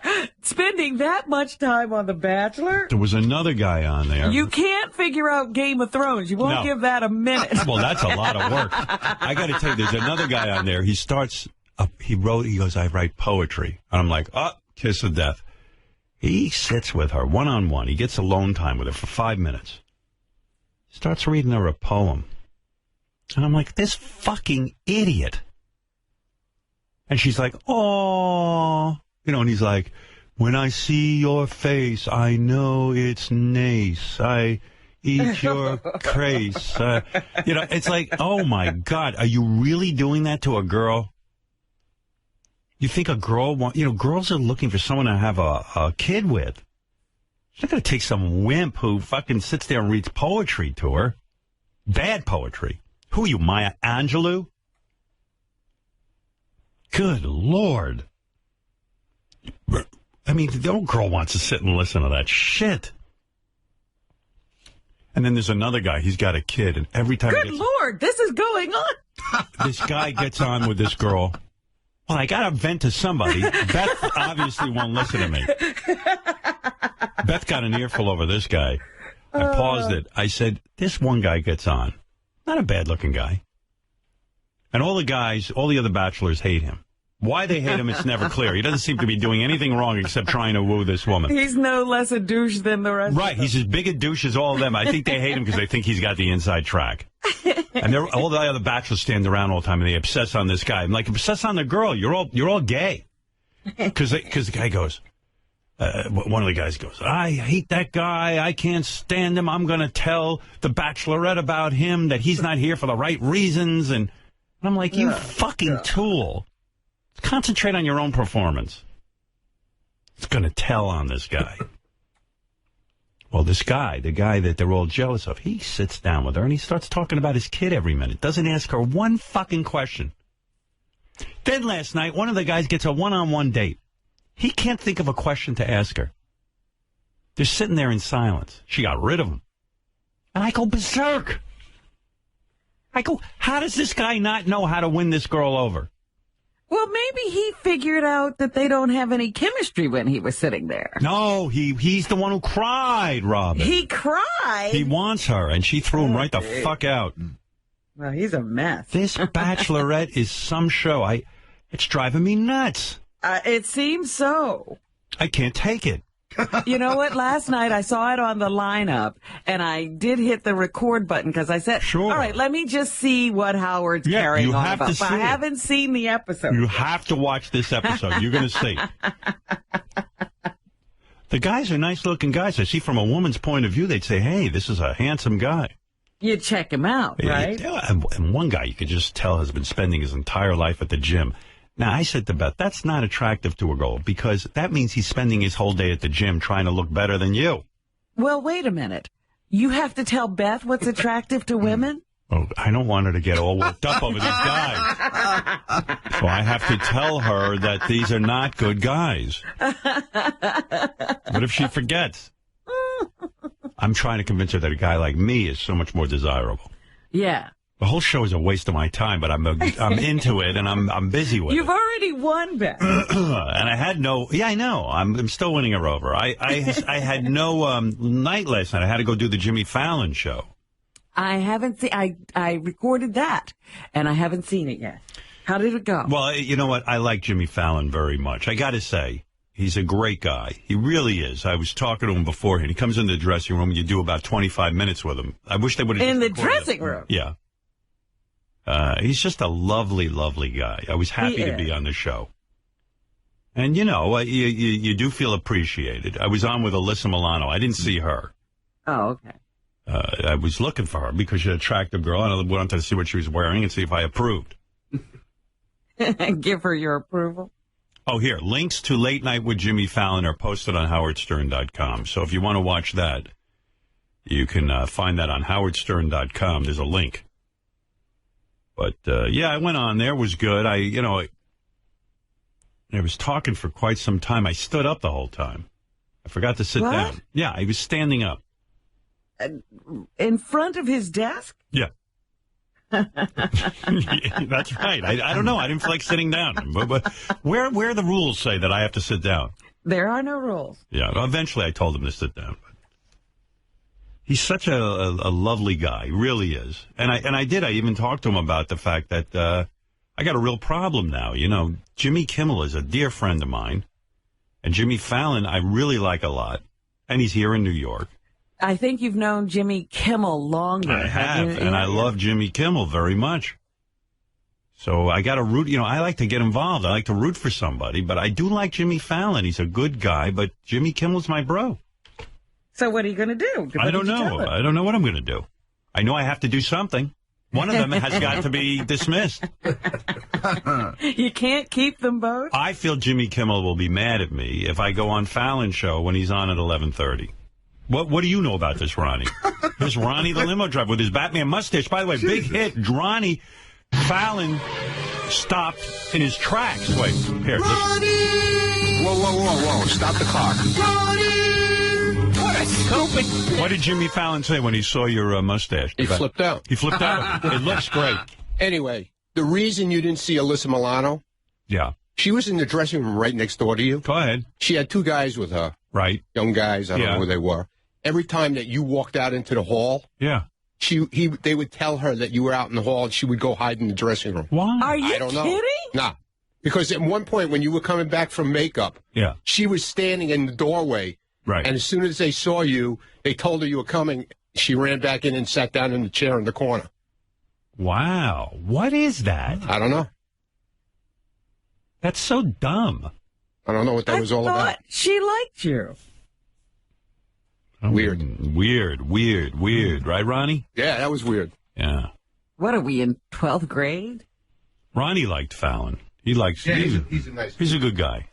He's a real cool dude. Yeah. I mean, he says, he says hello to everybody, man. Like, he'll walk over, He's a nice guy. He really is. He really is. I can play you some clips. I don't know. Do you want to hear any clips? I imagine... Sure. All right. Here's when I come out. J.D. pulled a few clips. All right. Our first guest has changed the face of radio and practically created satellite radio, where you can hear him weekday mornings on Sirius XM Channel 100. And you can see him Tuesday nights on NBC as a judge on America's Got Talent. Ladies and gentlemen, please welcome the one and only Howard Stern.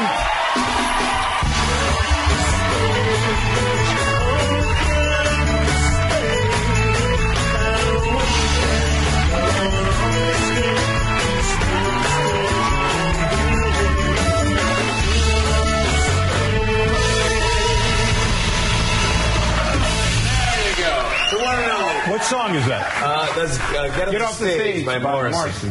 Morrissey? Yeah, well, you got a better song in you than that. I don't even know Morrissey. Is anybody into Morrissey? Lying dog. Why that song? Don't you pick out a song that exemplifies who I am? Well, you're a judge on America's Got Talent. So. I love having a conversation with you guys, especially you three.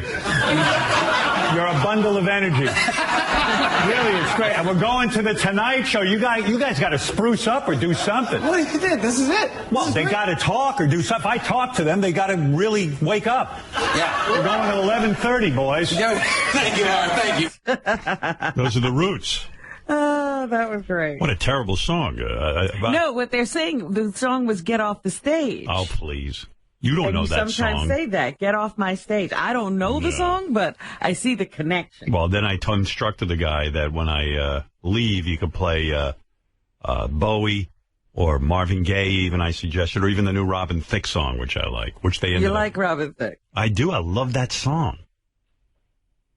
I love it. I think it's number one. Well, I'll go over the top 5 in a minute. I think it is number one. I think you're right. Anyway, I was backstage, and Jimmy was doing a long bit about video games. It's something called Video Game Week.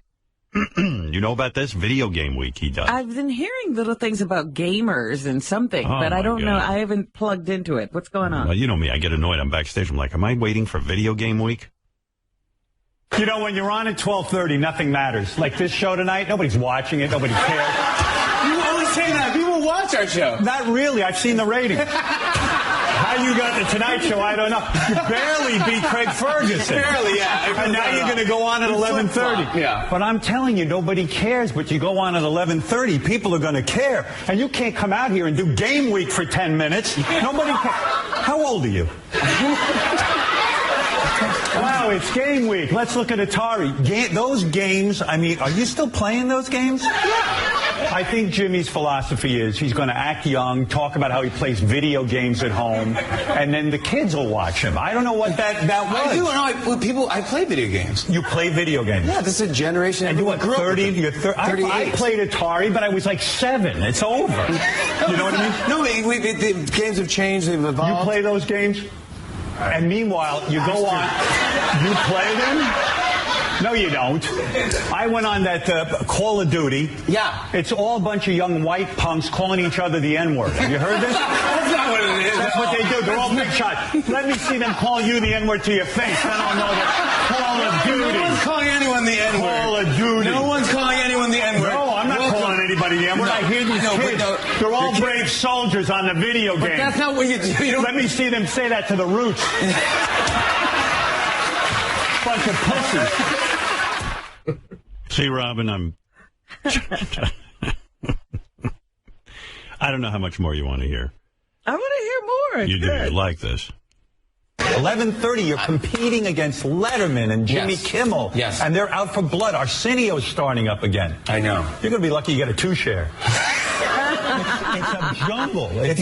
You don't have the killer instinct in you. I don't, but I think we have a solid show. But you got to steal guests from Kimmel. You got to steal guests from Letterman. You can't. You got to get the best guests. Yeah. I can't come on here every night. Come on.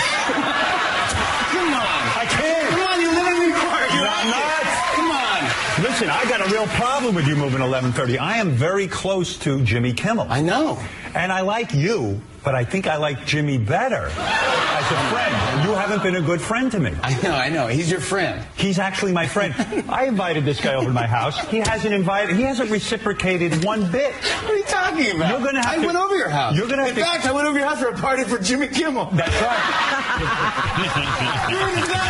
When did you go to the party? That's why I went over your house for barbecue for Jimmy Kimmel. But you haven't reciprocated. What do you mean? You don't invite me to anything. I don't do anything. I do boring stuff. Jimmy I play video games all day. Jimmy, you come to my house and play video games? You know, I really do like you better. Actually, now that I think about it, you don't bother me so much. Jimmy's looking to do stuff with me. All right, well, there you go. There's some of the highlights. It was a very jam-packed conversation. I mean, monologue. I like Jimmy Fallon. He's a good dude. That's what makes me glad. I'm so glad Jay's going to not have his show anymore. And like a nice guy.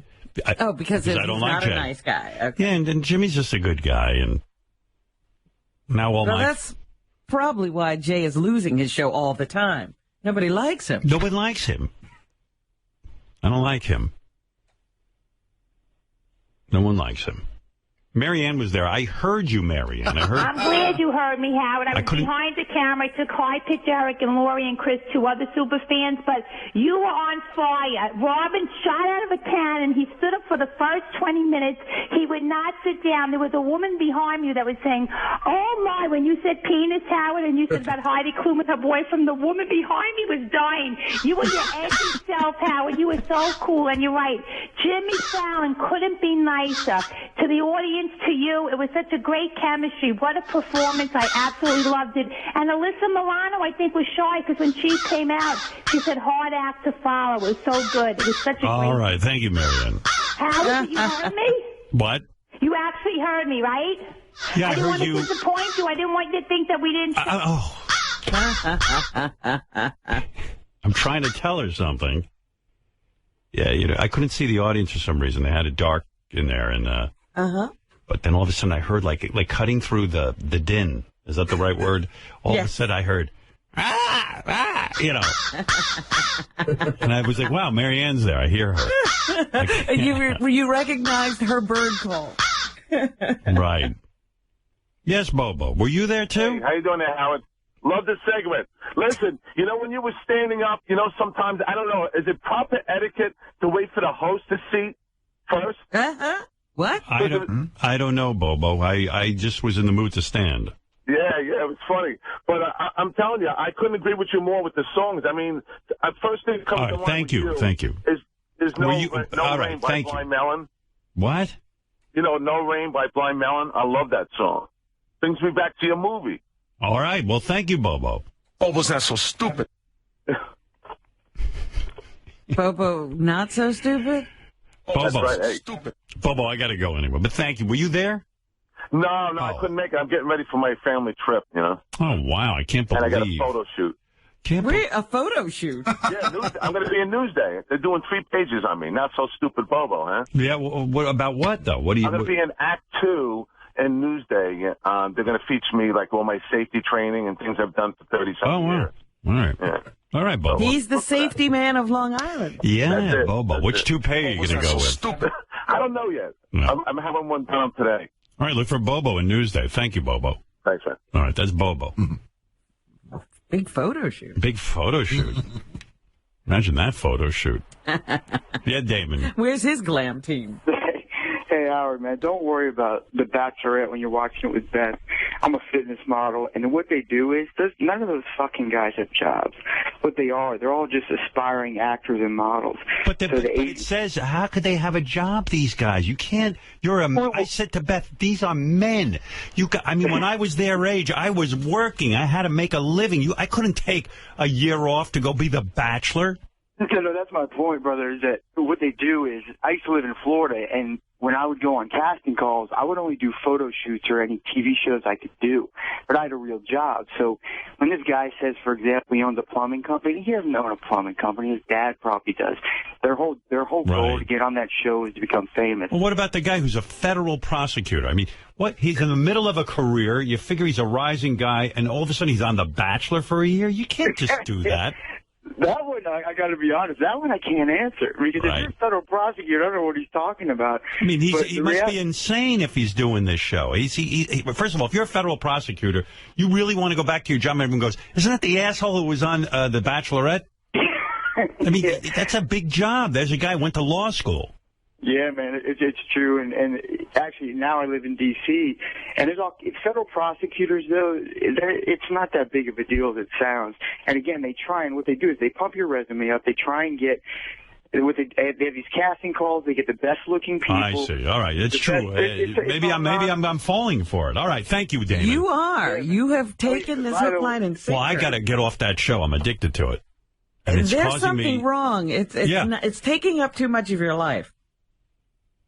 Well, yeah, it is. You're right. I need help. I wouldn't even bring that up to my psychiatrist. That I lay in bed and yell about The Bachelorette? Don't throw me out. Let me just check the top 5 and see where that Robin Thicke song is. I think it's number 1. It's funny. It's occurring to me when I was talking to Jimmy Fallon. We were talking about Jimmy goes, yeah, he kind of, like, it's a Marvin Gaye song. And they took all that out. He's a big Marvin Gaye fan. I think everything that Robin Thicke does is kind of influenced that way. But Jimmy must not like that he said negative things about. You know what? I realized they cut a bunch of stuff out of my appearance. Oh, yeah? Yeah, I guess they trimmed it up. I don't care. You talked about Robin Thicke?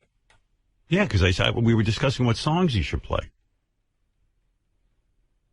And I realized I cut that out. Oh, whatever. Who cares? It was good. I had a good time. Number 5 song is Cruise by, what is this? Florida Georgia Line. Guys, I got to be able to read this. Let me see. Let me check this again. 5 is Cruise, Florida Georgia Line, featuring Nelly. Who's Flo Rida, maybe? Yeah, maybe that's it. Well, this is the number 5 song in the country.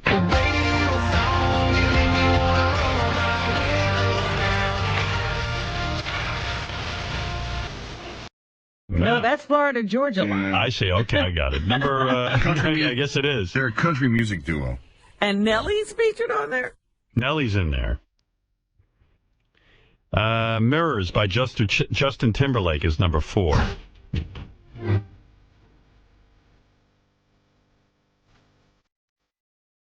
He was doing well. He's doing well. I'm glad he went back to music. I'm a little annoyed that he's actually doing well in music. I was hoping it would tank. Guy has a pretty charmed life, doesn't he? Well, I'm not really bowled over by his movie career, so... Number 3 is Get Lucky. This is by, you know who this is by? This is Daft Punk featuring Pharrell Williams. No, don't know this either. And Pharrell Williams is on the Robin Thicke song. Macklemore and Ryan Lewis are number 2. That's number 2.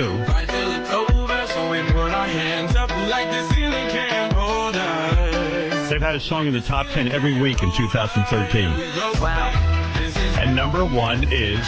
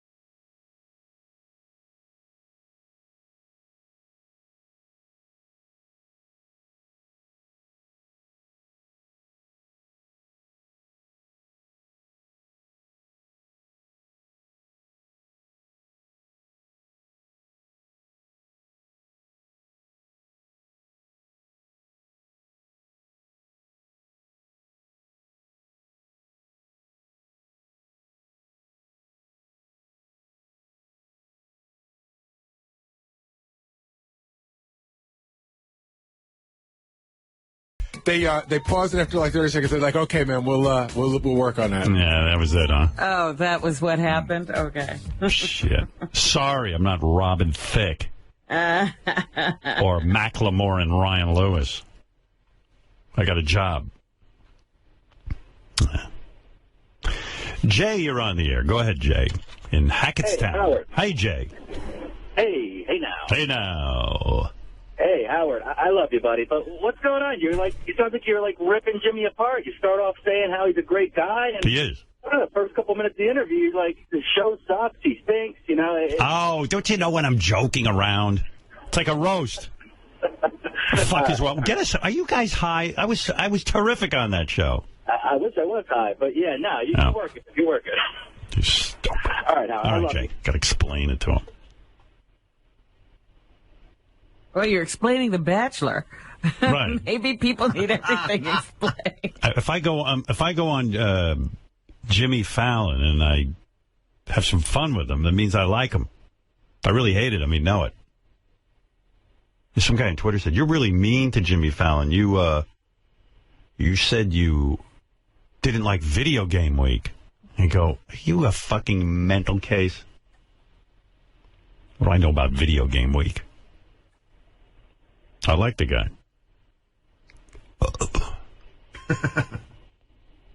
Some critics say the Robin Thicke song advocates rape. Oh, really? Who says that? Where'd you read that?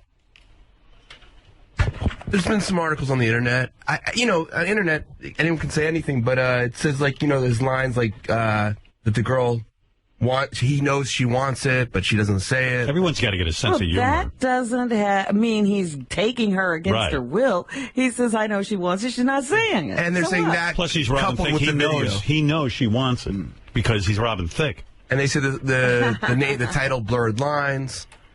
Oh, I don't know. Oh, hey, Benji, you just reminded me. Hey, we'll play a Benji bit right now. You ready for a new game? Everyone can play at home. Is it Benji or an animal? It's up to you to decide. All right. Benji or an animal? Is it Benji or an animal? This isn't so easy, actually. We were having a writing meeting, and Benji, we noticed he makes noises during the writing meeting. And when we asked him about it, he said that you could play real animal noises next to his noises, and you can't tell the difference because he's so good. He said that. He said that. So here it is. Here's Benji. Is it an animal or Benji? For example, what is this, Robin? Is that a rooster or Benji? Let me see, because that was kind of a lame rooster. I'm going to say that's Benji. I'm going to say that's Benji, too. Gary, do you have the answers? I don't know why Gary won't give me the answer. But he has to hold on to the answers. I think that way it guarantees that Gary gets in on it. Gary, get in here and you're going to get the answers, right? Yeah. Okay.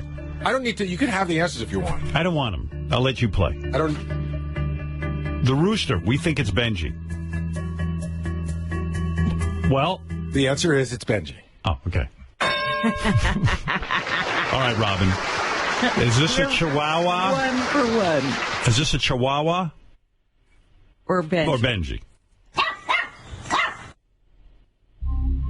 Can you play that one again? I feel that's a Chihuahua. That's a Chihuahua. Are we right or wrong? That is a real Chihuahua. This better get harder. Well, I mean, all right, here we go.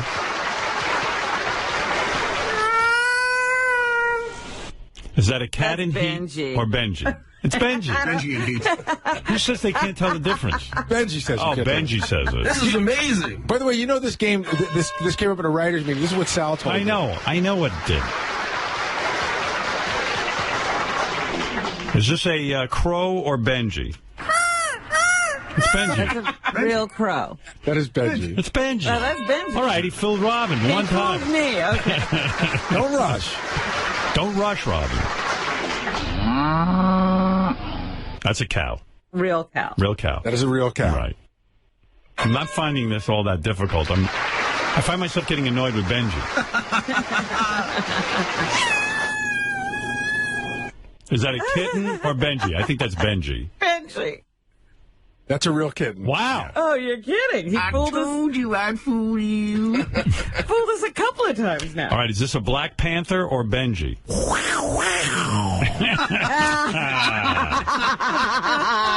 That is Benji. Benji. We right? That is correct. All right. But I was with the ball. Is this a horse or I can tell already it's Benji.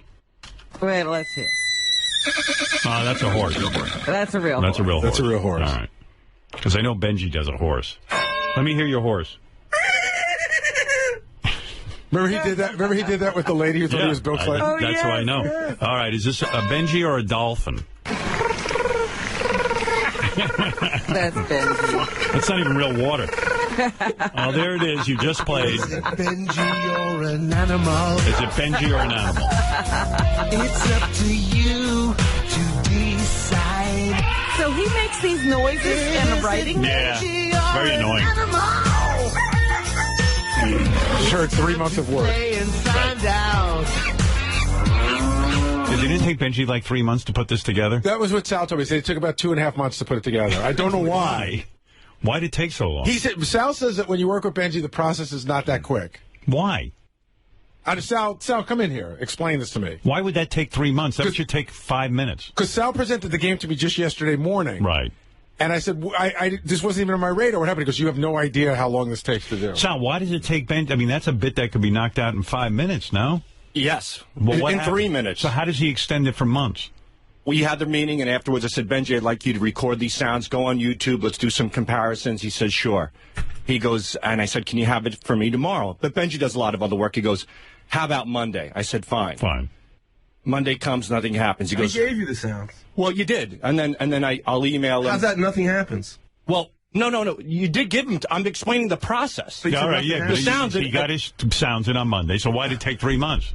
Well, he gave me 3 sounds. Yeah. And they weren't good. They weren't, they wouldn't hold up. Okay.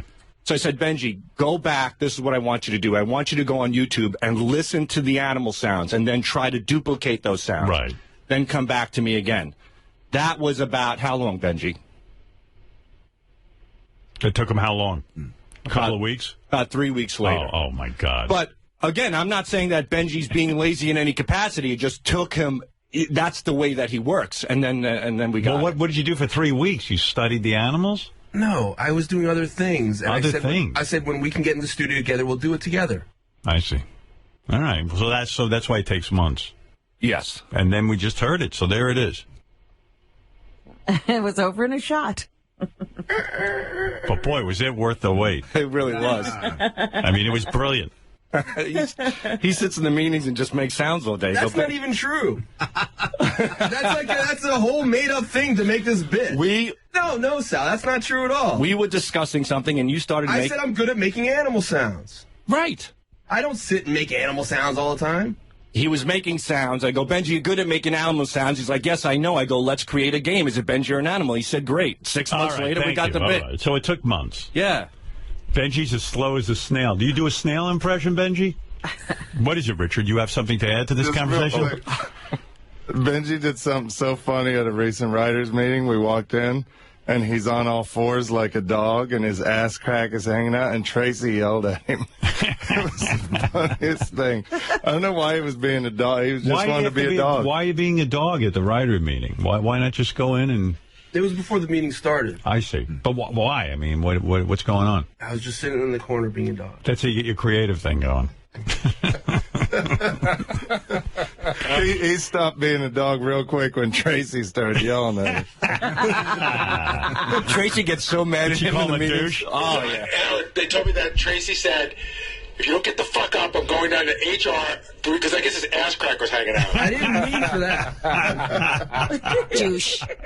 Well, she's right. Oh, my goodness. Who wants to look at that? Is creating a hostile environment. Good for Tracy. All right. Thank you, guys. Go. All right. Benji. Well, there you go. There's more Benji stories than you can handle. All right, I got to take a break. We'll be back right after these words. And now, Jackie the Joke Man gets pranked by Richard Christie on an internet radio show. Welcome to the show. What do you have for us? Hi, how you doing? Hi, Mike. Great, thanks for joining us. You have a question or some advice for Jackie or a question for Jackie? I did. Hi, Jackie. Hi, Jackie. Hello? Oh, hello. Hi, Jackie. Hello there. Hi. Hello? Jackie? Go ahead. I loved you in The Jerk as the gas station owner, Jackie. Hello? See, I told you, Mike, we're going to get prank calls. All right, thanks. Jackie Mason was the gas station guy in The Jerk. Hello? All right, let's go on to our next. Jackie, what's on the top of your mind? What's the next thing you've got? Hello? No, man. Jackie. Wait, hold on a second. Jackie, are you doing any more movies with Steve Martin? Hey, Jackie, is that possible that was Howard? Yes, I'm sure that was him. I recognize his voice. Yeah, that was Howard Stern. The Howard Stern Show.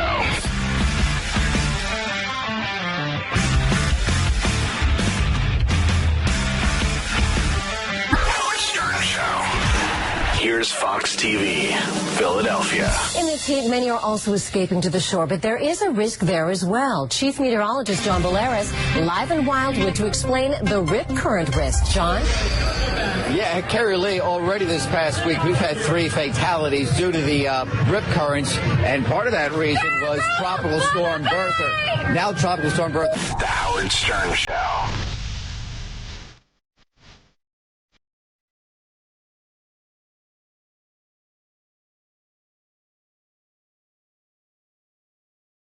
Here we go with the trivia question for today. What popular term was invented by comedian Rodney Dangerfield in a 1968 joke about his dad? Let's just go to the phones and see who might know. Hello, trivia. You're going to wind up taking a nice drink. No, it's not right. Whatever, dude. Trivia. Let it feel good. Go ahead and fuck it now. Trivia. Redheaded stepchild? No, that's not right. Who knows? Invented this term in a joke he told in 1968. Trivia. Maslow Gerziewicz? No, it's not right. Should have put my brain in gear before opening mouth. Hello, trivia. Musculature. No, it's not right. Hello, trivia. Cousin Skimfoots? Let's go to the phones. Hello, trivia. 4 inches is fine. No, it's not right. Asshole. Last call. Trivia. A workaholic. That's it. He said my dad was a workaholic. Every time he thought about work, he got drunk. You just come on by. We'll send you out to dinner, okay? All right. Appreciate it. Have a good day.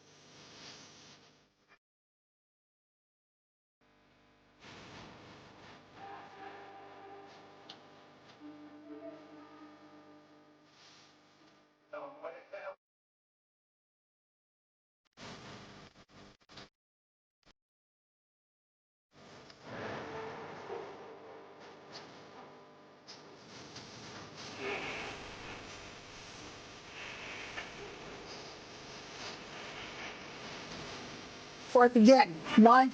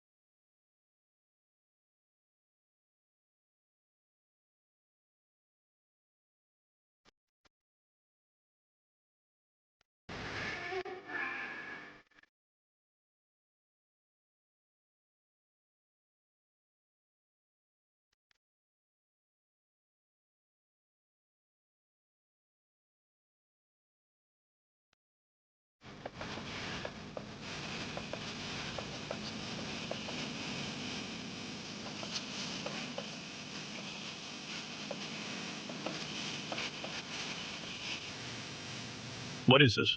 Snowman. Yeah, that was in the can. Hey, guess who's here? Nick Cannon. Oh. Love this guy. I work with him on America's Got Talent. Are you having another bromance? I got a bromance with this guy. Jealous? Yeah, it's my bromance right there. And this is casual Nick. Yeah. This is the Nick I like. Because he's always very sharp when you see him on TV. Oh, yeah. Do they dress you on there, or do you pick your own clothes on America's Got Talent? It's a little bit of both. I mean, obviously, it's kind of like you. You have the stylist, and they come and they make sure you're all together and touch you up. But I pick out all my clothes. How you doing? I'm good, man. How you been? You look good. Yeah, I don't look so good. I mean, to be early in the morning, like when I would do my radio show, I would be in pajamas. I'm so tired. You know what I'm talking about. Absolutely. And I'm up last night till 10 o'clock watching The Bachelorette. You watch that at all? I don't. Yeah, I don't watch that. I can figure you don't. But I'm obsessed with the show. And then I pay for it in the morning. I'm just like dragging my ass. Yeah, I know. I'm fresh off a plane. I'm coming from overseas, so. Where were you? On the plane. I was in the south of France for a day hanging with Martha Stewart. Yeah, I saw it. It was you, Mel B, and... Yeah, it was a weird coupling. What was that? We were just out there, Cannes Line, so there's a bunch of stuff going on. Or Cannes Line, you don't pronounce the S. Cannes Line? Yeah, it's like the festival after the Cannes Film Festival. So we were out there talking to a lot of, like, ad sales people and social media people. For America's Got Talent? Not really. I think it was just like a little bit of that, promoting, my MTV show and everything. But then also they were trying to get into the mind of, celebrity entrepreneurs. Did they pay you for that? Nah, they didn't. I wish they did. I went out there, because... You went all the way to Cannes to talk about celebrity entrepreneurs. And it was like how you use Twitter and all that? Yeah, networking. And my wife's overseas, too. So it was like, I'll go over there and figure it out. And I can't figure out how you work in your life. No, I'm being serious for a second. Mariah is constantly working. Right. You are constantly like a maniac working. Right. You're like, okay, you gave up the morning show, but you've replaced that with going out at night and doing DJ work. You're doing stand-up. You got God knows what you got going on. Right. So he never stopped. He just quit the morning show. Because that was the problem, because I wasn't sleeping. But be honest. Yes. You can't possibly see Mariah and the kids all that much. I think of it like this. I pretty much see my kids and family the same amount that someone with a 9-to-5 does. Do you? Yeah, absolutely. When's the last time you even saw any of them? Just a couple of days ago. And then they'll be back. We'll see each other this week. She's coming back from overseas. And who's got the kids? The nanny? Mariah has them right now. She does? Yeah. And then, obviously, when she's working, we switch off all of that. Because you appear not to sweat it out at all, but this whole thing. It's cool, man. It's crazy. So you were over with Mel B? Yeah, she was over there. And Martha Stewart. That's my homegirl. Yeah, and yeah, right. And so, she's from around the way? Yeah, she done did time, so, her street cred is up top. Yeah, she's got way more street cred than you. Way more than me. She was teaching me how to move my gangster around. And she did time. Hardcore. She did time effortlessly. Yeah, she was like, give it to me. I don't give a damn. Yeah, it's really like. The whole thing with America's Got Talent now, like Howie went to see you spin records. Oh, yeah, they came out in Chicago. I would like to do that, but you don't go on till like 2 in the morning, and he apparently has no trouble being up till 2 in the morning. You have no trouble being up till 2 in the morning. And I'm like the least fun judge. Like, everyone's bonding. It's not that. That's not true. Nobody likes me. Nah, I love you. You're my favorite judge. You're really? America's favorite judge. You. All right, but seriously... Like, I'm no fun. Like, Howie, Heidi, and Mel B, they go to the gym after we finish taping. They go out to dinner. Yeah. They go out drinking. I'm kind of like you, though, too. Like, I like to, I'll work, but then I like to go in my room and be by myself. And I figured you're part of that whole scene. Not really. I see them in the gym because, I do work out after the show. Too, yeah, but I don't call Howie and them and like, hey, what's going on? Like, you don't? Nah. I feel like everybody else is having a really fun time with each other, but I'm not. See, I thought, because you know what I always thought? Because I think Heidi got the hots for you. You do? Yeah, I thought you guys would be, because on screen, you guys got great chemistry. Like, I think in the beginning, she kept saying to me, hey, you meditate, right? I'm going to come in your room and meditate with you. I know what meditate means. And I know. Me too. I'm telling you, and I went to myself, back in the day when I was single, I just take her in my room and fuck her.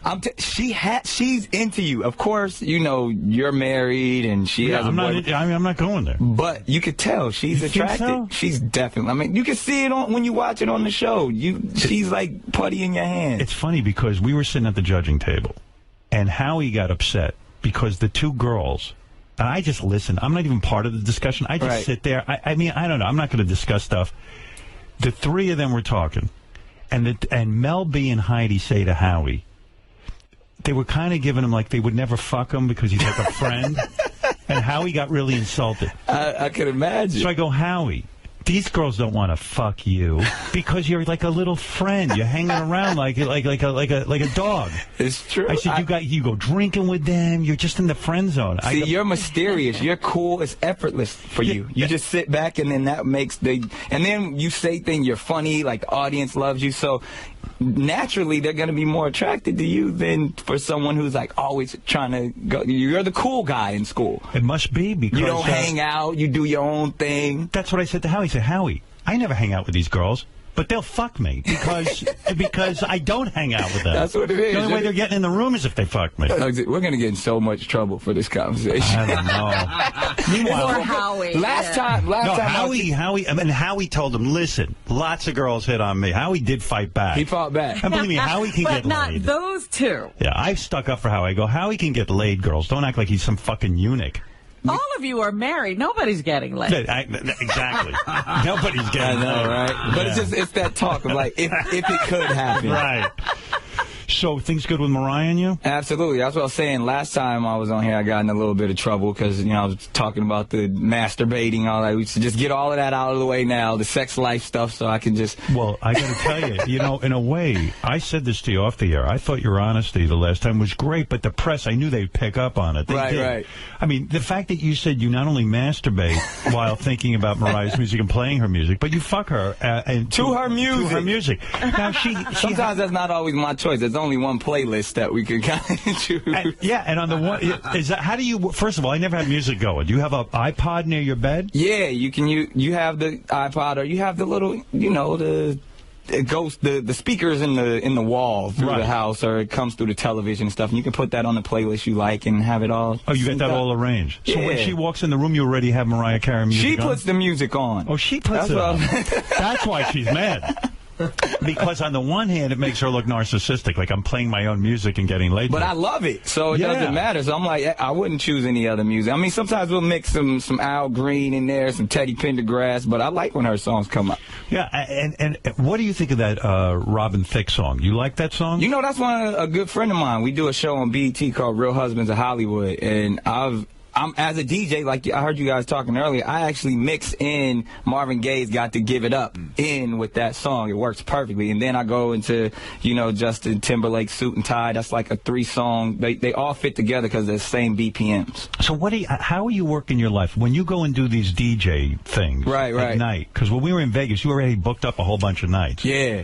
You go to a club at 2 o'clock in the morning. Pretty much. Sometimes I go on at 1 or 2. It depends what city, because a lot of cities close early, but if it's like Vegas is all night, I can go on at 1. But who are these people who can show up at a club at 2? Do any of them work? Do any of them have jobs? Not in Vegas. Who has jobs in Vegas? But even when you go to Chicago, you were doing it. But it's usually on a night, like it's a Thursday, Friday, something like that. It's never in the middle of the week. I'm such an old fuck. I can't even stay up. But even when I was young, I couldn't stay up. It's not because of your age, Howard. It's because of your work schedule. You're like, I feel for you on those days on AGT, because I know, like, first of all, your time clock is already set to be up early, super early. Yeah. Like the crack of ass, like 3 o'clock in the morning. And then you have, so you're already up whether you want to be up. And then you have to do a 16-hour day. That's ridiculous. And then I get crabby on the set because... But I love when you get, that's the best part. Crabby. I wish they would show more of you, like, not putting up with the nonsense and the bullshit. That's the best part. Why are they not showing that this year? I mean, you're coming off great, though. Yeah, I mean, it's fine. The show's been great.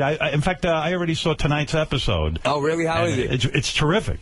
Cool. It's really a lot of fun. A lot of great talent on America's Got Talent. Yeah, people are loving the show. We do it better than anybody else on TV right now. Yeah, so. Although tonight they switched us up till 8 o'clock. I don't know why. Why do they do that? You got to call NBC. They listen to you. Oh yeah, they fired me once. They don't listen to anything I say. I'm part of the team now. Yeah. It's not even like they listen to me. But I think the most frustrating part of network television is you're doing well in a time slot. You're building the time slot. And then suddenly, like tonight, they put us on at 8 o'clock. I remember last year the Olympics were in the way and all that stuff. Hey, hopefully we keep killing them, though. That's what it's all about. People are watching. People are loving the show. They're loving the chemistry of the judges. Yeah, and I love you on the show, too, because you're especially good when people, after we bust their balls. Right. Oh, why are you laughing? No, I mean, because you guys send them back to me, and I got to be the therapist and kind of talk to them. I was told... what I said to Howard not too long ago was that they get so much more with you as a host, compared to some other guy who just is an announcer. Ryan Seacrest. Because you're out... Okay. I didn't want to name names. Nick's a good dude, but he's out there doing bits. He's out there singing and dancing and getting into costume. Yeah. Going on parades. You do everything. He's a good man. Fun. You are a good man. I've seen you with the kids when they're crying and stuff. You're not an asshole. Like, you know how to think. Some people would make it about them. You don't make it about yourself. You make it about the kids. Well, that's the moment where I stop being a host and kind of forget about the cameras. I mean, it's a delicate child right there, and you got to let them know, like, this isn't the end of the world. You have your whole future ahead of you.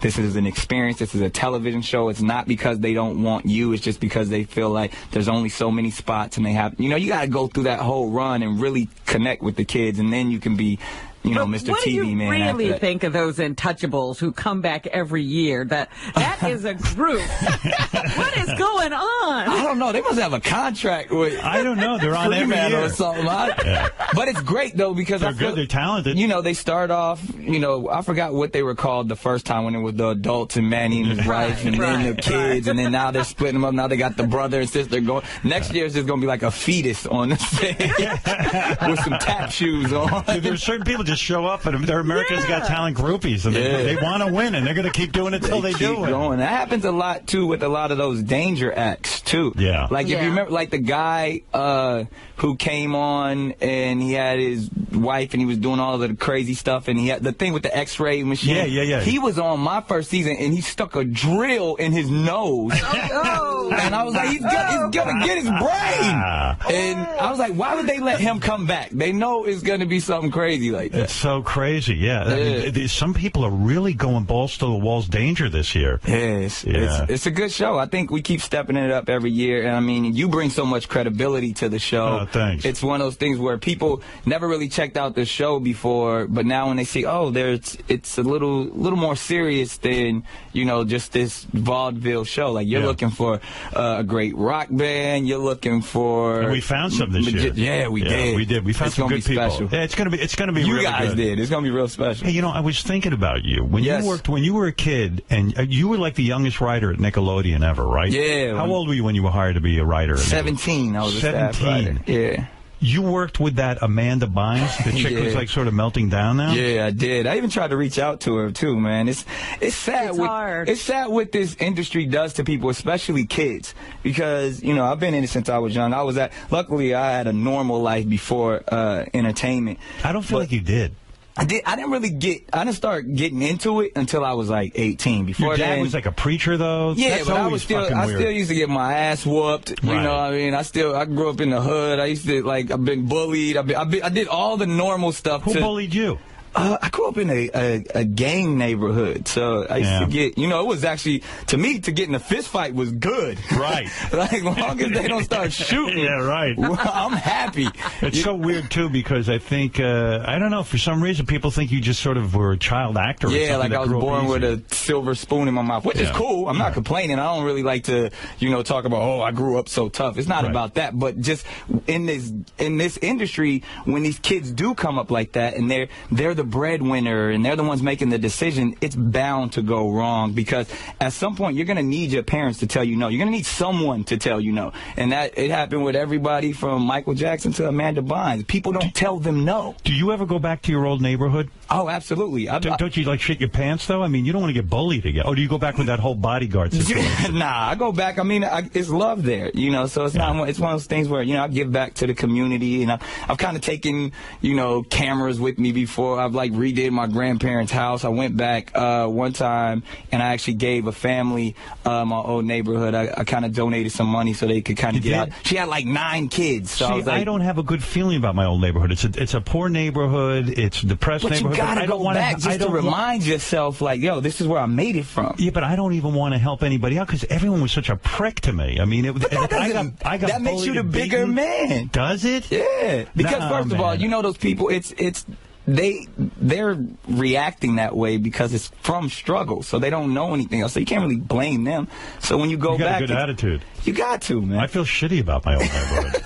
But that's where you came from. That made you Howard Stern. What was growing up around all them black people that used to whoop your ass? Like that made you more comfortable. That around black people, that made you be able to say. That gave you a little anger. That made I was bullied. So therefore, I was upset because I said I'm the one white guy here. But why that's a great story. That's amazing, though. It's shitty to live it, though. I know, but you overcame so much. You can step out and say, look, I understand black people. They used to whoop my ass. But you know what it's like when you're the black guy and you're surrounded by all white people. I do know, like it's a weird thing, isn't it? Race is always in the room. Right? I always say everybody is a racist. I talk about this in my new stand-up special. Like, no, people are like, oh, racism doesn't exist. It's gonna always exist, and everybody's a racist. Prejudiced. It means to prejudge. We all prejudge each other. We do. Stereotypes are real. So when you step in, we just got to be comfortable with it. There's no reason to hate someone because of their race, but we're always going to have preconceived notions. Do people say dumb racial shit to you all the time? Do they like walk up and like try to prove to you how down they are? How down they are? I mean, everyone does that, though. I know. It's one of those. And isn't that a turnoff, though? It is to a sense. It depends. If someone's taking themselves seriously, like, oh, I understand how you black guys think. Of course, that's gonna be like, all right, man, chill out. Or, the thing they like they always feel like they can call you bro. Like, right. Hey, bro. Hey, bro. Like, wait, why? You just called him buddy. Why am I bro? Maybe you're overthinking it. I don't know. I do call everyone bro, now that I think about it. So go back to Amanda Bynes for a second. Oh, yeah, please. And go back to... How are you at 17 years old, being a normal guy? How do you get a job writing for Nickelodeon? That seems pretty incredible. Yeah, I started off as stand-up. They found me, I was doing stand-up in the Comedy Store and the Improv in Hollywood. Who finds you in there? I'm actually with my same manager, who's my partner today, Michael Goldman. He worked at Nickelodeon, produced shows, he managed Amanda, he managed Keenan from Keenan and Kel, who's now Keenan Thompson on SNL. He managed all those people, and so he says to you, "Hey, you're really good." I was 16. He was like, "Yo, you're funny. You're doing something I've never seen before." Took a meeting and said he wanted to manage me. And you wrote for Amanda Bynes specifically on that show? I wrote for all that, which Amanda was on.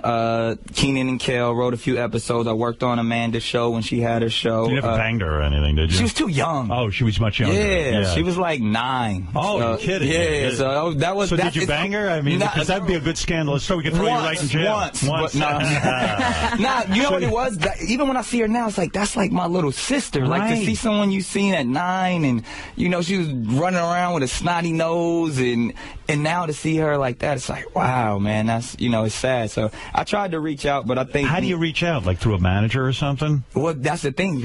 She doesn't have any of her people anymore. And it's sad because what happens, because you get to a point in this industry, and I'm pretty sure maybe you've even dealt with it, where you feel like all the people that have been around, you can no longer trust them. And then you get caught up in your own head, and you start believing your own shit. And then that's where it goes all bad, because there's no one there to create balance. There's no one there. And even if someone who really does care for you, you don't trust that person. You think that person's out to get you or out to get your money. And when that person is your parent, that's way crazy. Do you experience any of that? Nah, because I'm normal. I'm not normal, but I'm like, because like, it doesn't matter. Like, my father is crazy, my mom's is crazy, but I'm gonna always give them the utmost respect. And if they tell me something, I'm gonna listen. When you first started dating Mariah Carey, and then you married her real shortly thereafter, everybody thought I was out of my mind. They did, right? Yeah, they was like, oh, he's off the rocker. He went there. Did anybody sit you down and go, listen? They tried to, but it was out of passion. It was, I truly felt like I was in love with this woman. I had a connection, and most people would consider it crazy, but that was something crazy that I did. And did you ever imagine that something like that? You see other people doing. You see somebody go off on a weekend and come back married. You never thought you would do it. There's something fascinating about that, And he never had sex with her either. That was That's the thing that blows my mind. But I still talk about that with people. I go, Nick never had sex with Mariah and married her. But I married her like 2 days later. That's what I'm saying. But you went off. It's not like I held out forever. No, but I mean, but that's still. It's we waited for like a month and a half. Not to see if you're sexually compatible. Right. I mean, if sex isn't good, it's I'm sexually compatible with every woman, Howard. Yeah, but you never. So that you know was what not I mean. a question. Have you never gone to bed with a Nick? Have you ever gone to bed with a woman and said, and not even just like responded to the smell of her? I mean, not that she stunk or something. There's been those occasions. I'm glad my wife does not stink. That would have been horrible. I mean, seriously, what if on your wedding night you had gone down to Mariah and it was bad? It was bad, like just stinky. Oh. And then you go, oh fuck! I was like, I'm already in here. I'm married. You know what? I was in a relationship like that, and I was in love with somebody who had it was chemical down there. It was like, and you were like, you just got to go with it. You like, I'm in love, and can we go to the clinic together? Can we figure this out? Can we feed you some pineapple, something? When you are with a girl and she has bad pussy, right? What do? Do you tell her? Did you say to her? Nah, you got to be honest. I'm an honest dude. God, that's amazing. I'm honest. I think she's gonna at first she's gonna be a little taken back that you mentioned that, right? And then she's gonna appreciate the fact that you told her that. Do me a favor. Yes. Give me a role play now, because I was in the exact same situation. Right. A woman I was with. Horrible. Terrible smell. Hot I know, maybe I smell like ass. I don't know. But well, guys are known. We're going to smell like balls. There's no way. Like, we go wash our balls and be fresh out of the shower. By the time we get to the bed, it's sweaty, nasty smell. Guys are, right. That's how it's going to be. Right. If you're a lady, you better accept it. Yeah. Right. But women, because you're so delicate and you got fragrances, you're supposed to smell good. One of the things I love about my wife, I mean, she never smells. Oh, that's awesome. Isn't that the most amazing thing? No, there's no smell. Bad breath, nothing. I love that. My wife is the same way. Yeah, she's on top of it. Absolutely. And always takes a bath. That really cleans everything out. You got it good. You got you a good one. 2 or 3 days, even if they just squat in the water. Exactly. It's good. Right. Okay. Oh my God. She got a bidet. You got the bidet. She doesn't use it. She just gets in the tub every minute. That's even better because she's soaking it out. Yeah, soaking. Get all the remnants out. Right. And so you too. I was in a relationship, Nick, with a woman, and I am telling you, it was like the love canal down there. I mean, it was so bad. It was a waste dump. It was like wow. Right. And I did nothing except break up. And you never said a word. You didn't mention it to her? I didn't. See, I was embarrassed to say something. That you did her wrong. Well, she went to the next guy smelling like that. Look at me, it's like I'm a very... And is this... Pretend I'm Nicole Scherzinger, who you went out Which didn't smell. She did not smell. No. There's no way she smells. All right. So what I'm saying is, I'm a girl. What do you say to me? I would say, this is afterwards, right? So you get that pillow talk. Nick, I just adore our time together. And and then you tell her all the good things, like, yo, that was so great. I love what you did. But then you mention, like, do you smell something in here? Because then, because there's always an odor. So you ask the question, and then you see how she answers the questions. If she's like, I don't know, I don't smell anything, then she's in denial. Right. What do you do then? Yeah, but maybe she doesn't smell it. But then you have to explain, like, nah, that's the smell. And then you look and check yourself, like, is that me? It could be, right? And then you analyze. You're both naked. You're in the bed. Like, nah, that's not. And then you go over and oh, that might be you. Oh, that's good. I like that. You're like, that might be. And then you start asking her about her diet. Right. You're like, are you eating a lot of garlicky food? Or like, are you eating your own shit? And then what you do, you say, yo, we can fix this. I'm with you. I'm rocking with you. Let's go talk to a doctor.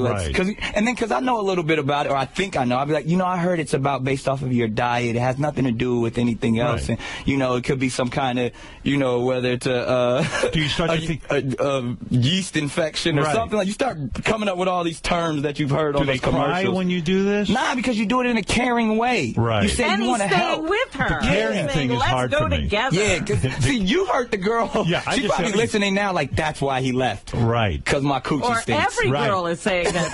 That's right. They don't even know. Some girls are in denial. That's a very loving thing that you're talking about. Yeah, because you gotta let them know. Yeah, you're saying, hey, look, listen, I care about you. I don't want this to end, but we got to take. We got to fix this, because if we want our sex life to continue, I can't. Especially because then another thing, because they want you to go down there and put your face down there and have the oral exam. Right. So if I'm gonna do that, the streets better be clean downtown. Because there are women, you can be kissing their neck and you smell what's going on down there. Yeah, and that's nasty. That's right. Have you ever like been kissing a girl and then you smell it and you just say, hey, that's it. I'm gonna just kind of bow out. Man, I was one of those dudes. I put on a gas mask. I go in. I don't care. You want to get laid. If I'm in the moment, if I'm hot, I don't care what it smells like. I'll talk about it afterwards. But what a relief when you marry Mariah Carey and there's no problem. Flowers and gumdrops.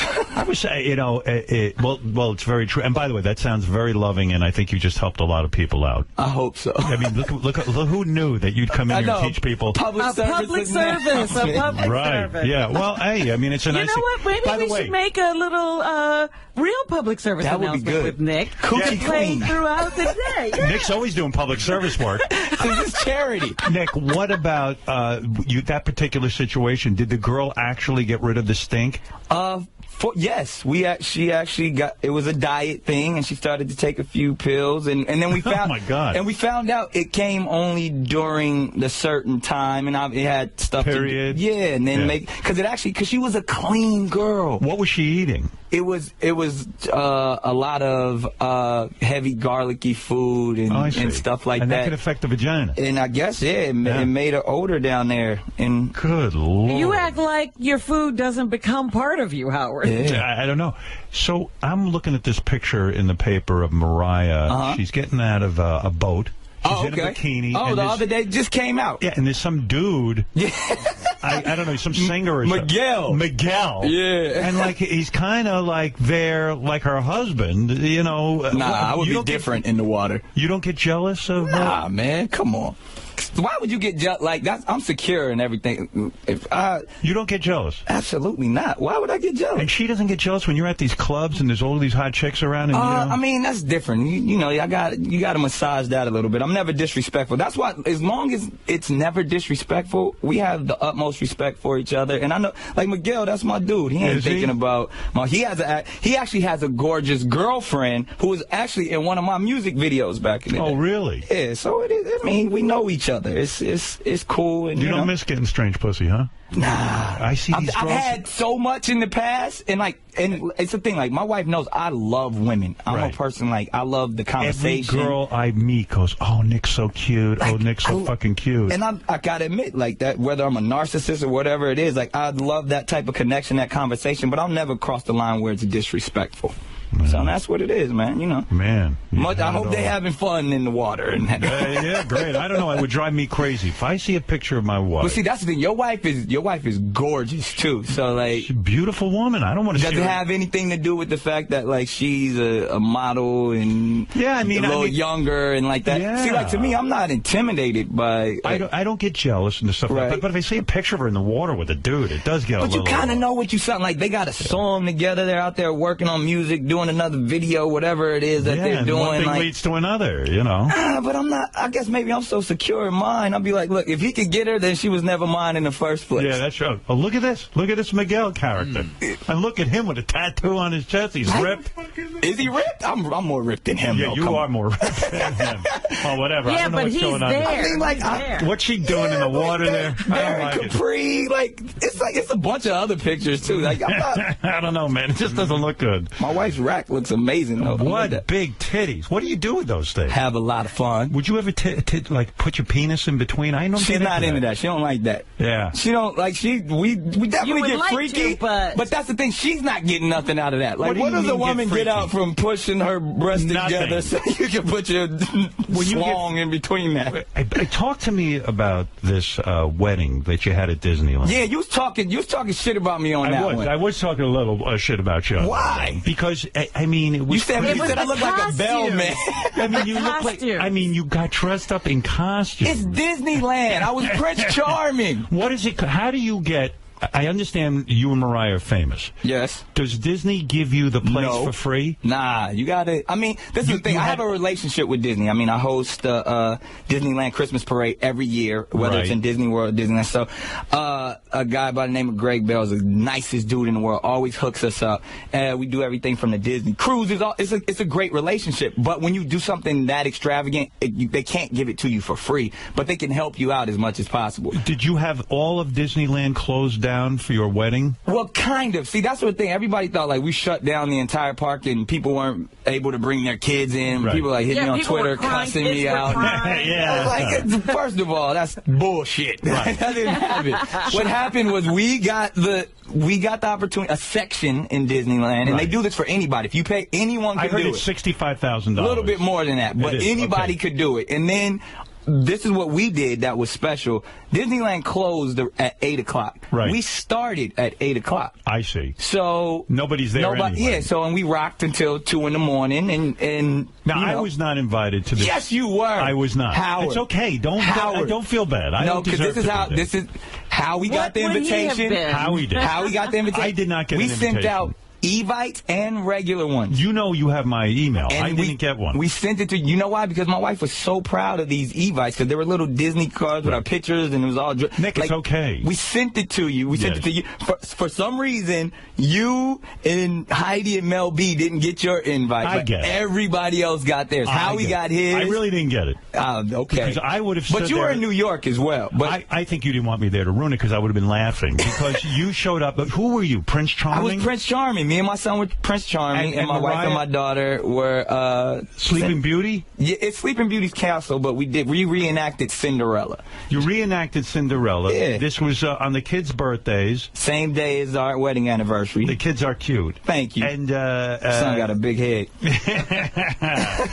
and you're dressed up like a bellman. It's not a bellman. It's Prince Charming. How many people show up to this thing? It was about. Well, it was supposed to be 250, but it was only 247 because 3 of my friends who I work with on America's Got Talent didn't show up. Yeah, so 247 people are there. Right. This is expensive, and you do this every year. You get married. Every year. Last year we did it in Paris. Why do you do that? Because it's fun. We like to party. I always think that's the sign the marriage isn't going to last. But why? Why do people say that? Because we talked about this with Heidi. I want to remarry my wife. I've said to her I want to do it. It's not one of those things like we don't get up there and we're like, I rededicate my life to you again. Did you say vows? Nah, I think we had like the fairy godmother said some stuff or something like that. And is there like a... It's a party. And is it like the wedding? Do you take your wife home on the honeymoon that night? Oh, absolutely. And that's the fun part, of course. Did you fuck her in the princess outfit? They wouldn't let me. She had changed by that time because I was trying to take it down in the crystal ball. They were like, could you guys take that home, please? Wow. So those weren't even your clothes. You put on that you got them from somewhere. Yeah, Disney gave me it. I didn't give it back, though. I still got it. It's wild. It's a wild life, isn't it? It's fun, though. That's the thing. I don't ever knock anybody who's enjoying themselves and happy with themselves in life. That's what it's about. We're happy. It's fun. Now, Nick is doing a whole bunch of things. You can see Nick Cannon on Wild and Out. Wild and Out. I tried to get you on this show, Howard. What is that? It's an improv comedy show. You're a fan of, like, improv. Love improv. So, it's a show I created for MTV a few years back. It's backed by popular demand because people love it. It's a sketch comedy show. It's improv. It's kind of like Whose Line Is It Anyway? Right. Mixed with hip-hop.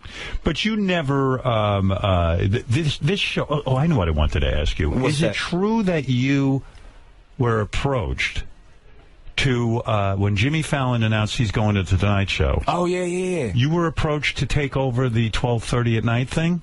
Only thing, they talked about it, but I don't have time to do.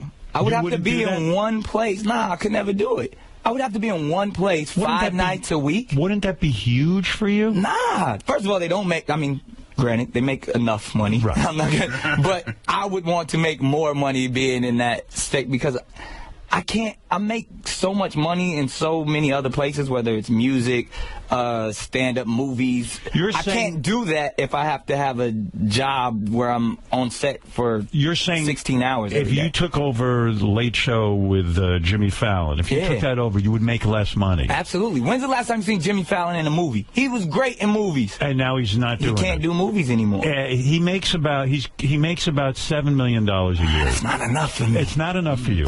You and Mariah's combined wealth, it's $515 million. She gets the $500 million. That's what I'm saying. 15. So why does it have to be about money at this point? If you guys have $515 well, first of all, you got to understand the one place where I am insecure in my household is the bank account. Right. Well, you do pretty well. I do all right considered, but I want AGT pays you what, $70,000 an episode? A little more than that. A little more than that. Yeah, am I in the ballpark? You're somewhere in the ballpark. But this is my thing. I'm an entrepreneur at heart. So I like to get out. I like to make money. I like to work. And I like to get it to where I can make enough money. Like, my goal, I want to have $500 million, too. And I'm on my way. I'm just not where Mariah is. But how does that work in the household? In other words, if Mariah... She runs it. But wait a second. Let me understand. I know You live in her house. I live in her house. Well, you always say that to me. Like, when you were in the Hamptons and you came over with Mariah, you said to me, hey, the Hamptons is my scene. It's Mariah's scene. Yeah, I don't like the Hamptons. You don't, huh? Nah. Why? It's nice. It's the ocean. It's nothing to do out there. That's the point. What do you do out there? Yeah, nothing. I love doing nothing. As you know, I like to do stuff. So, I mean, but that's the thing.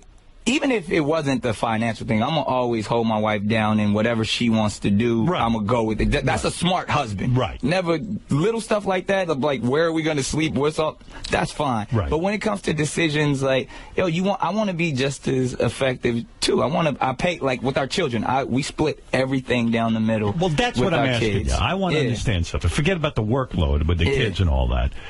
I'm saying, on a day-to-day level, the electric bill comes in, someone pays for the food. We split all of that. Now, I don't understand that. In other words, so there's not. You think I should make her pay for it? No, I think there should be a joint bank account. What about a joint bank account? Nah, that's not smart. Because we have two different careers, and like I have more than one bank account. But like, but why don't you have one joint bank account? Is what Howard is saying. Because this is the thing, Fred. Yeah. Did you just call me Fred after 45 years? We're together 45 years, and you call me Fred? It's unbelievable. I get no respect. Damn. Nick, what I'm saying is, let me be more clear. Okay. All right. The food bill comes in. Right. All right. Or the electric bill. The food bill. Yeah. Okay. So Mariah sits down with you and says, okay, it's $100. You pay $50, I'll pay $50. Right. It's kind of like that. This is how it goes. We know there's monthly expenses, whether it's in mortgages, insurance, food. Right. And we just know, like, okay, this is what I contribute. There's a big sum in my accountant and her accountant. They talk every week and they split them. Fair. Now, when you go to Disney, how does it work with you? I mean, you pay for everything. I pay for everything. No. Yeah, of course. You got it tough. Yeah, but I don't mind. I mean, I'm proud that I can do that. But see, I actually want to do that too, and I could if I wanted to, but because I'm married to a powerful woman. Like, when I pay for every time we go out, I pay for every meal. Yep. Oh, do you? Because every meal. But you would be bankrupt. Like the Disney thing, I'm assuming Mariah paid for. She wanted to do it. Nah. That was what? $500,000 night. But that's like first of all, it's my relationship. I'm the one that set it up, came up with the idea, and then we figured it out. So it's a $500,000 night. It's certain things. Like I'll give you an example where I don't contribute. Right. Okay. Like when it comes to something like if it's a private plane. Right.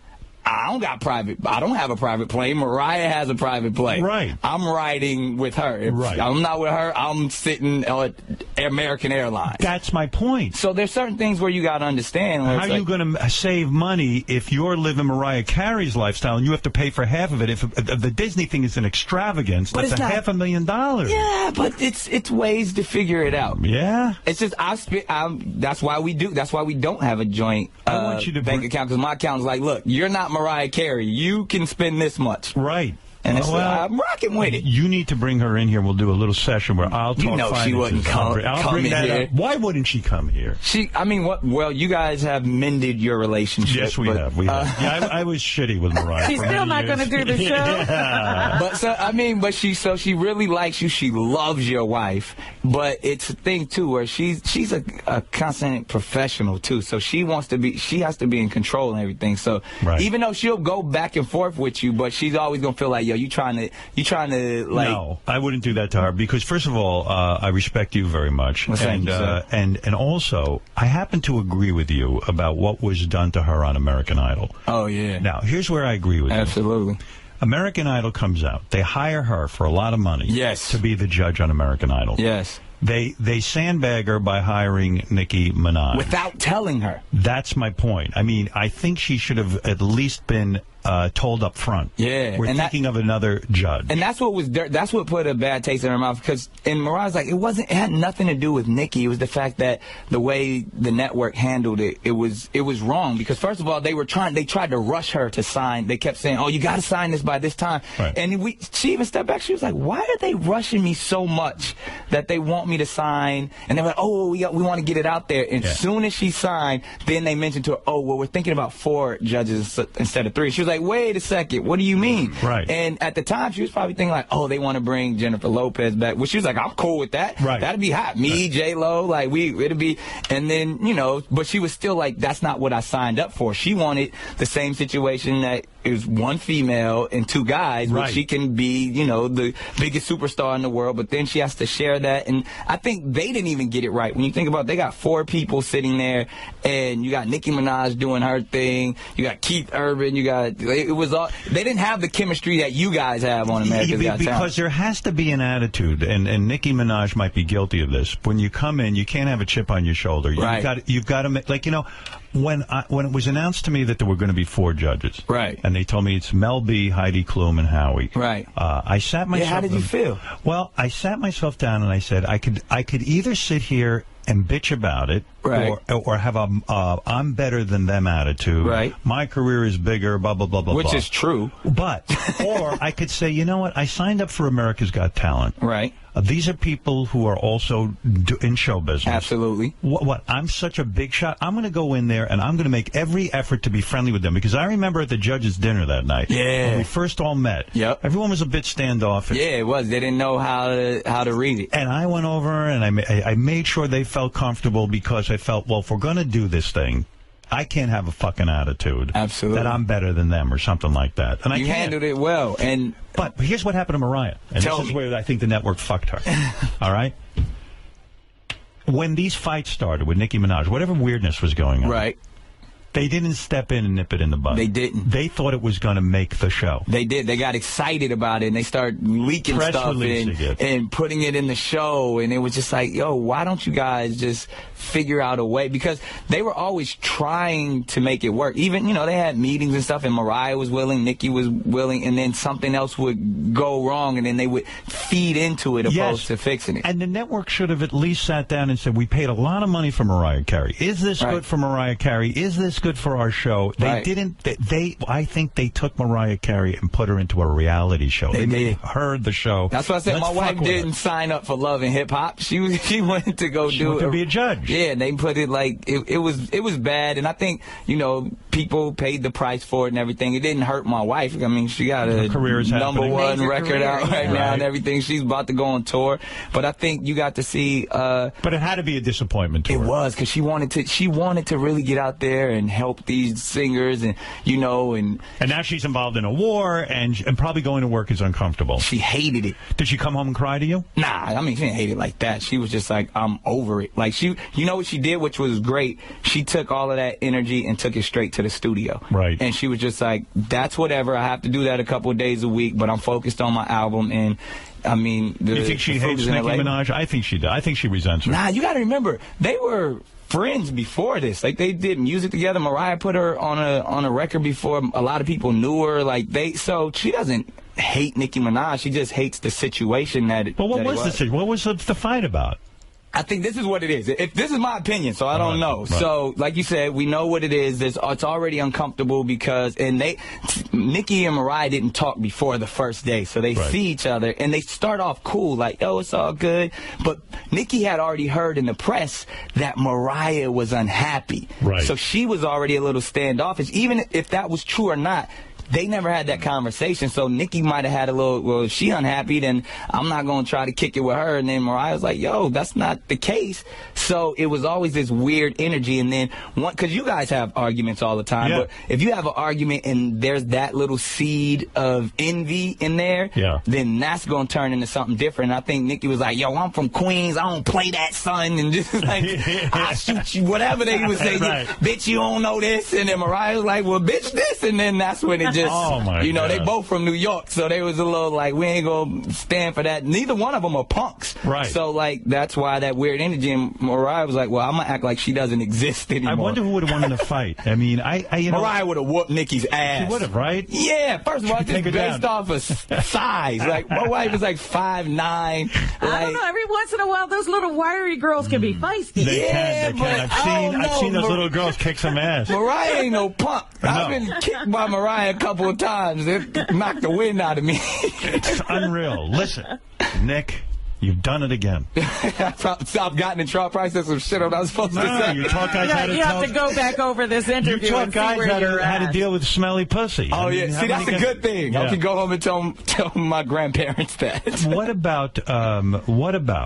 this? Let me say. Okay, Nick Cannon on Wild and Out premieres July 9th at 11 p.m. on MTV2. MTV2 is back. You got to check it out. You would love it, Howard. You got to check this show out. So it's improv meets hip-hop. Yeah, and it's hilarious. Kevin Hart is on there. Ryan Lewis McLemore, they came through. I know you like those guys. Yeah. Like, it's good fun, man. It's hilarious. And it's off the top comedy. You give them a premise, and they do their thing. Yeah, we do our stuff, and it's fun. Well, you still haven't hosted Saturday Night Live, have you? I don't really want to, man. Why? I think you'd be good for that. I would have fun, but it's like, as a comedian and as someone who's like, oh, he would probably be good, I feel like there's a lot of pressure, and I don't know how much control. I'm a control freak. I want to go over there. Like, I have sketch shows. I produce sketch shows. Like, I want to be able to do my thing, and I worship Lorne Michaels, but I don't think I could jump in there and do my shit the way I would want to do it. I think I have to respect that because many years ago they asked me to do it, and I met with Lorne. And I told him that none of his writers could work on the show. I'm bringing in my own guys. See, I would be like that. Well, that was me being an asshole. I should never have done that to him. I mean, I've apologized 50 times because, not that I want to host Saturday Night Live, but I'm like you. I would not, I have my own sort of brand of what I do. Yeah. And I don't know that I could fit into that culture. And I would love it because that's my world. Like, I mean, there's Kenan Thompson, one of my best friends. I grew up with him, you know, on Nickelodeon and everything. Taron Killam, who's on the show now, he was on Wild and Out. He was like, it's people, all those people I respect and love, but I just feel like what I do, and I would love the opportunity, but I just don't think, I want it to be great. Like, I've seen a lot of my friends go on there, and like, oh, they're going to be hilarious, and like, ooh, they didn't kill it like they should have killed it. And then you're kind of a douche. Yeah, exactly. So, like, I mean, you never know. It could happen one day, but that's not really my vibe. I got a new stand-up special coming out, though. Now, here, don't miss Nick hosting, America's Got Talent we talked about. Yeah, it's a lot of shit, Howard. You got tons of shit going on. Maybe well, he's trying to make that other $500. I'm trying to get to Mariah money, man. See, I was thinking, if you so how close did you come to being the new host of Late Night with? That was the thing. That was the issue. I couldn't dedicate it. And then, of course, they actually sat you down and talked to you about it. I think it was, you know how that goes. Like, agents start talking and they say, oh, and I was like, was your agent excited about the idea of you doing that? No, because I got other stuff to do. I got movies. Wait a second. What other stuff is going on exactly? Where are you making the bulk of this money? The DJ gigs? No. You know, I have a headphone line. I make a few $1 million a year on that. Your headphones are very good. I use them. Thank you. Yeah, I love those. Thank you. I got that. I got a clothing line. I got, obviously, shows that I produce, incredible entertainment I produce. I run a television network, Howard. You run a network? Teen Nick. I'm a Nickelodeon. Whoa. That's your network? Yeah. What are you talking about? You didn't know that? Robin, you knew that. You told us that. Yeah, I run a television network. What do you mean I was the youngest television chairman in television history. Hold it a second. You're supposed to be my friend. You don't know this stuff about me. I should have a lot more respect for you. You guys have I got an office right there at 1515 Broadway on the 40th floor in the Viacom building. Man, I had no fucking idea. What do you mean you run? I'm the chairman. Well, hold it. You're the chairman of Nickelodeon? Teen Nick. Don't give me Teen Nick. And no, what I don't run the that? whole. It's a separate channel. It's a division of Nickelodeon. It's the and teen. What's on Teen Nick? We got Degrassi. We got the Halo Awards. I created an award show that gives back to young people that are doing amazing things in their community. Wow. Every year, like no kidding. So I got that stuff. I directed a movie, wrote and directed a movie for Lionsgate that Kevin Hart, George Lopez, your man Jim Brewer is in there. No kidding. Yeah, when is that coming out? That's coming out this year as well. So you'll see. When the hell do you sleep? That's my problem, Howard. I need to sleep.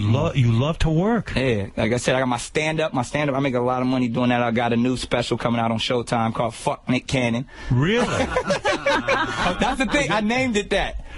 Wait a second. Yeah, you know what? I kind of feel like Fuck Nick Cannon. Exactly. All the work you're getting.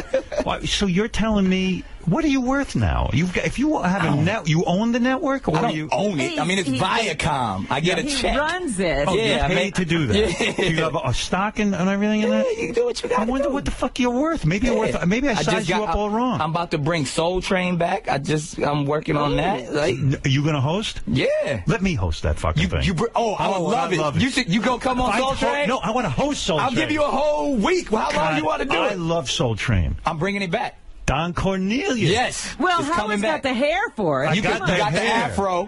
Let's do it. Remember the old Soul Train, that one Chinese chick? The chick with the long-ass hair. I met her. And were all those brothers fucking her, or what? Probably. Who knows? I don't know. Is she still alive? Yeah, Is she she's still cool. hot? You can't bring her back. She's not hot? Asians don't really age, so she probably still got it. I think she's the lady with the cups on that we're going to have on the air. What did it's an AGT joke. Yeah. Inside. And then one week we could have Beetlejuice host. No, I'm 100%. You're telling me you would let me host? Absolutely. But that's ridiculous. It's a but it'll be great. It's a black dance show. But see, that's the thing. It used to be a black dance show. What I want to do with it is keep anybody can be soulful. You're soulful. Right. So it's like it wasn't called the Black Train. Right. It's called Soul Train. So we can bring everybody. And that's what I'm going to do a little bit differently. You can't have a white host of Soul Train. It just won't work.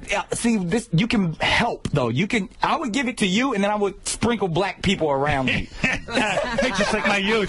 Exactly. It'd be like Roosevelt all over again. So wait a second. You bought the rights to Soul Train. We got Soul Train. I tapped in with it. I mean, there's obviously... Is it hard to get the rights? It's Soul Train Holdings. You go through all of that investment stuff. But what it is, we kind of made a deal to where I'm part of the brand now, and we're going to bring it back in a new way, and we're going to introduce it to the new audience, but at the same time, we're going to keep it true to what it originally was. So we're doing that. Are you going to have the hot Asian chick? Absolutely. Like one Asian chick in a sea of black guys. But see, now we're going to put a few more Asian chicks in there. We're going to sprinkle it around. You met the actual Asian chick from Soul Train? Yeah, because I used to dance on Soul Train. That's even when I was a kid. What the fuck haven't you done? When I was 15, that was my first time ever. Zelig. He's been everywhere. I mean, you're like a powerhouse, man. You're like a That's how I got into the game. I used to stand out in front of the Comedy Store when I was 15. Right. And then I would stand out there all night for 2 minutes of comedy, and the next morning I would go stand in front of Paramount to go dance on Soul Train. And that was the first time I was ever on television when I was 15. And you met Don Cornelius? Yeah, met Don, and over the years we got really cool. And then at one point he actually asked me to host Soul Train when he was still alive, and I didn't have time at the time. You never have enough time. But now, because obviously I can be a part of the brand, and it's a show that I produce and all that stuff, I feel like I could pay that favor back to someone who did so much for me in my career. You, man.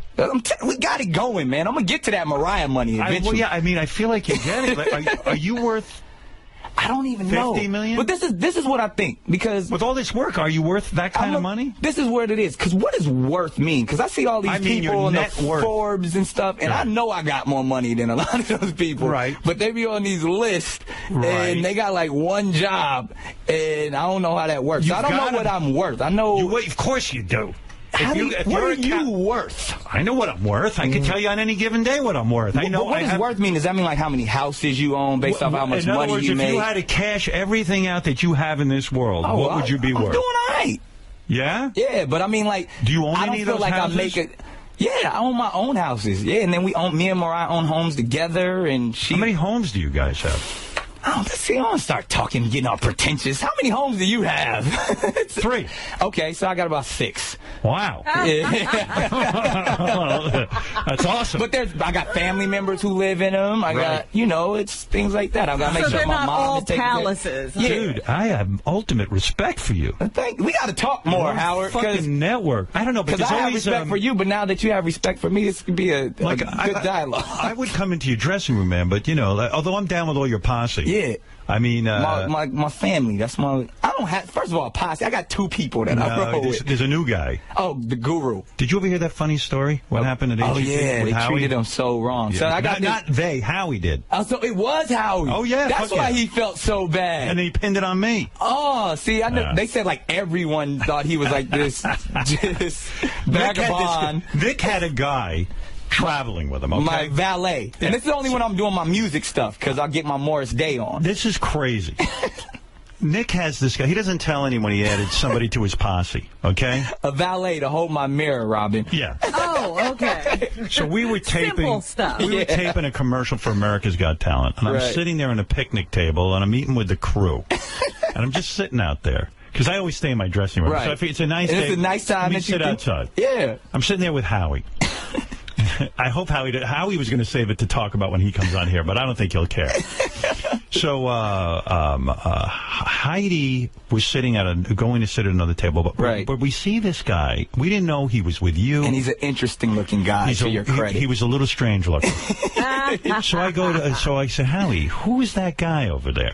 He goes, I don't know. I don't think he's part of this production. I think he crashed. He's just getting free food. And he's dressed in a three-piece suit, mind you. I go, I've never seen him before. And he goes, I think the guy's retarded. Gee. Yeah. So I go, I said, he's probably retarded. You're right.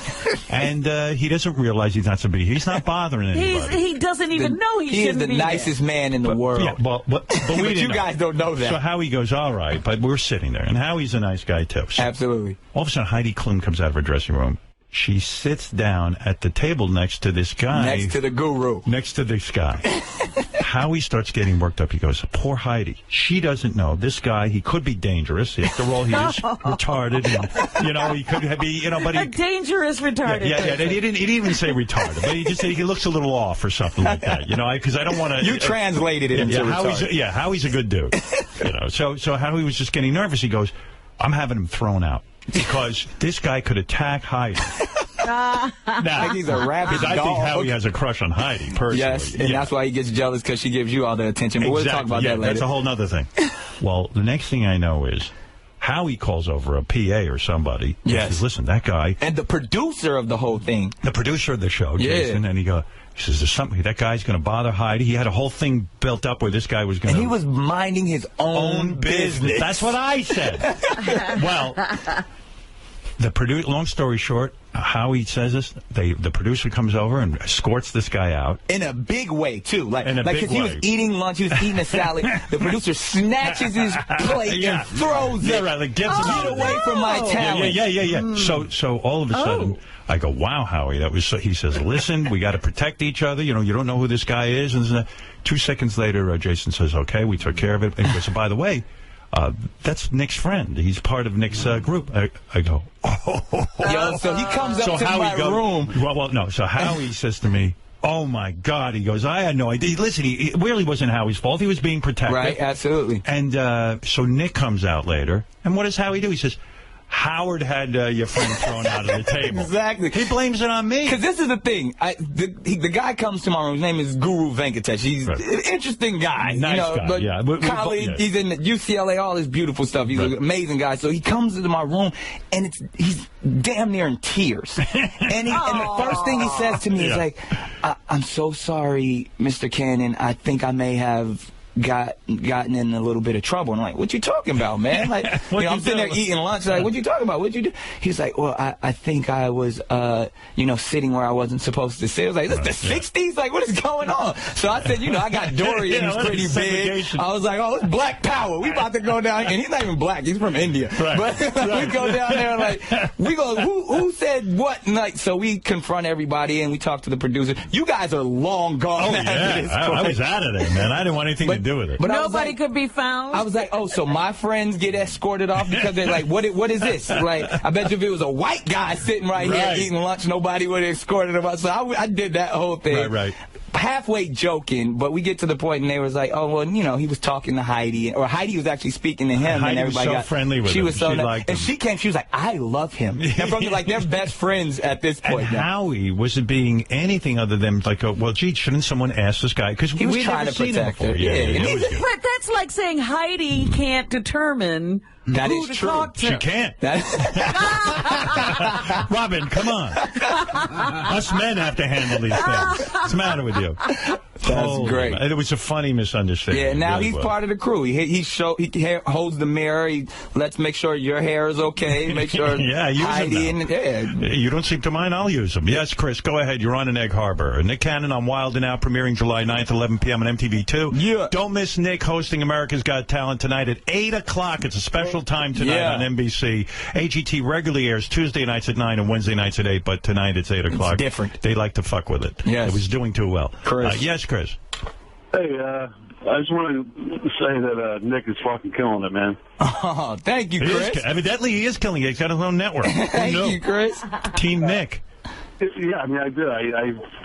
This is the first time I really I got to hear Nick, and damn, man, you really learn a lot. Yeah. Thank you, man. That means a lot. You know, it's cool when I can just sit here and talk with my friends and like be real and normal. I don't have to. Yeah, I want to hear more about that network you own, man. That's just, you run. I mean, I have no idea. You got to come over. I'm right over there. You can see my office. Are you the chairman? I got a view of. I'm 40 feet high or 40 floors high. I got to sit in there and I kind of help program the network. I got a music video countdown show that we do. Wow. So I kind of program the music, all of that stuff. You're like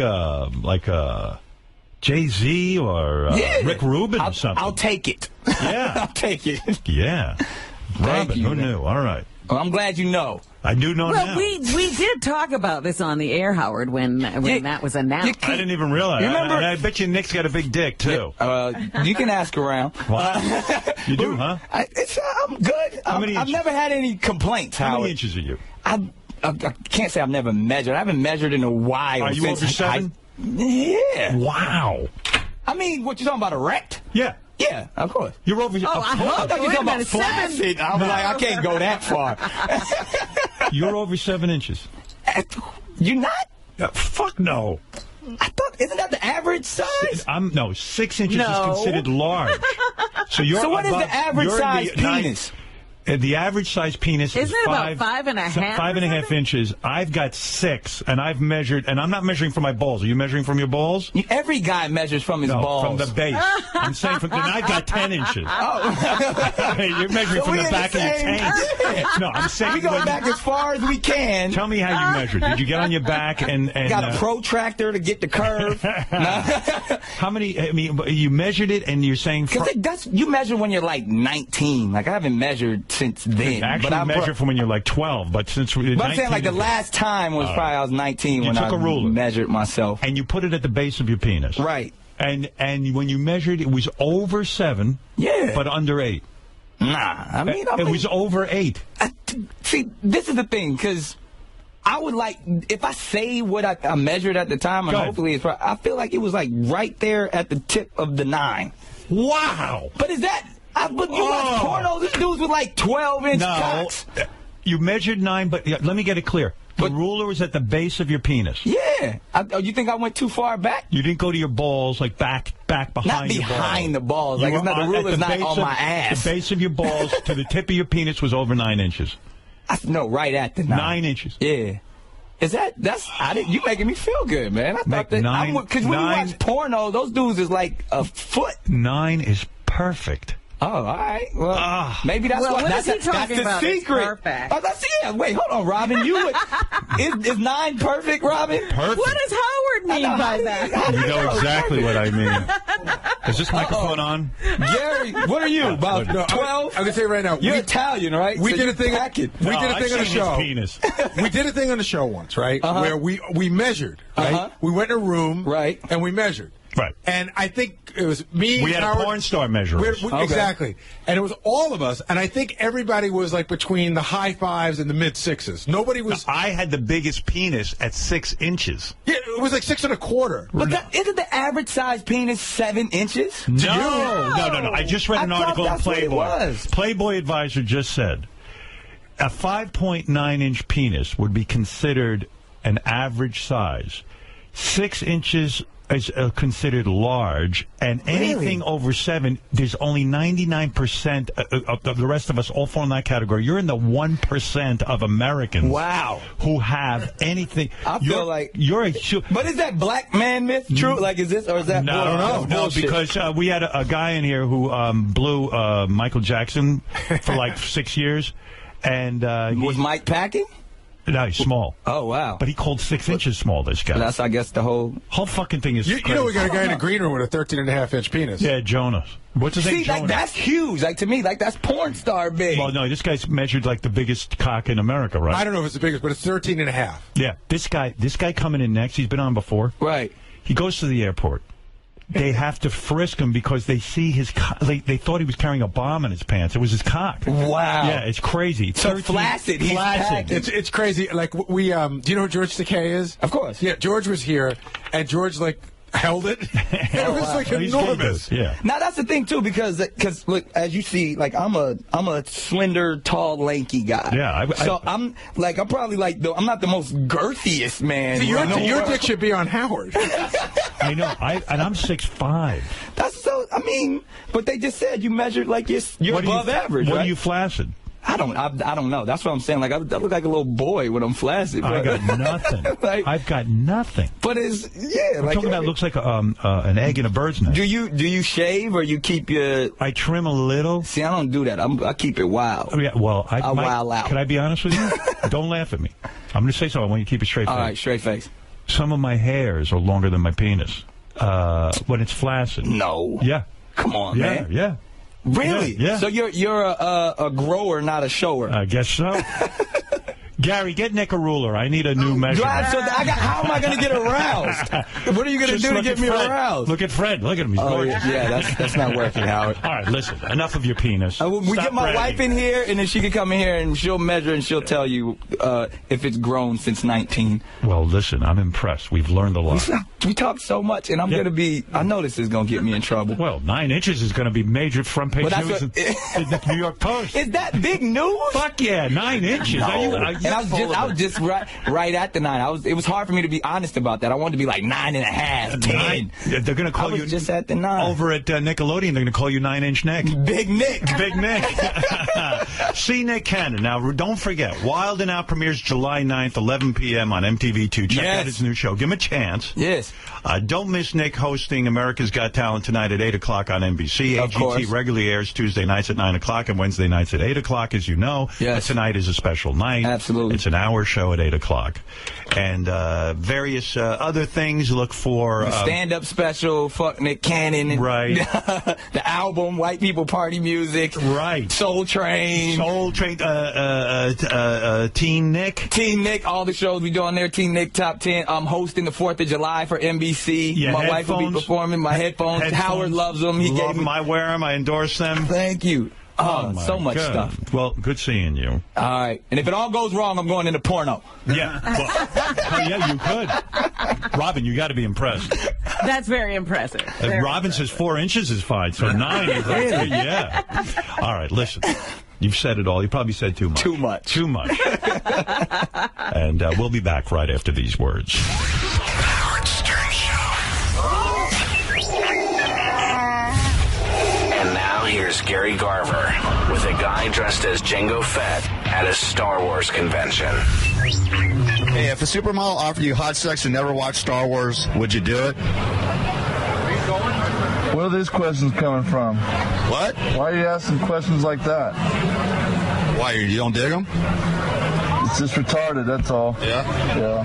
Do you ever do something gay for the chance to be in a Star Wars film? What do you define as gay? Doing a homosexual act. Yeah, see, I don't get into that. It's more important, George Lucas, the Pope, Jonas Salk, Gandhi, or Jesus? You know what? That's a loaded question. Have a nice day. The Howard Stern Show.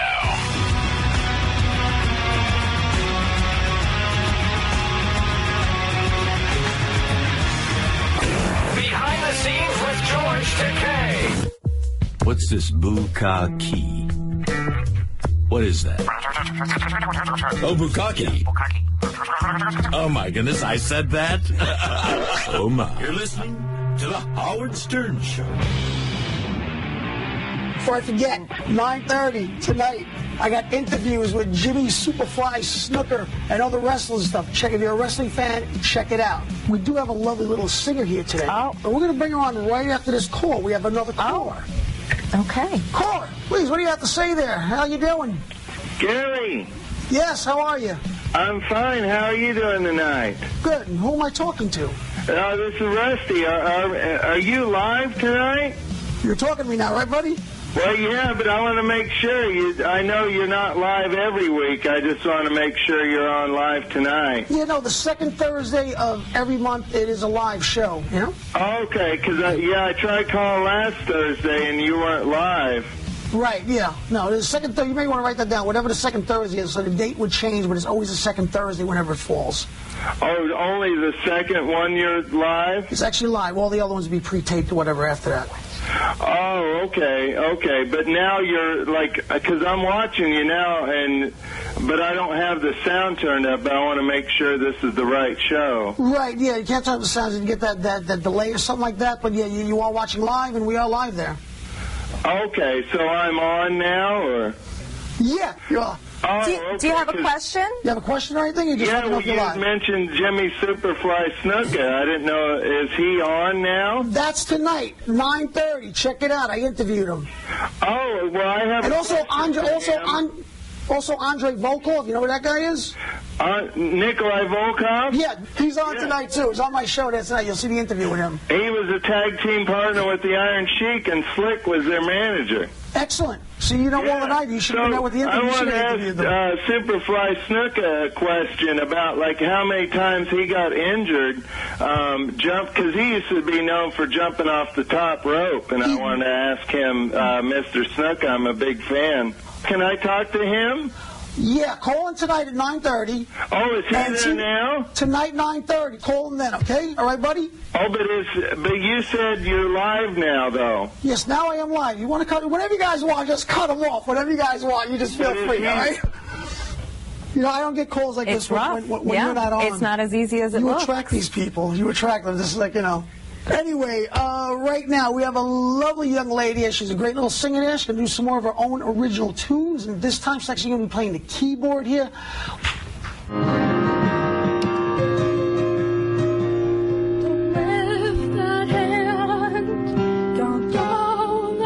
What is this? Public access. Richard Franco. Oh. When you're sober.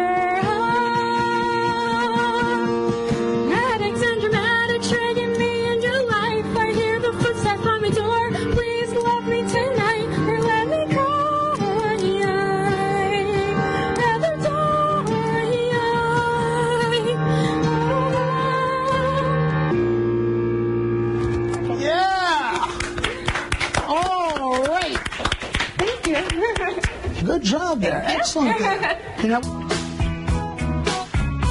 By the way, Alyssa Milano tweeted this morning because Ronnie came in and said Alyssa Milano was hiding in her dressing room from me. He saw her go in there and she said, wait, hold up. Why would I hide from you? You're my favorite. Hashtag I don't have security. Well, who were those people telling you when Howard was in the hall? Ronnie sometimes thinks he sees stuff. You think he made that up? No, I don't think he makes it up. I think he thinks that's what happened. But I'm saying he saw something and he made up a story about it, is what you're saying. Yeah. I guess. I mean, she's saying... Well, I always thought she liked you. No. By the way, this goes back to a conversation we were having at 6 o'clock in the morning. So... Yeah, about your appearance on Jimmy Fallon. Jimmy Fallon.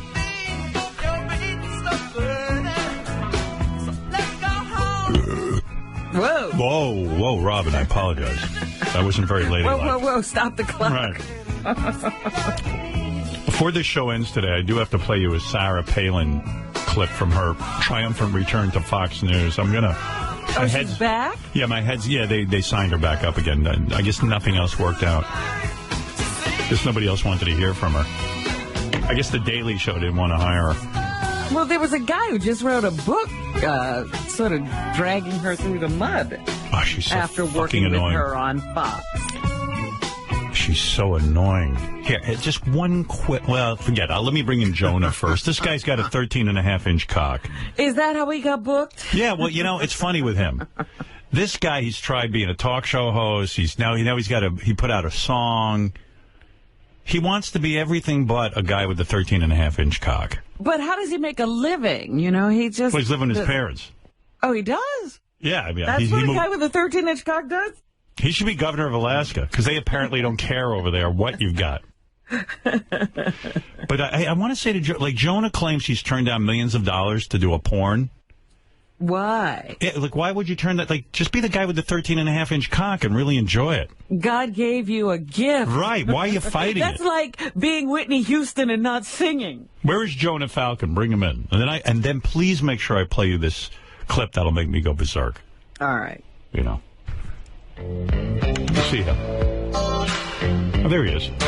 Oh, there's Jonah. Jonah, you look different. Would you put on a couple of pounds, maybe? You filled out a little. Yeah, I've been working out. See your cock. Oh, yeah, there it is.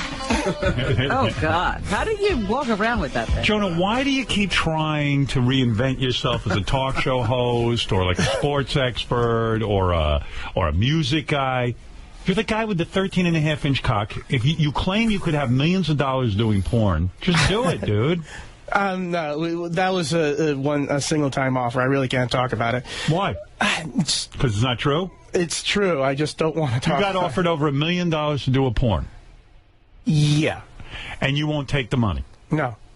Oh, that would be the crazy... Aren't you living back with your parents again? No. I haven't been living there for a while. I have enough work to be living on my own. It's not the greatest work, but it's enough work. It's enough to get by with. I'm writing for a website. Oh, you Strategy Informer, yeah. Oh, okay. I get paid by them. How much you get paid? Oh, enough to pay the rent. Are you making $12,000 a year? At least? No, I think it's more like a month. Come on. Are you making $12,000 a month? No, more than that, but, you know. So you're making about $150,000 a year? No, not that much. $100,000 a year? Not six figures, no. Not six figures. So you turned down 7 figures. Well, you have to understand something. I'm not motivated by money. Okay, but I'm just saying... Embrace the cock thing. No, I have enough people doing that for me. You're proud of your cock. I know that. You say you're writing a movie where you play. What are you going to play? Well, the thing is that I have a concept for a movie that a lot of people are getting interested in, and that is that I would actually be a supporting character. I would not be the main character, and I actually have the main character in mind, the actor for the main character in mind. But I would be playing a past his prime musician who's basically just way all over the place, you know. It's like... But in the movie, you would pull out your cock. That would be a full frontal nude scene, yeah. Of course. You always work your cock into stuff, right? Well, I got to get the people I got to get people in the door, you know. People will come for that and enjoy the other stuff. Your cock is so big that this is a fascinating story. You recently went to the airport. Yeah. How long ago was this? This was last year, actually. Actually, it's almost a year to the day. You walk in, and your cock is actually so big that it's visible through your pants. Well, what happens was it wasn't visible through... It's sort of visible through my pants. I had it downward, and when you go through the body scanner, you know, they obviously saw something going down there. Right. And first they thought it looks like a gun. The first they thought it was a cyst, you know, and... That's some cyst. Yeah, and the funny thing is that, you know, stopped, but it wasn't really that bad, because all they did was ask a bunch of questions. They took me into this side, not inside it, but, you know, where they have this area where they put powder on my hands and ran it under a light. I think what that does is they're trying to detect if you have any gunpowder, TNT, or anything like that. Right.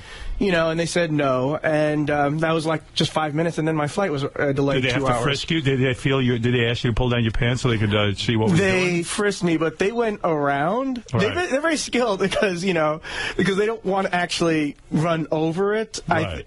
I don't know why. Did you say to the guy, look, I just want to explain, I have a 13.5-inch cock. It's kind of hard to conceal it. I just said it was my dick. I just said, look, it's just my dick. You know? Yeah, that's some dick. And the thing is that... What's your deal? You bisexual? Are you into girls and guys? Bi, mostly girls. Mostly girls? That means mostly guys. Nice try there. Seriously, last time you had sex, was it with a guy? No. It was a BJ this past weekend. From a chick? Yeah, I mean... Did she want you for you, or did she want you because she had heard you have this enormous cock? You know, the second, but usually I'm a really nice guy, you know, and I'm very passionate, you know, and all that. And the thing is that, you know, I love to kiss, make out, and all that stuff. Right. So what happens is, you know, the thing about me is people come in with some set of expectations, and they come away with a different set of them. When you're erect, how big are you? 13.5? 13.5. Without using a ruler, I go from here to here. On your arm. Yeah. And so you're the length of an entire arm and fist. The midpoint of my palm to the crook of my elbow. Wow. Wow. It's, the thing is Do you have trouble getting an erection? Because it's like almost like when guys have a dick that big, it's almost like it's so massive. It's like lifting a crane. I do get that big, but the thing is that it has nothing to do with the size. It's now that I'm getting older, it's like, damn, do I really have to do it? It's sort of like getting to be a chore. Yeah, it's like. Sometimes when you're fucking, whether it's a guy or a girl, are you full, like can you get a full hard erection? Or sure. Is it sometimes kind of softish?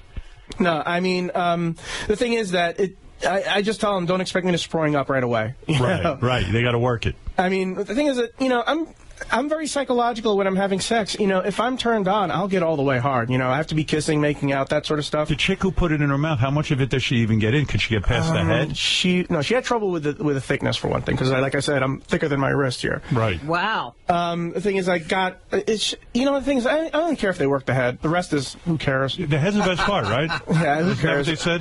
I mean, I don't. Famous quote. I remember one of your past people. Who was she? The girl, the cucumber girl, or it was like a decade ago. The woman who the kielbasa girl. Yeah. I mean, I don't need that. Right. So this girl just put some of it in her mouth. Was she like, oh my God, this is fantastic? She was turned on by it. She was turned on by the visuals. Right. And women can tend to get very visual. It didn't help that I was manipulating her with my hand, if you know what I mean. I just. Did she not want to have intercourse with you, or was she afraid? Sure. She did have it. Yeah. Oh, you said she gave you. It's easier to do that than oral. She gave you oral, and then you had intercourse. Yeah. Oh, you did. Yes. Hey, can you get the thing all the way in her vagina? No. How much Absolutely of it? not. How much of it goes? What is it, Gary? Please. I got to interrupt. I'm sorry. Somebody wants to come and say hello. It's important. Who is it? Hold on. Keep your big penis there for a second. Stay right there, Jonah. Oh, my God. Who's that? Chris? Yeah, what are you doing here, man? Chris Rock. Hey, Chris. Boy. What the hell's going on? What all radio-y? What are you doing up here? Filming a movie. This guy's got 13.5-inch cock, and you're interrupting his interview. Really? I'm interrupting his movie. What are you talking about? But no one... What are you doing? I mean, I kind of have a bigger than average cock, I guess. Okay. Do you? And I actually he does. In my single days, it's like you get a girl and they always go, "How come you didn't tell me?" It's like, what am I supposed to do? How big is your cock? You never, I don't know. It's part of it is I'm skinny and it's the backdrop's small, so it just looks bigger. Did you ever measure it with a ruler? No. Is that a lie? I don't know how I got into it. You just walked in. Is it over 7 inches? Yeah, yes. Easy. Oh, wow. How do you know? What do you mean, yes? You know what? When you're like me, you hear a lot of things from other people. It's like things get in the grapevine. Because Nick Cannon was just saying he's 9 inches. And that's pretty impressive. That's, yeah. You think that's small? I'm just saying. I've never. Chris, you're over nine. Wait a second. You're over. Yeah, Robinson Love. You're over 9. I don't know what I am. I'm just saying. You're saying you're over 9. I've heard. He's gotten compliments. Wow. I've heard nice. Oh my God. But what's wrong with me? You got the money. Yeah, so what? I want a big cock. You got the money. No. You give up all the money for a big cock? He's not giving up his money. No, hey, big cock isn't worth that. Everyone has a big dick today. Like, no one is small except me. It's amazing. So what are you doing up at Sirius? I'm filming a movie, and I play kind of like the movie's kind of like Curb Your Enthusiasm or Louie, where I play kind of a version of me. Yeah. And so in the movie, I have to promote a movie. And part of the promotion is going to XM. So you're shooting up here? Yeah, I'm shooting up here next week. So we're doing like a little text. Oh, you're doing some pre-stuff. Are you the director of the film? Yes, I am the director and the writer and all that. Look at you. Look at me. Do you need a guy with a huge cock in the film? Because I got one here. I can book this guy. He's looking for work. Oh, it's unbelievable. Yeah. Oh, good for you. And you finished that Sandler movie? That comes out in a few weeks. Yeah. What? Oh. Is it? Is it good? It's really good. It's really good? It's really good. They give you something to do? It might be better than the first one. Really? Yeah, it's like people are screaming. Wow. at the previews. Yeah. How big is Sandler's cock? Oh. Oh my goodness! It's pretty big. You go around. No, because when we were younger, right, at SNL, Sandler and Farley would just whip out their dicks all the time. Is that Oh, right? really? Yeah. And so he must be big if he's doing that. Yeah. And you'd be eating, and Farley would call you, Chris, I have to ask you a question. You turn around, is this a cock in your face? Was Farley big? Farley wasn't that big. Well, you know what? It was decent size, but the backdrop is so big. Oh, wow. See, they say when that's the thing with the dicks. It's part of it's the backdrop. Well, the other thing is they say that every 30 to 40 pounds that you lose, you gain like a half inch or something like that. So there was a guy. Wait, what do you do in real life? What's your I'm life? a writer and also union You're actor. not a writer. Show Chris your published writer. Show Chris your Published cock. writer. Wait. You gotta see this guy. I don't want to see it. I don't want to see it. Fucking. I will just stand up, Like okay? I haven't watched enough porn. Looking through his pants. Look at that. Wow. Oh, That's man. soft. That's soft. He got stopped at the airport, and they had to frisk him because they thought it was a bomb in his pants. And there is a bomb in his pants. You're not kidding. Do you have kids? No. No. So you don't even know if it works or not. No, he knows. It works. He fucks guys and girls. Oh, stop it. Oh, wow. Yeah. Oh, it's unreal. Okay. The thing is that when are you gonna? Let me, John. I'll get back to you for a second. Quiet down with that cock of yours. Where are you going? When are you gonna do another stand-up special? That's what I'm as soon as I finish this movie. So, November, December. So I'll be on the road. I don't know when the special is going to come, but I'll be on the road. You working out new material? Oh, yeah. I feel bad for you sometimes. I was watching like Ellen DeGeneres, and you got to go when you promote the movie with Sandler. Right. You've got to go on with Spade, the heavy guy Kevin James, and there's 4 guys sitting there. Right. And, like, you're kind of sitting there, and I feel like you should be center stage and interviewed. This is how I see it. I feel the same way when I watch you on America's Got Talent. Right. I'm like, why are these other people here? Right. Who are these motherfuckers? But why? What are they doing here? That's how I feel. I can kind of take Nick Cannon, but the rest of them, you know. But do you feel that way? And I'm cool with Howie, but you know what I mean? Right. You're Howard fucking Stern. I know. Do you feel that way? Do you Why does anybody else's opinion matter? Exactly how I feel. But seriously, with you, when you're sitting there promoting the film, is it like, why am I sitting in a group of people? No. First of all, it's Sandler's movie. It really is. Right. And we're, you know, we're fucking Destiny's Child. He's Beyonce. so we're there. We're happy to be along. You know. Did you see Eddie Murphy's new girlfriend? Yeah. She's hot. Yeah. What's going on there? I don't know. Have you been over his place recently? Not in a minute. Not 6 months, something like that. Oh, really? Months, yeah. I would like to I've check been her over out in the flesh, so to speak. You haven't been over there? Chris has checked her out. Eddie wants nothing to do with it. Next time you're in L.A., right. we gotta plan it around a fight. Go ahead. And we will I will personally take you to Eddie Murphy's house on a fight night. Yeah, that's what I want to do. Every black comedian in the world is at Eddie Murphy's house. That's what I want to be. Of a fight. I want to be with black comedians. And that will never happen. It is. When is Howard in L.A.? It is so. Yeah. He goes every now and then. Jimmy Kimmel. I got to invite It's to the never on a Rick fight. Rubin and. I'm going to go to a So fight. it's got to be around a fight because every fight he has like who's there? I want to hang. everybody. I want to hang with Eddie. I want to hang with you. Mooney and the Waynes and I want to be the Kevin only... Hart and Chris Tucker and Dave Chappelle and I want to be the only white and guy. Sugar Ray Leonard and You see Dave Chappelle? yeah. How's he doing? Is He's he all right? doing real good. I haven't seen him in He's years. going on tour. He just is? announced a tour yesterday. He used to come up here all the time, but when he went reclusive. What's going on? We were a few months ago. We were both getting on stage together.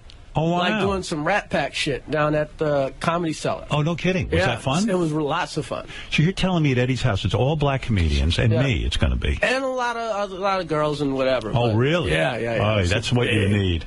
Big fun. Hey, I'm just, You're just watching. You're just seeing what's going on. You're cool. I'm at with a bunch of comedians. I won't be there. I don't know. I think Eddie's got a thing with me. I don't know what it is. Nah, that's over. Yeah? It's over. I don't even know what's going. There was a thing. It's over. There was a thing. He's cool with Spade now. He is? Yeah. Oh, wow. I didn't know that. Yeah. He's burying the hatchet with everyone. He's burying the hatchet with everybody. He's mellow, man. What else is going on? So you're directing the movie. Directing the movie. How long's that going to go on for? That's going to go on for, are they calling for me?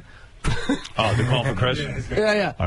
That's going to go on until, first week of August, and then, I got to cut it and Tell me when you're doing stand-up. I'll come. You know I go to your shows. You don't leave the house. I came to your... No, you go. That's right. I was going to... Because sometimes I go on... You know, I went on at the comic strip last week. A week ago, Rick Rubin was in town. Yep. So, I had to... I show Rick Rubin my material, like musicians play their albums for him. You did? You did your material? I did, 40 minutes. And what did he think? He thought, he had some good notes. Right. He laughed Did he lay at some on stuff. a couch when he told He calls you up later and he kind of gives you these slow notes and he tells you what you should build on. And he's very incisive.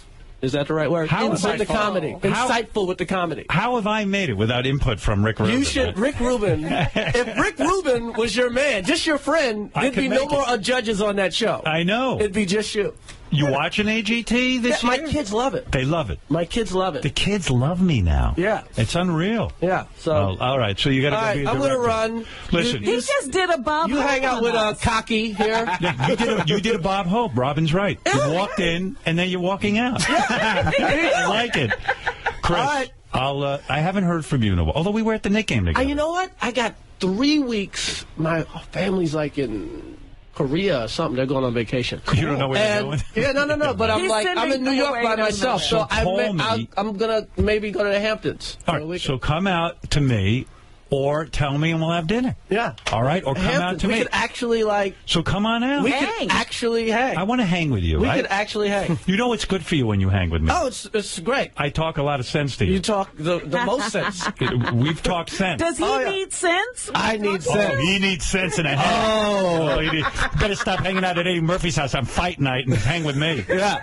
Well, all right, I got to go back. And I'll have Jonah over, too. We can look at his cock. Yeah. All right, Chris. Leave him around your girl. All right, I'm waiting to hear from you. All right, take care. Chris Rock, everybody, who is directing, he's producing, he's doing it all. What's wrong with this picture? It's Nick Cannon, Chris Rock, Jonah Falcon. Hey, man. Which one of these people does not belong?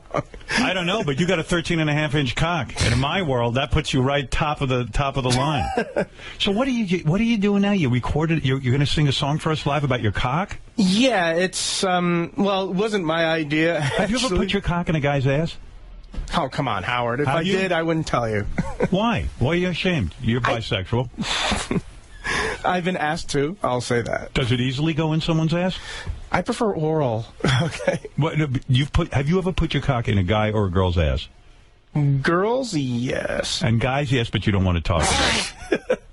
And is it like a struggle? I mean, these people... No, it's like I said, vaginally, anally, it's a lot easier than orally because neither of them have teeth. Can you put your whole cock in someone's ass? Have you ever accomplished that? No. What? No. And even in a vagina, what? Half of it goes? No, in? I mean, no, definitely not. Because a lot of them, some of them are shallow. Even the deepest ones, I think.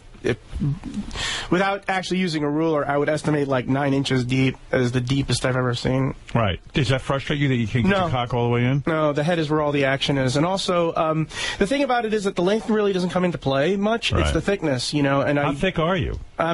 Somewhere between 7.5 and 8 inches. 7.5 and 8 inches circumference. Like I said, oh my God! As big as your arm? No, right here. Just a little bit thicker than my wrist. This is. Yeah, wow. And the thing is, I do this and I say, no way. And then, oh, okay, sure, it must be. What a blessing, Robin. That really is. That's a full-size person's arm in your... Does that turn you on, Robin, at all? Like the thought of his cock? that sounds painful. Well, like I said, I'm very slow and romantic, so, Okay. I haven't heard anybody since I was 18. Can you put a rubber on that thing?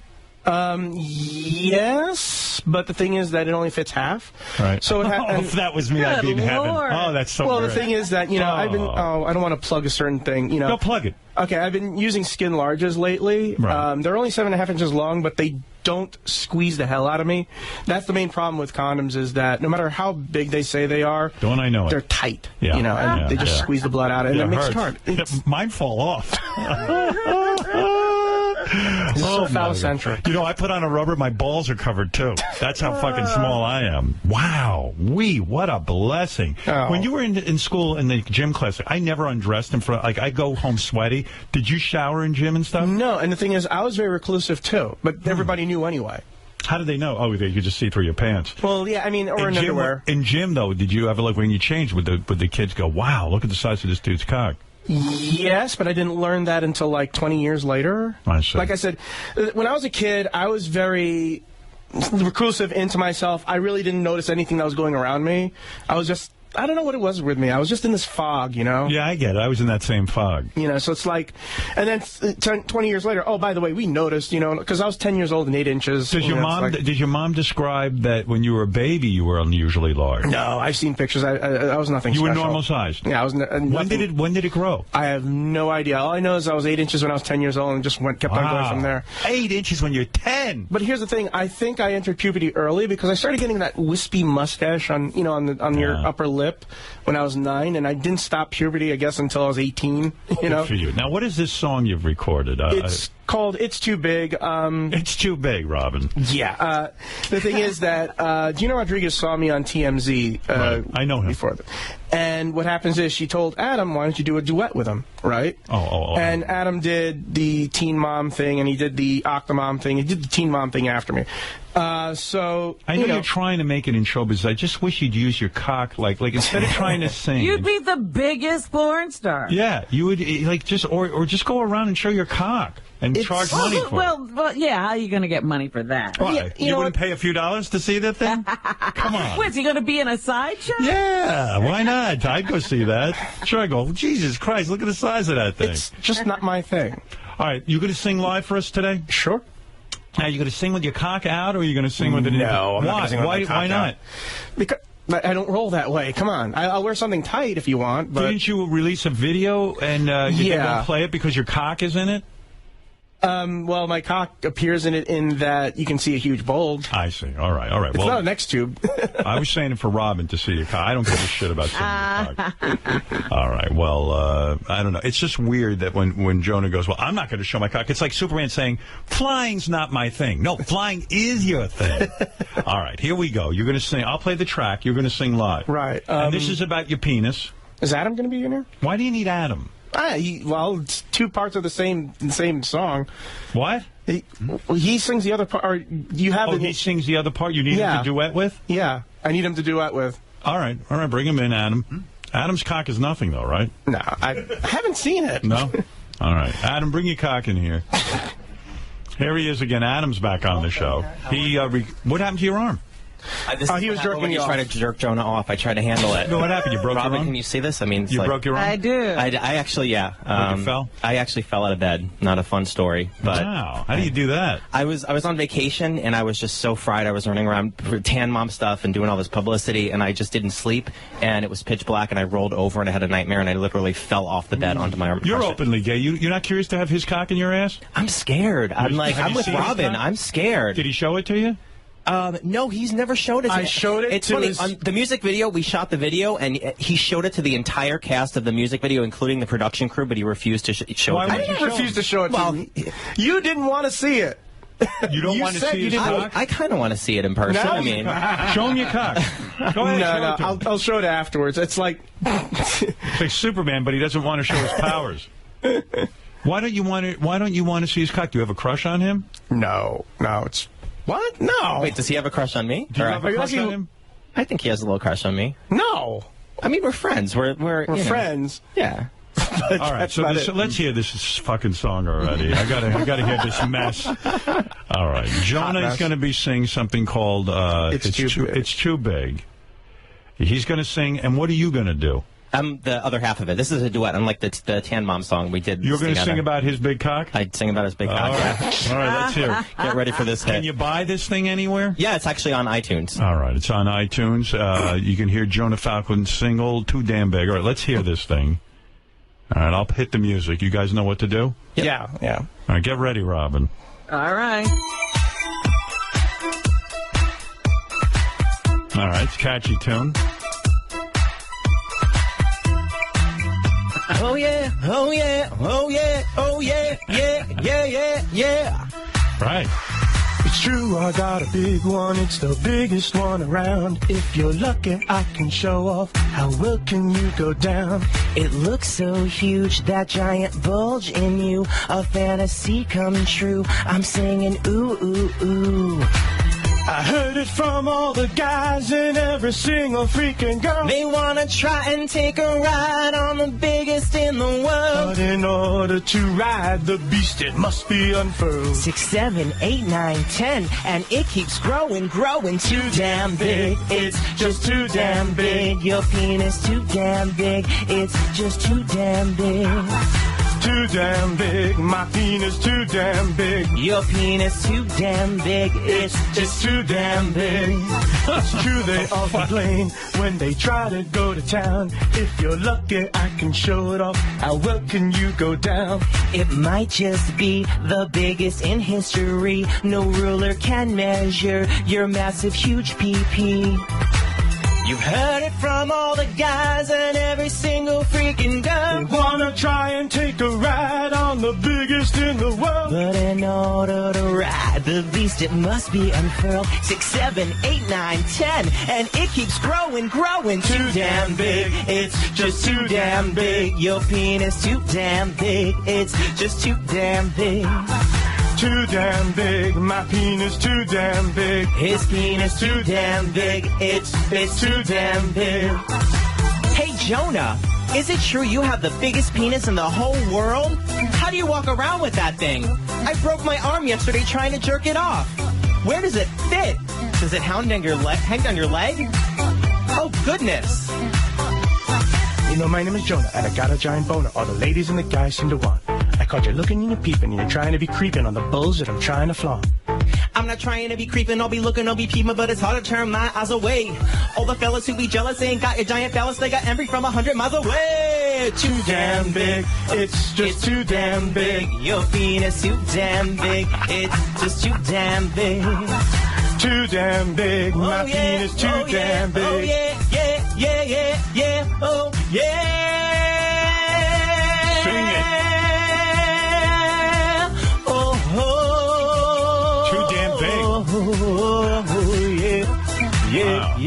Yeah, oh yeah. This is where I nod my head and just... Yeah, am I supposed to believe that he's, like, singing that he's upset that his penis is too big?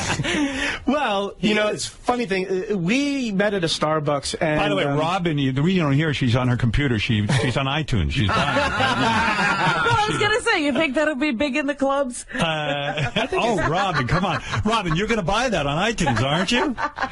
Now, what were you doing? You were fondling... Downloading now. You got so into it, you started to fondle your own no, penis. I just adjusted it. If it's all crunched up, it starts to get painful because my balls are proportionally as big. You know, for a guy with a small penis, I sit here and go, is a guy actually singing and complaining that his penis is too big? I know other people are complaining about it. I'm too damn rich. I mean, come on. I mean, what the fuck? It's just... Is it too big? It's not too big, is it? No, no. It's your whole life. You can't get the whole thing in. Yeah, that's called a weapon, and I want one. Oh, that's fantastic. Well, boys, Thanks, the song is obviously a big hit. It's gotten a couple million hits. Well, just one, but...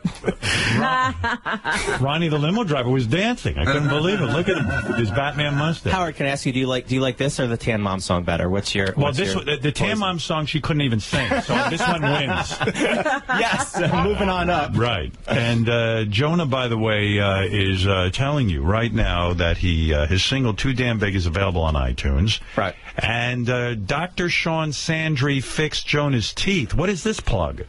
What is that about? I guess he got a plug from a dentist, or has to plug his dentist. Yeah, I'm going to be getting teeth whitening and that sort of stuff from the dentist. Right. Okay, yeah, also plug Dr. Barry Weintraub is going to give me a penis enlargement and a nose to match what I can look like Jonah. But go to Dr. Sean Sadri, SADRI.com for Jonah's teeth whitening guy. Well, there you go. Robin is writing a song, My Vagina's Too Damn Small. She's too tight. Can I duet with you, Robin?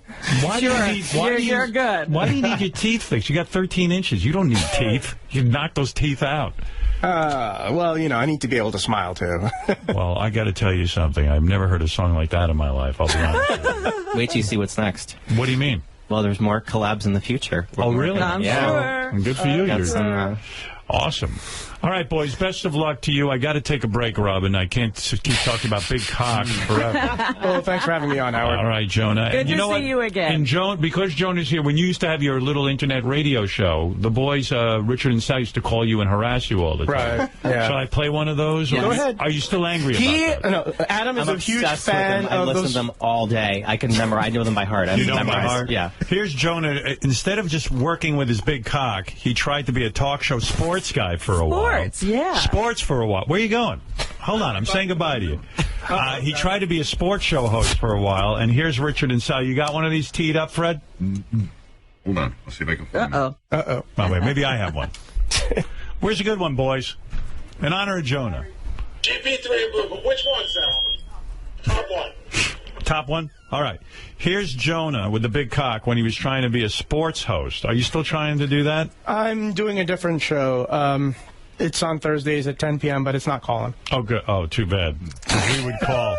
Here's Jonah when he was, again, fighting his big cock image and trying to actually be a sports host. And thank you, boys. Oh, it is really hot in here. I'd like to hear from you. We have a caller. You're on the air. Yeah. Turn on your TV. Turn off your TV when you call, or turn off the sound. You're on the air. I'd like to order pizza. Hello? Okay. So, the air conditioner is broken, and it is hotter than it is outside. Turn off your TV sound when you call in. As a matter of fact, you know what? I'm going to put on my sunglasses. God, it's too hot for glasses either. You're on the air. Okay. I'd like to hear from you out there. I'd also like to stop sweating. Shoo. And I see Sal Gouvernail is online too. I'm not interested in picking up. Hi, Sal. What's up? Meatball Parmesan, lasagna, side of garlic nuts. Sal, please. Okay, I'm going to give out Sal Gouvernail's number if he calls in again. It starts and if you want me to complete the number, don't call in. I mean, don't call in if you don't want me to complete that number, because I will call back. God. As the closing credits, this has not been a fun show. There's not even a fan in here. And this thing is not working, and I don't know why. Anyway, that's it for the show, I suppose. One last call. Hi, you're on the air. Oh, okay. Okay, that's it. No more.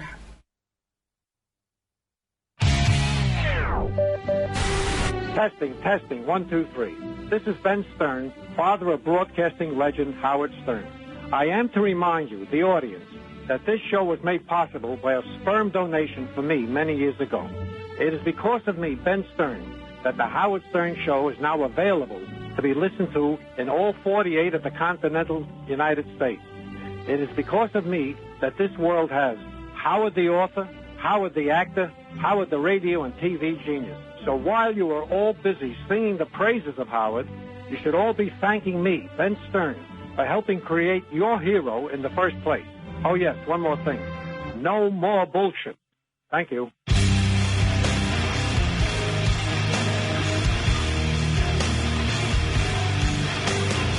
All right. Thank you. Oh, what a day. What a day. What a song that was. It's too damn big. It's too damn big. I mean, I never felt more emotion in a song than that. Everyone on the show today had a huge cock. It's crazy. And, you know... How does that happen? Was that a booking thing? I mean, like, Nick Cannon's like, well, I only got 9 inches or so, you know, 9 inches.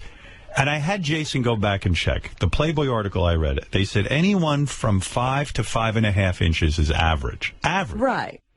If you're 6 inches, you're considered large. And there's like, Jason, what was the thing? The 99%? 6 inches is considered large. Large. You're large. I even said to Beth, I go, Beth, I'm large. I told her immediately. She goes, what are you talking about? I said, never mind. Because then I realized I sound like a douche. You know, if you got to brag, it ain't that big. And then they said, and those who are actually larger than 6 inches are considered like freaks. Anything over 6 inches. And that's like, well, you said 1% of the population? Jason, did I have that right? Like less than 1%, right? But it just so happens the entire less than 1% population was all in my studio this morning. What did it say? How many people are over 6 inches? It was crazy. I mean, the numbers show. I think most American males fall into the 5 to 5.5 inches. Right. And then by the time you got over 8 inches or over, you're dealing with 1 or 2%. Right. Of the population. Not even. Yeah. Not even. The average was 5 to 5.5. Did Chris Rock give us a number? No, but he implied over like 8. At least over 8. His room was very agitated during the commercial break about the penis size. Oh, yeah. It was very disconcerting. And then yesterday we had someone on that said 6 or 7 inches was small. Yeah. And that freaked me out. Yeah. That was Scott Thornton. Yeah. Right. Having a bad day. How could all these people, somebody's got to be lying. Yeah. That's what I said during the commercial. I said, most of these guys are lying. I know Jonah is, and I've seen that thing. He's pulled out that python. Yeah. But other than that, I mean, Nick should have really taken it out, and so should Chris Rock. See what's doing. Anyway,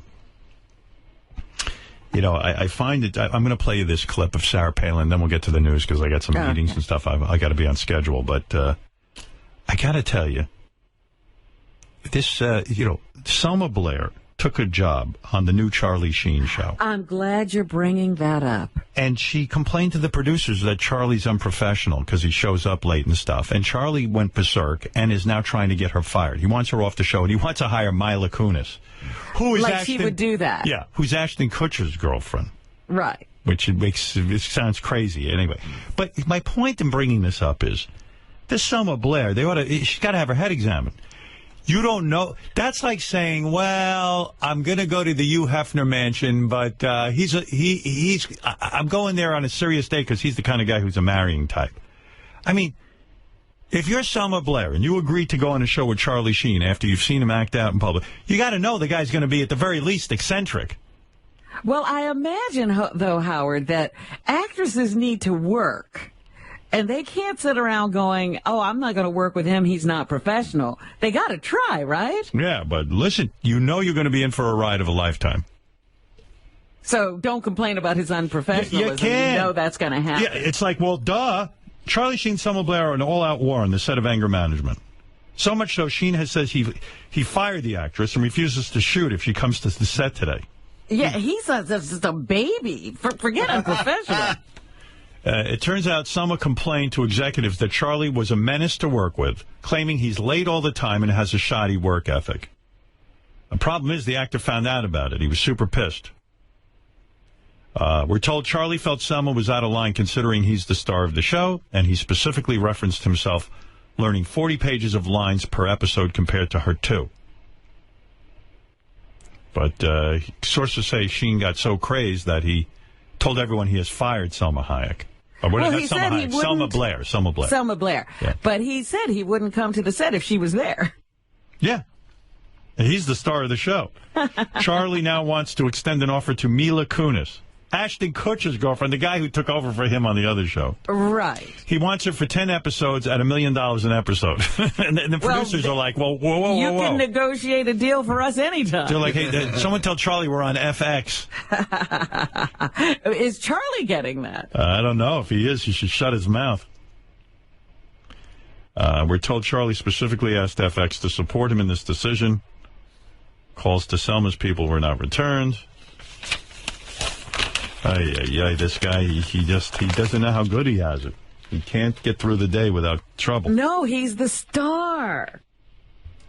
By the way, again, I have to mention Linda Stassi yesterday. I was really actually thinking about it when I got home. It was really a nice... I actually got home, read the paper, and, very nice. She essentially said that she likes America's Got Talent's judging panel more than all other shows. And I really like that. That was really, really sweet. Well, the other shows have gone off the mark in terms of judging. Just like you were talking about with American Idol, they made it about the judges instead of the judging.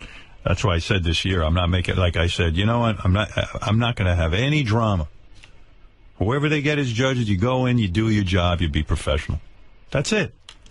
It's not about the judging. No, it is about the judging, not the judges. Thank you. Thank you for correcting me, because you're right. I'm listening to you. Why are you listening? I'm rambling at this point. There's actually a guy on the phone who wants to tell me that Jonah Falcon's song is awful. Really? Come on. You're You kidding. think, Tommy? Howard, listen, you've totally outdone yourself. You had Stewart, Daltrey, ZZ Top, Black Sabbath, now Jonah. You should have shot him. Well, for a guy with a huge cock like that, I wish I had half of that. And he doesn't flaunt it and make that his life like you keep saying. Listen, I try to advise him. He doesn't listen, but thank you, Tommy. Anyway. I admire anyone with a 13.5-inch cock. All right, we're going to start the news in a second, but I do want to play just 1 or 2 clips of this Sarah Palin. She makes me insane. I guess Fox News, I was happy they got rid of her, but now she's back on there. And, you know, she's got to open her big fat yap. This drove me crazy. We should have that guy on who talks about what it was like to work with her. She had the nerve to go on there and criticize our wonderful Mayor Bloomberg. She hates him. This is a woman with a brain the size of a pea. This guy Bloomberg is a brilliant guy. He ain't a billionaire for nothing. And she walked off her job. She couldn't even keep a job. She didn't even stay as the governor because she was a complete nincompoop. She's in it for the celebrity. She's like a beauty pageant winner who wants to be political now. She doesn't have a thought in her head that's deep. This guy Bloomberg, if you understand finance and you understand what he's done for the city of New York in terms of... I mean, she's concentrating on sodas because he wanted to ban large sodas. God forbid you save these obese maniacs who can't control themselves. But all right, that's what she's concentrating on. She doesn't understand what this guy's done for the city. And here she is, the nerve to be sarcastic about Mayor Bloomberg. Listen to this nonsense. Now what he's saying is wherever you live in New York City, you've got to separate the food scraps from the regular garbage so they can recycle the food scraps to create biofuel. Oh, what a terrible idea. And now she's going to open her yap. Do New Yorkers feel like you're just a bunch of little babies with a thank goodness you got this nanny over you telling you what to do every day, and heaven forbid you not, otherwise you couldn't get through your day? Yeah. How do you guys feel about this stuff? I'll tell you what, you should tell us the power of the office. Do you think the power of the office, even for a billionaire... You fuck. Wait till this guy Bloomberg's out of office. You're going to see how bad you miss him. Getting to him. He sees it coming to an end. He wants to enact everything that he thought is on his things-to-do list, on his bucket list. His bucket list is pretty bizarre. But you know what? Maybe things like that will kind of keep him busy and keep him away from the bigger issues like trying to disarm those who want to protect themselves while he's protected by some armed folks, and yet taking away New Yorkers' Second Amendment rights to not allow self-defense. I just think that your mayor, bless his heart, I'm sure well-intended, but I feel for New Yorkers who don't have that liberty, that freedom to live as you deem most appropriate and safest and best for yourselves and families. Yeah, we're a bunch of babies. Mayor Bloomberg's horrible. Are you out of your fucking mind? I feel bad for those lunatics up in Alaska that would vote some nincompoop like you in, who can't even finish her term. You fuck. Oh, she infuriates me. Imagine her brain is the size of a pea. And she's comparing it to the brain of our mayor, who's so into the job. And you know how complicated it is to keep this city going, especially financially. I'm talking about bond ratings, you dummy. What? You know what the program is that she was talking about? Oh. It's voluntary. Jason was just telling me about it. Yes, of course. She doesn't understand. You take your table scraps, Gary, and they bring it somewhere and they turn it into electricity. But isn't that great to have the opportunity to compost? Listen, this is a woman. If she was the vice president of the United States, you'd have to leave the country. She's smart. She's smart on one thing. I figured out. She never runs for office because if she does, she'll lose and she'll be irrelevant. First of all, for her to talk about, do you feel like babies?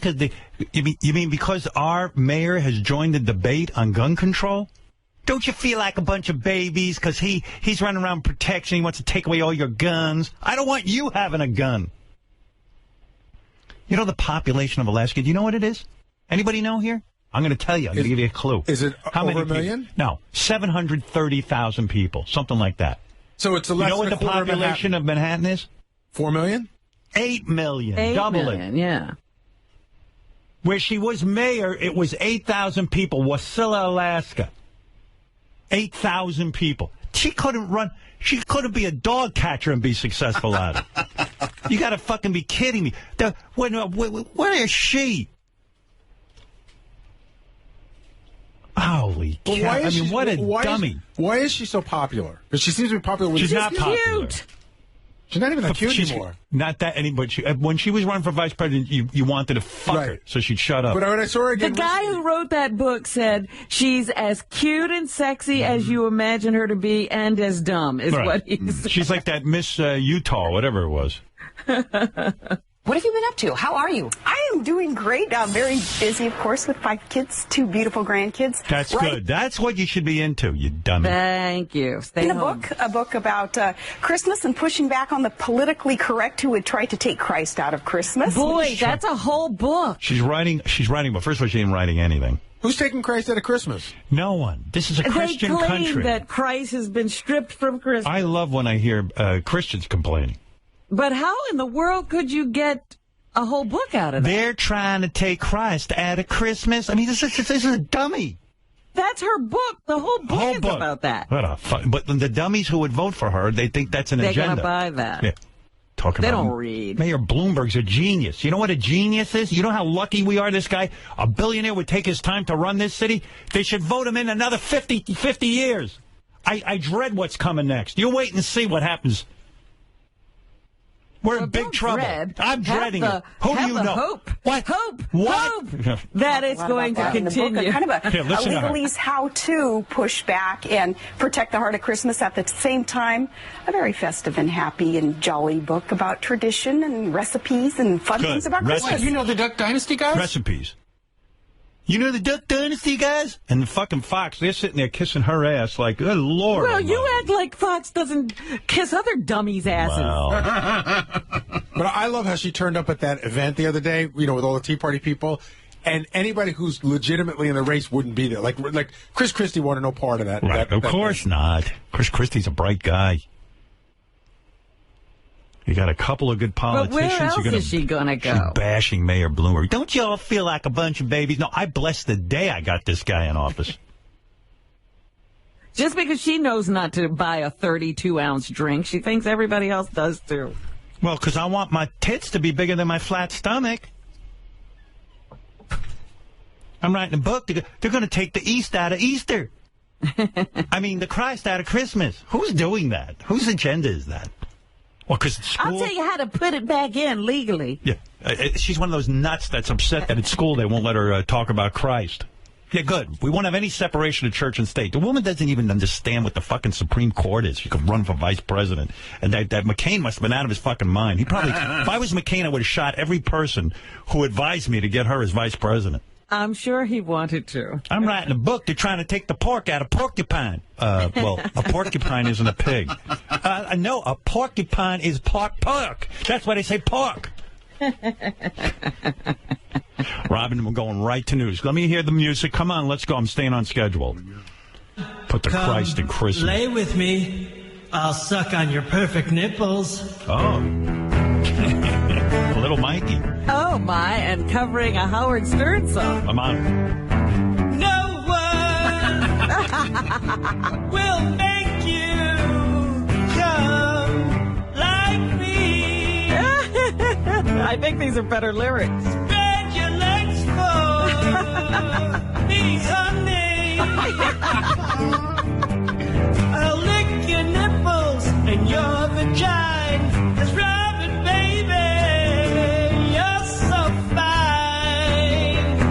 These lyrics are on the level of Led Zeppelin. Lick your nipples. Lick your nipples.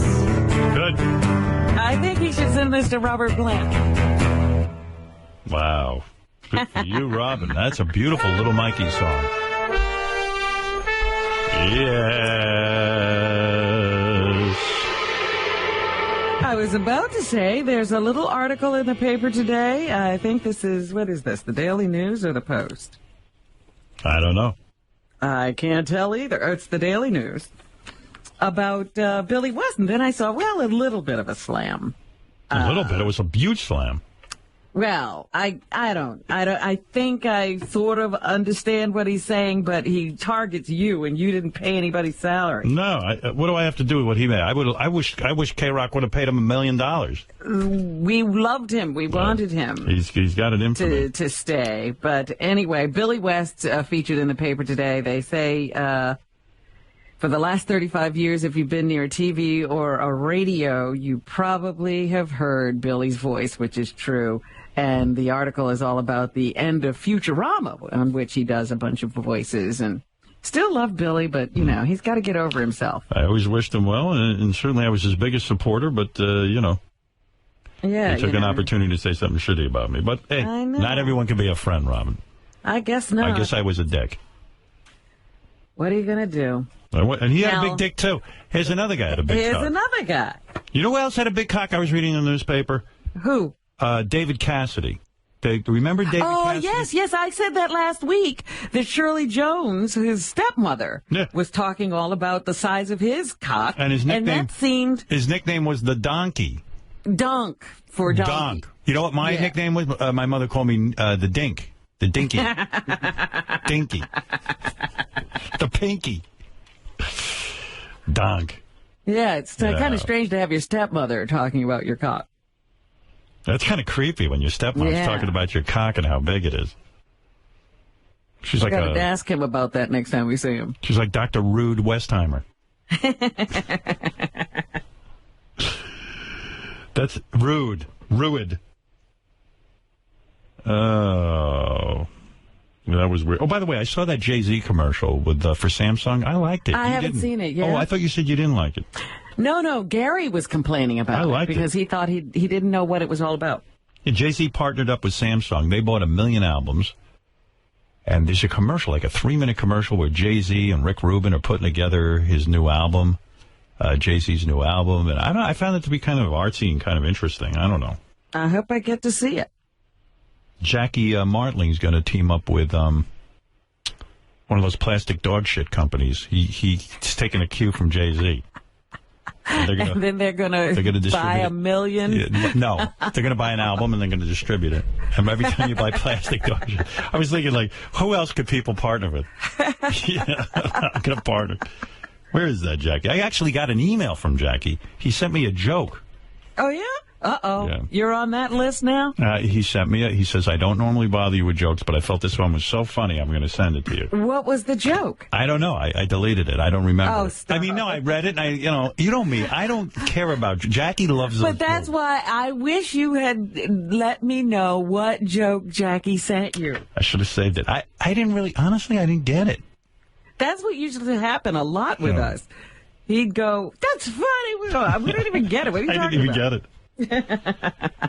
I was thinking about yesterday's show, too, how we opened up an envelope to see which wives were attracted to other people on the show, and not one of the wives mentioned Scott the engineer. I know. Not even his wife, right? No one mentioned it. Huh. Not one of those wives mentioned me as someone they'd like to have sexual relations with. I guess he says he was some kind of a ladies' man. I was. I can't believe these wives don't want a bald ex-swinger with a lot of arm hair. I don't know. And a big bowling ring. Yeah. Come on. Still being sized. That's right. For the last 3 months, I've been sizing my bowling ring. Came, it was perfect. Then it got too big. That's right. And by the way, these fingers can handle a lot more than a bowling ball, if you catch my drift, ladies. Give old Scott a chance. I'll treat your gutter well. Yeah. You know, a lot of the women, when they were asked why they liked the guys on the staff that they liked, it was that they were able to talk to them. You can talk to me, ladies. Although I let my fingers do the walking. I didn't know Tan Mom had a last name. Did you know? You know what her last name is? What is it? It's a funny last name. Her Tan Mom's name is Patricia Krenzel. What? Like pencil, but Krenzel. Hmm. She's all over the news because she goes to her life must be hell. She goes to Minneapolis somehow to get on a plane. They see her in Minneapolis. They say they think she's tanked so bad that I didn't even know you could do this legally. They took her right from the airport and put her in a detox center. Wow. I didn't even know you were allowed to do that. I like Minneapolis. Not if you tan mom. I didn't know you could do that to people. She's there. First of all, in Minneapolis, you can't tan. There's no fucking sun. I mean, so what's she doing there? It's got to suck for tanning. I don't know. Was it Miami or Minneapolis? Anybody know this story? I think it was Minneapolis, St. Paul. Yeah, in Miami, they don't arrest people just for being drunk. Actually, that would be good. They don't arrest you for being drunk, and also it's great for tanning. Like that's the perfect place for her. Hey, did anyone else read that Porsche came out with a $900 go-kart for your kids? $900 go-kart? Yeah. That seems odd to you? A $900 go-kart that says Porsche? What is it? It's like it's never too early to teach your kid how to be a douche? Yeah. You know when you see a guy driving around a Porsche, like, look at that douche. Now you got your kid in one. All the other kids are like, look at that douche. Start him early. Yeah. Because it looks like showing off, you know. Well, anyway. Anyway, what else is in the news? Well, of course, last night's Jimmy Fallon show was big news around here. Oh, Alyssa Milano was on the show. She was promoting her new show, Mistresses, which is loosely based on a British TV show.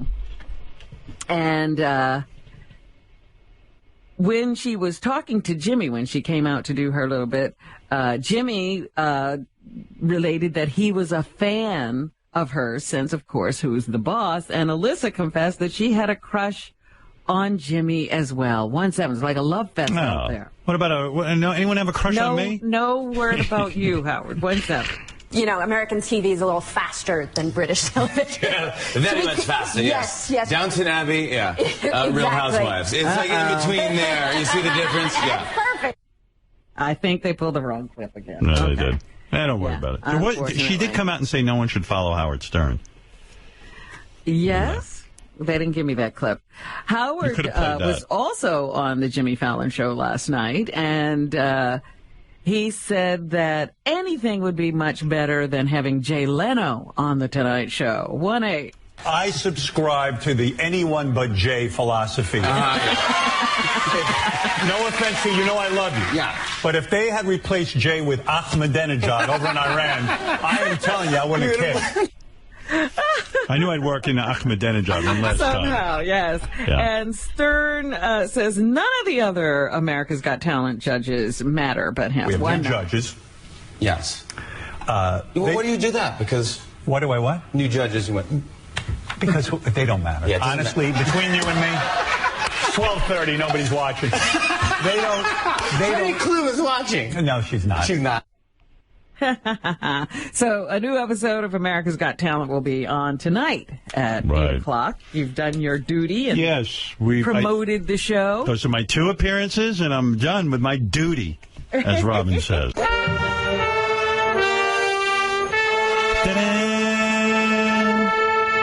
a princess with your own theme song. It's exciting. Robin. Hello, hello. I hear her back there. Robin. Robin, sweetie. Hey now. Hello, hello. Hello, hello. Hello, hello. Hello, hello. Hello, hello. Hello, hello. Hello, hello. All right. No Robin? For me? Yeah, come on. What are you doing? Oh, I'm sorry. Then to repeat, Chris Rock has 9 inches. That was big news on the show today. Howard, you know, in our industry, I mean, well, we're hardly in the radio industry anymore, and there's hardly What industry are we in? Industry. I don't know what industry we're in. We're in radio. We are? Okay. We're in satellite radio. Some of our colleagues have gotten themselves into trouble. Oh, good. 3 individuals involved in a radio bit that cruelly mocked former New Orleans Saints player Steve Gleason are out of work today. The general manager of 790 The Zone in Atlanta says the trio of mayhem in the morning. Mayhem in the morning. Oh, actually, it was mayhem in the AM. When you call yourself, I don't know these guys, but when you call yourself mayhem in the AM, you better be fucking crazy. I mean, well, they were. Well, what was the bit? They were fired on Monday after airing a fake interview with Gleason, who suffers from Lou Gehrig's disease, or ALS. The fake Gleason is talking in a computer-like voice. Listen to 111. This is the bit? I got the whole bit here. Yeah. Do we want to hear the whole thing? I think that might be what I have, too. Let's see. I need my money back. I want it. Oh, that's the wrong guy. Hey, where's that? Oh, I'll play yours. What number? 111. 111. Yeah, I think you got the whole bit, too. Joining us right now, Steve Gleason on Sports Radio 790 The Zone. Steve, congratulations on the Peter King piece.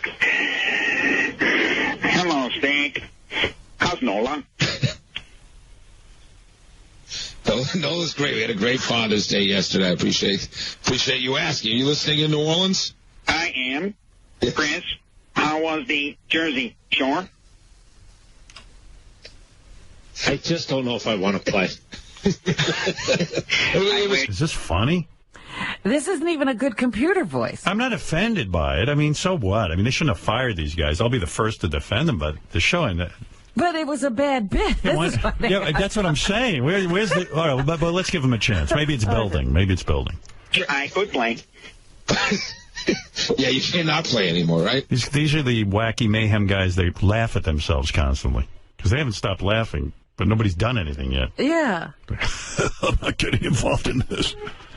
Why'd they fire the guy who said I'm not getting involved in this? He should have shut it down completely. Oh, I see. No. Knock, knock. No, Steve. We do knock-knocks on Thursdays. We don't do it on Mondays, and we just started doing that again. We do it on Thursdays. I may not be here on Thursday. Knock, knock. No, who's there? I who? I blame Greg Williams. He blames Greg Williams. Oh, okay. That's it. Thanks, Steve. Knock, knock. What? Who's there? Smother. Smother who? Smother me. Do me a favor. Knock, knock.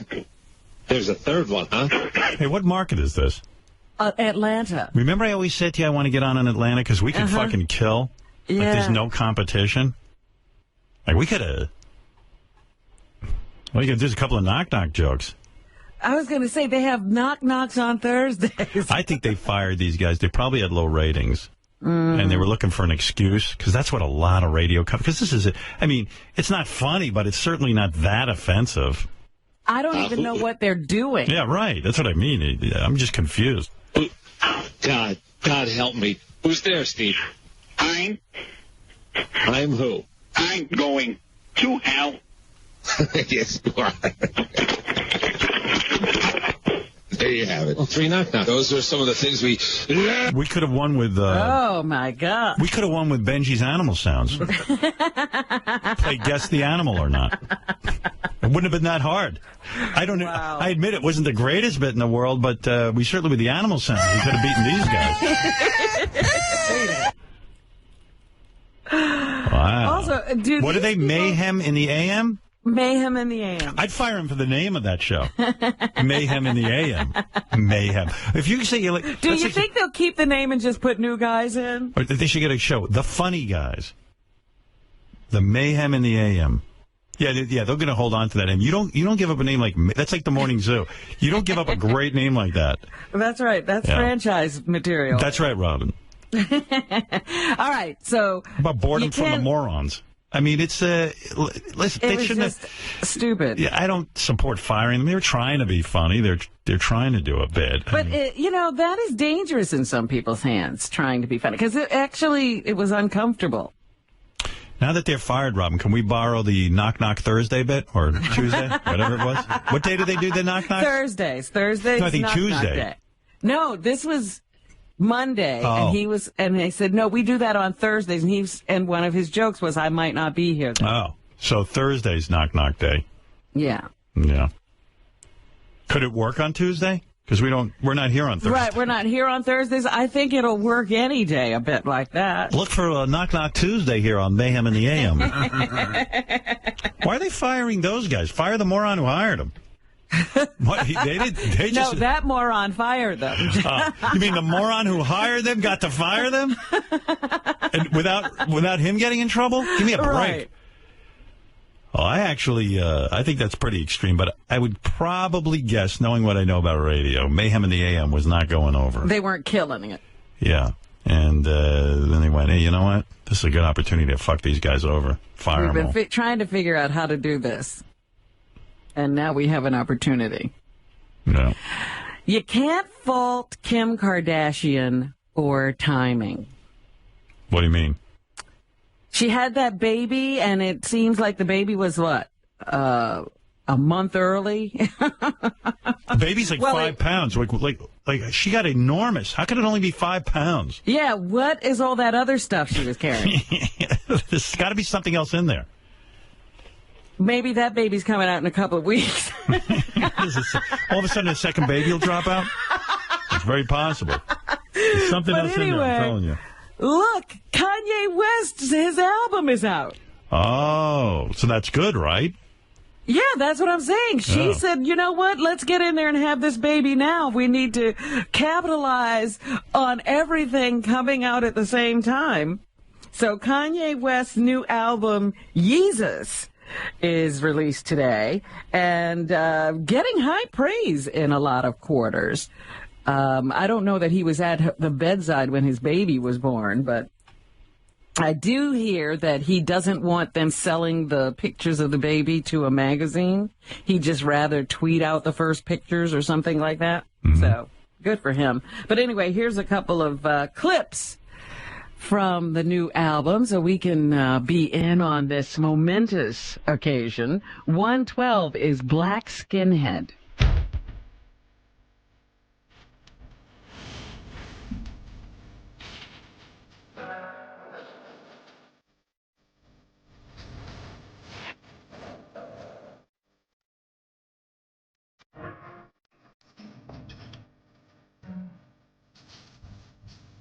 The media makes it seem like he's like totally not involved and not into her at all, right? But who knows if that's true? I don't know. I would have no way. Well, they just released this article that he was cheating on her. Oh, yeah. That's a good sign that he's not that into her. And that woman reported that he said it was all for publicity. He wanted to expand his audience. I like that Kardashian family, though. They pretend like nothing, there's no problem. Kanye's a great guy, and, you know, they just... No, I told you, Bruce Jenner was on the red carpet of Extra, I think, the other day, and he said, I've only met Kanye once. I really don't know him. Right. So they're admitting that they hardly see the guy. 113 is New Slaves. Yeah. Yeah. Yeah, yeah, yeah. Yeah. Yeah. Yeah. Yeah, yeah, yeah. Uh-oh. The N-word. Yeah.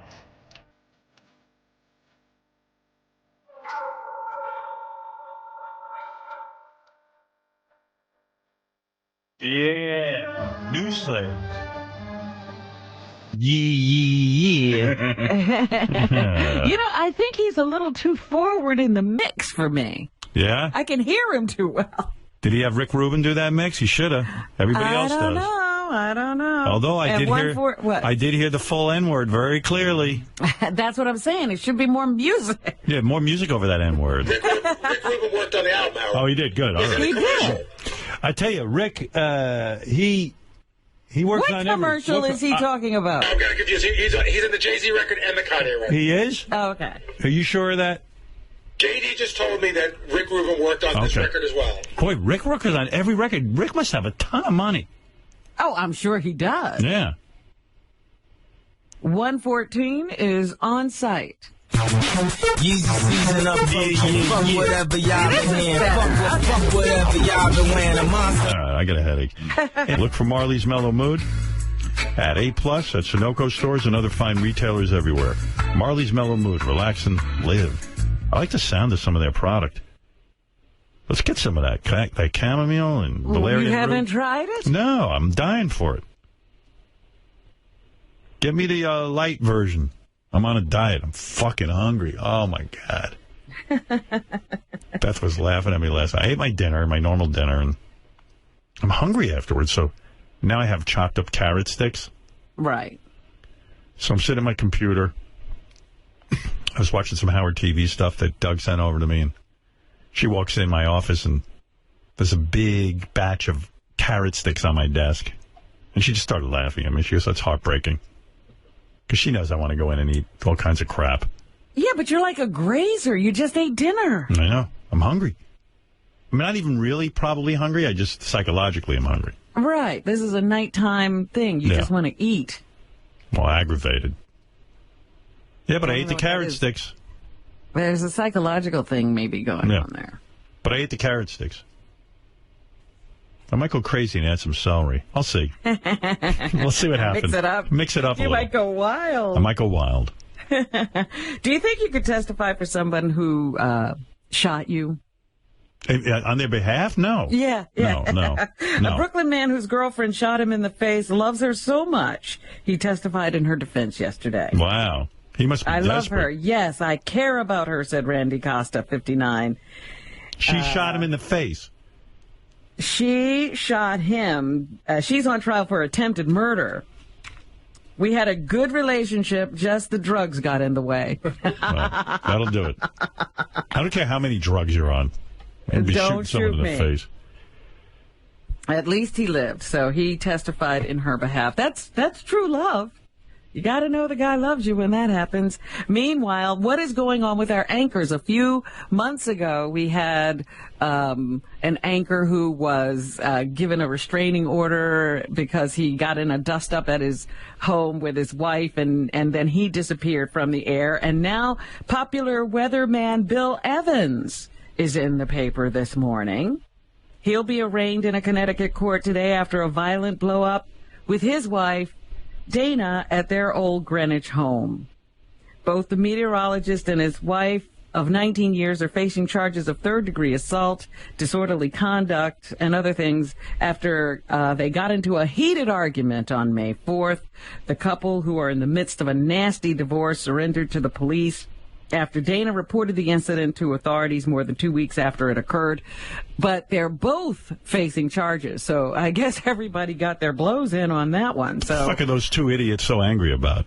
I don't know. Just leave. I guess if You're getting a divorce anyway. I guess if I was a weatherman, though, I'd be angry.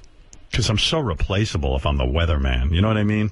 There's like 50 billion weatherman out there. But that's why he's one of the top guys. You actually know his name. You do? Yeah. I don't know him. I see him every morning. Really? Fuck him. Yeah, I watch all those shows, and he's got it made. One of those jolly weathermen, you know, like he's the guy who's always yucking it up and has the non sequiturs. Yeah, he's full of laughs. Except at home. At home, yeah. Like, that's so great. I want to make a movie about an angry weatherman. You know, like he's like the jolly weatherman like you see on TV all the time. Then he goes home and he gets into fights with his wife. I'd watch that movie. That's got to be a good movie. Anyway, you cut it. Sought counseling at a local domestic violence center before talking to the cops. So that's how it all came to light. But yeah, Bill Evans, I have to check and see if he's on the air. Oh, here, they just gave me a note from the studio. There's a Nick Cage movie like that called The Weatherman. I got to get that. Oh, I didn't know. Angry Weatherman. I guess I would be angry because you're so worthless. First of all, none of those guys know that much about the weather. They get it off AP. I mean, you can get it off your iPhone. They should just stand there with their iPhones. You can do the weather at this point with all the electronic equipment we have. Here, wait. Watch me do the weather. Want to see me do the weather? Sure. All right, first I come in. I can come in 10 minutes before my weather forecast. Oh, that's right. I got to get makeup. All right, a half hour before. They can work on my hair. And your suit. He's always in a dapper suit. Yeah, fine. They'll dress me. Who gives a shit? Here. What's the weather for New York? What's the weather for New York? Piece of shit. Apple better. Maybe you can't do the weather. Maybe we do need Bill Evans. What's the weather for New York? The weather for New York! What do you got there? Is that thing working? The iPhone with Siri. Wait, hold on. What's the weather for New York? What's the weather for New York? The fuck am I speaking? Did you turn her down? No. I got the volume all the way up. Let me try one more time. This is my show prep for my weather forecast. What's the weather in New York? What's the weather in New York? I guess being a weatherman. This is why the guy had a blow up at home, maybe. Well, I guess it is harder being a weatherman than I thought. You got to get Siri to work. What is going on with you and Siri this morning? I don't know. That's weird. Doesn't she usually say something when she's ready to take a command? Yeah, I don't know why it's not working. Right here. Weather in New York. Can't be any more clear than that. I don't think it's working. Oh. What's the weather in New York? Piece of shit. No wonder Apple stock is dropping like a bomb. Robin, you asked. This is not helping. Here, you tell her. Say it. Siri, give me the weather in New York. Fuck you, Robin. Get your own iPhone. Yeah. I heard you hate Apple products. Wow. All right, well. And then there was also a public dust-up with a TV chef and her art collector husband. Nigella, who has... Nigella Lawson, who has a bunch of TV shows, where she teaches people to cook. She was seen fighting with her husband at a restaurant, and he actually put his hands around her neck, and they got pictures of it. Oh, what a dick. You know what? If you feel like you're going to wrap your hands around a woman's neck, just leave. Just get out. Walk away. She's 53, he's 79. You think they'd be, over moments like this by that age. But no, they got pictures of him with his hands wrapped around her neck.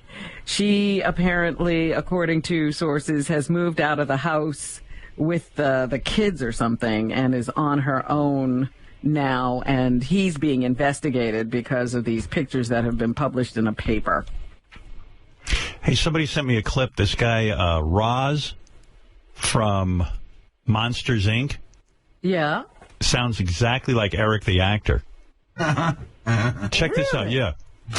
Wazowski, you didn't file your paperwork last night. Oh, that darn paperwork. Wouldn't it be easier if it all just blew away? Don't let it happen again. Yes, well, I'll try to be less careless. They ripped off Eric. Yeah. Yeah. When was Monsters, Inc. made? I don't know. 2001. There you go. Eric was around then, right? You'll love this clip, too. They might have heard him. I'm going to play you this. This is fun. Julia Sweeney, who was on Saturday Night Live, they asked her, who was the worst guest host ever on Saturday Night Live? This is so good. This is so funny. I wanted to ask you something based on what Lauren once said. Was Steven Seagal really the worst host they ever had? Steven Seagal was so horrible on such a scale. It was such a huge scale of terribleness that it was undeniable by anyone who was there. I remember at one point he locked himself in this dressing room because he said, "You're saying Hans and Franz could beat me up, and I'm not coming out of the dressing room until you change the sketch." It was really legendary craziness. Who got him out? He didn't come out. I just remember a lot of interns running around the hall going, Steven Seagal won't come out of his room until we change the Hans and Franz sketch. He couldn't handle that Hans and Franz could beat him up. Or beat him. I guess they could beat him up. He didn't come out and try to take them on. All these Steven Seagal stories are fantastic. I love Steven Seagal stories. Me too. I love his movies. I love the early movies and late stories. Yeah. I'm the only one I think that admits that he loves. You and I are the only two that admit they like Steven Seagal movies. They were great, and he was great. I don't know what happened. Lost his marbles. There was another one of those situations where somebody went crazy on a plane. Passengers on a flight from Hong Kong have stories to tell about a man who went wild, shouting outbursts 6 hours into a flight to New Jersey. Here's what it sounded like. 1-5. Oh, this is scary. 1-5. Sure it's 1-5? I hope it is. Please. No. No. Hold on, wait. For me, it's, very heartbreaking. This could have been... That's Phil Mickelson. No, that's not what it should... I didn't even pull a Phil Mickelson clip today. Huh. It's weird. Oh, my. Oh, my. We're less than professional. Oh, dear. Which wouldn't be the first time. So some guy went berserk. What's the guy's name? Do you know? No, he's described as an American in his mid-30s. He was shouting about the CIA and national security before being tackled and handcuffed. He fought off this shark.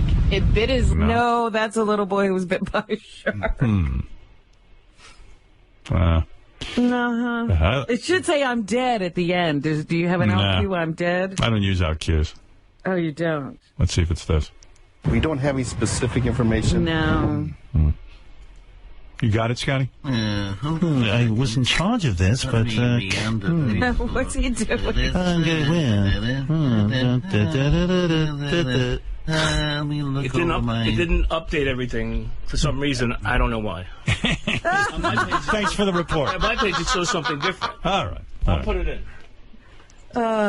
Don't put it in me. You should play it from my page. How big is that? I like when he walks. It takes him like an hour to walk over here. He moves like a turtle, and then he goes, I see here it's not on your page, but it's on mine. Okay, let me go back and look at I'm looking at something different. Yeah, I'll put it in sometime around next Wednesday. Let's just move on. So, when a guy goes berserk when a guy goes Labor Day, when a guy goes berserk on an airplane, man, it's like your worst nightmare. I mean, just imagine you're sitting next to him. Like these seats aren't individual. And then you're like, is this a terrorist? Should I kill him? Should I And then you go and you wrestle him to the ground. You find out he's not. I mean, just forget it. It's like the Wild West. They should have an armed guy on every single plane. That's the incident you and Howie orchestrated over at AGT, arresting a man. No. Howie did it, not me. Howie. You didn't say, leave the guy alone, he seems fine. I said not to start any trouble. Okay, here's the clip of the guy going nuts, okay? I got it for you now. All right. Get this. Here he is on the plane. Imagine the guy doing that. No, it's like Benji making his animal noises. No.